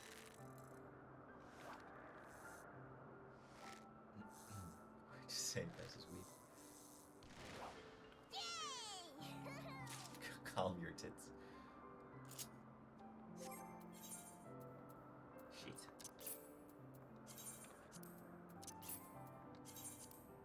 That was one of each.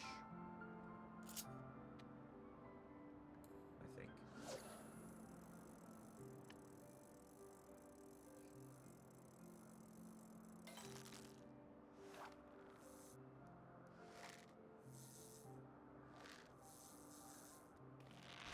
Oh, I should have driven it back then.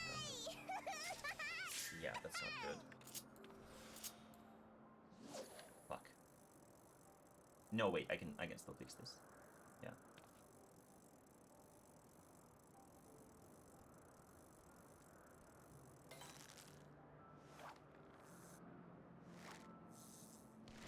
So we're gonna catch these guys, and we're gonna surface slap them.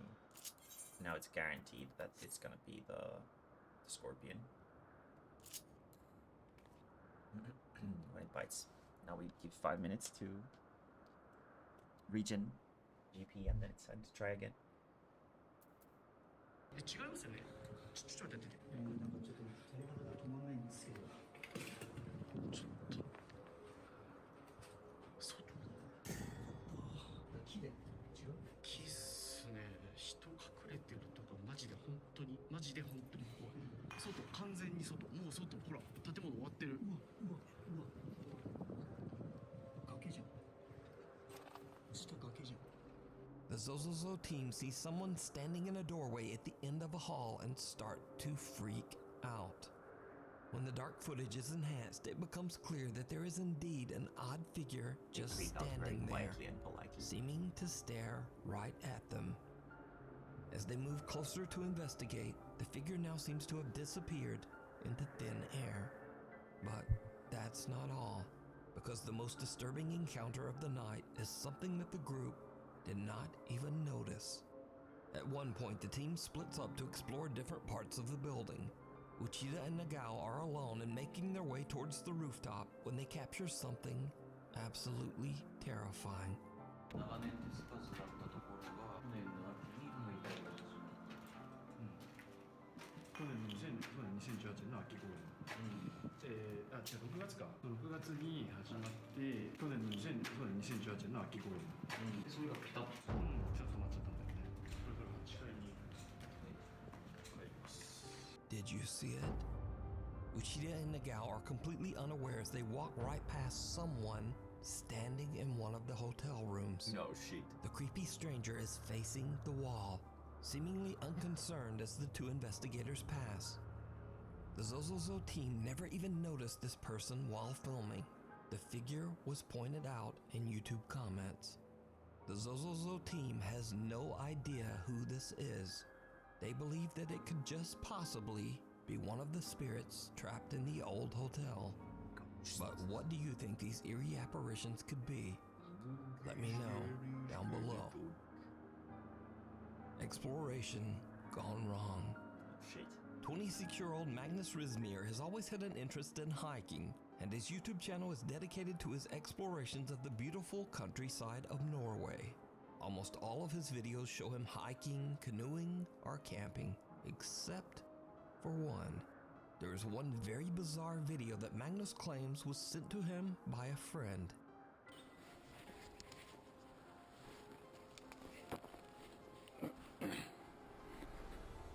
Oi, hva?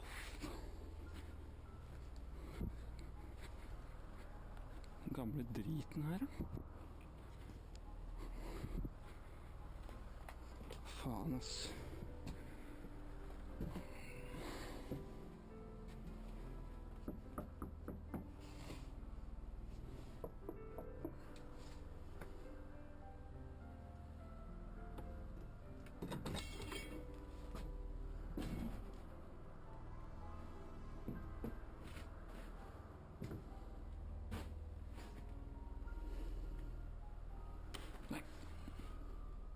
Oh, the electricity still works.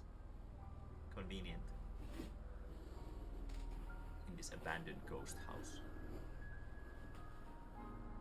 Somebody is still paying for the electricity bill. Or maybe there's like a backup generator.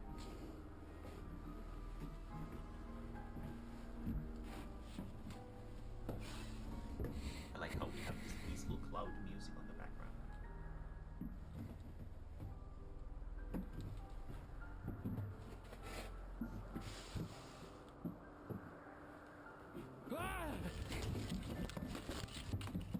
Magnus's friend is out hiking in the middle of nowhere and discovers an old abandoned house. He decides to investigate inside, but regrets his decision almost immediately as something or someone scares the living out of him.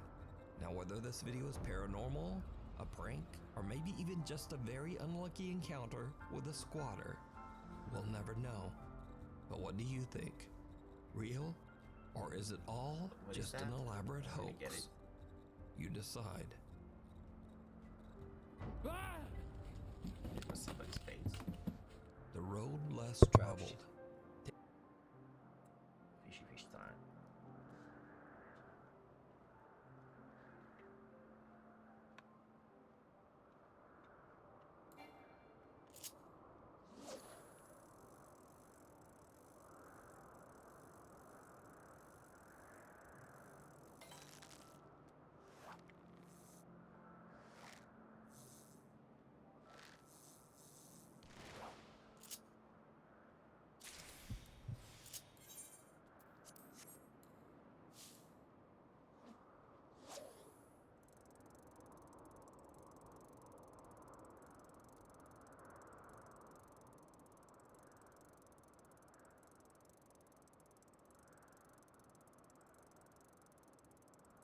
Oh shit. God damn it, it doesn't come up. God, that's so frustrating. Why does it not come up? God, fuck.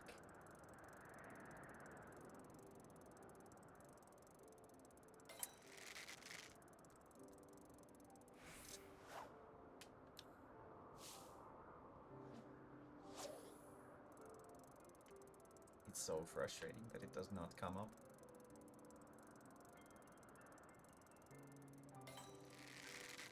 Yeah. Fucking fuck.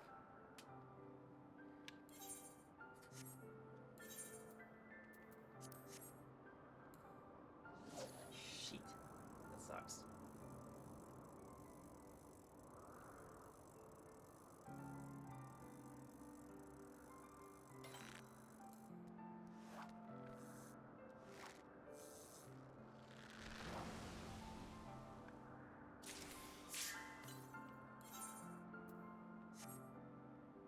Right, so now we just need to pull the scorpion, whatchamacallit.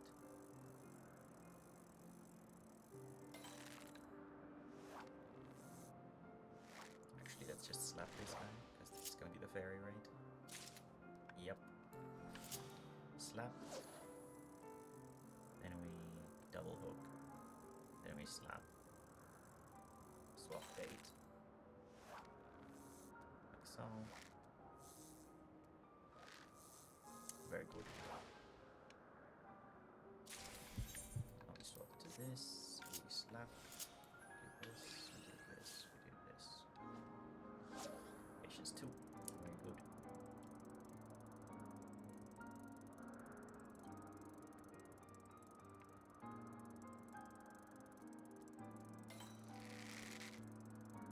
I hate the Moogle spirits so much. They suck. They're like such a cock tease. You're always like, oh, and then it's just a Moogle spirit.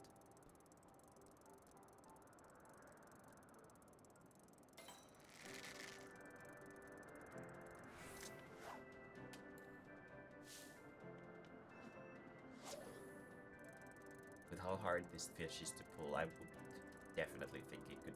This fishing hole could definitely have like one fish less. There would be no issue whatsoever. Fuck! I hate this thing so much. Fuck.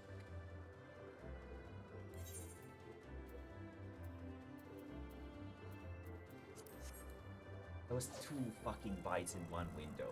Neither one is good. He has such a low chance of God coming up. That is so frustrating. Let's see if we can force one more window. One very.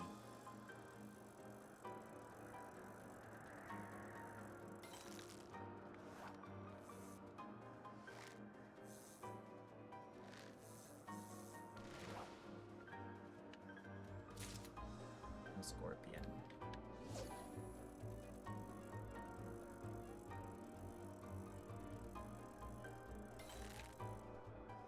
Two scorpion.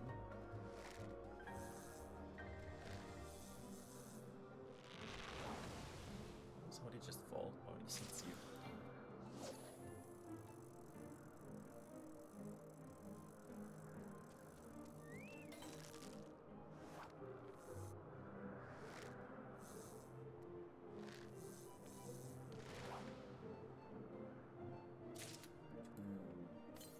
Is that 3 scorpion? And that means that we need 1 fairy, I think. Is that correct? Now it's the fucking scorpion when I don't need it. Cool. Let's see if we can get 1 more intense.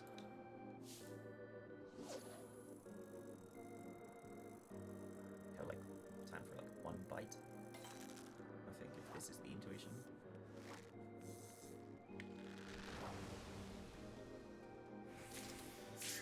It's not.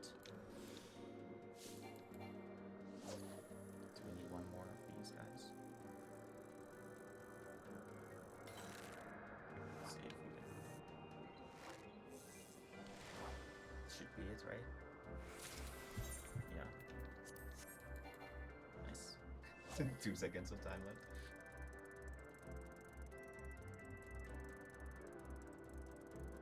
Didn't even have time to slap anything. Yeah, no, not a chance. Such a fucking cock tease of a fish. I hate it so much. That was... now I'm definitely over 10 bites. Probably like 15. No, not that much, but like 12 right now. God, that sucks. I need to go to a different place to let the fishing hole reset. There we go. God, that sucks. I was really hoping. Bit fucking twice. It's never bitten twice in a single window, I think. Maybe it has like once.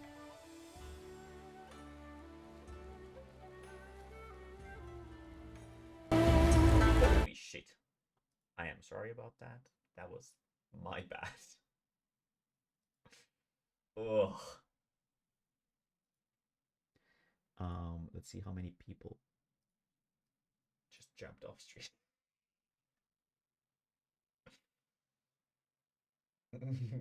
Well, we're down to 4.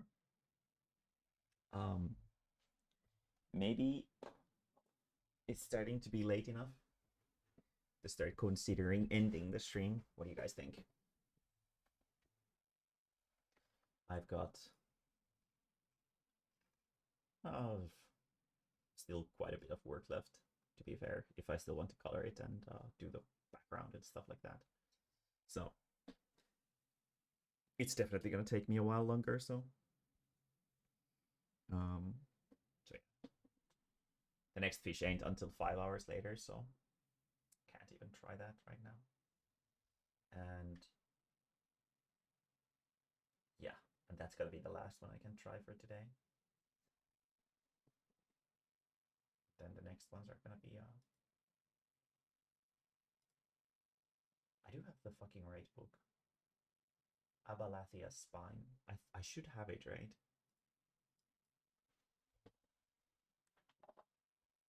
It's not running away because I'm missing like a fucking tome, right? Fishing log.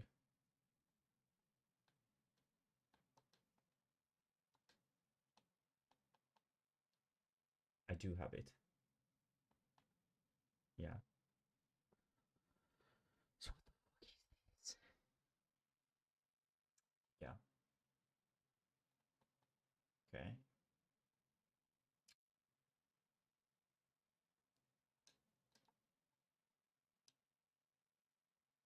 Fuck. That was annoying. I hate that fish so much. The fact that it bites but it doesn't come up is such a nightmare to deal with. It usually bites about once every 2 days or so. Jack Shinigami. Oh fuck, there's Jeff Kusanagi, alright. But yeah, no, I think we could end stream here for today. I kept going for quite a while. Tomorrow we're gonna go over some cringe, personal worst or most embarrassing internet experiences of like you doing something really cringy online, stuff like that.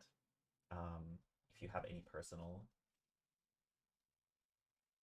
experiences like that to share, please bring them tomorrow for Friday's stream, and we will discuss them while I will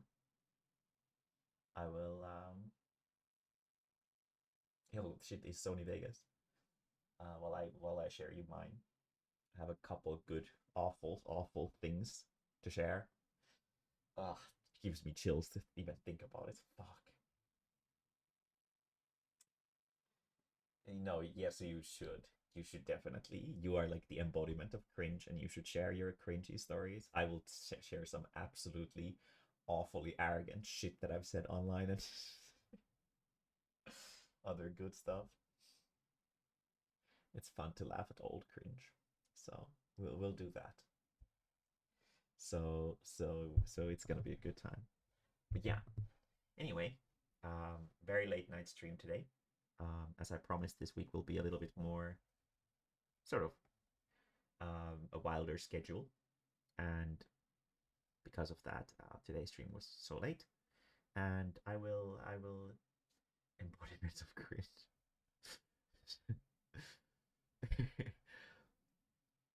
And tomorrow cringe. Saturday, I don't remember what I think I put like fishing or something, but there's nothing to fish. So we'll figure it out, I guess. And yeah, that's about it. I'll see you guys again tomorrow. And yeah. I guess bio question mark. Bye bye everybody. I hope you guys have a good night. I need to continue doing work and then try for the butterfly again in 5 hours, I think. And then after that's done with, then no more fishing for the day. But yeah, probably more fishing. Yeah, I don't have anything to fish left, so yeah. But anyway, bye.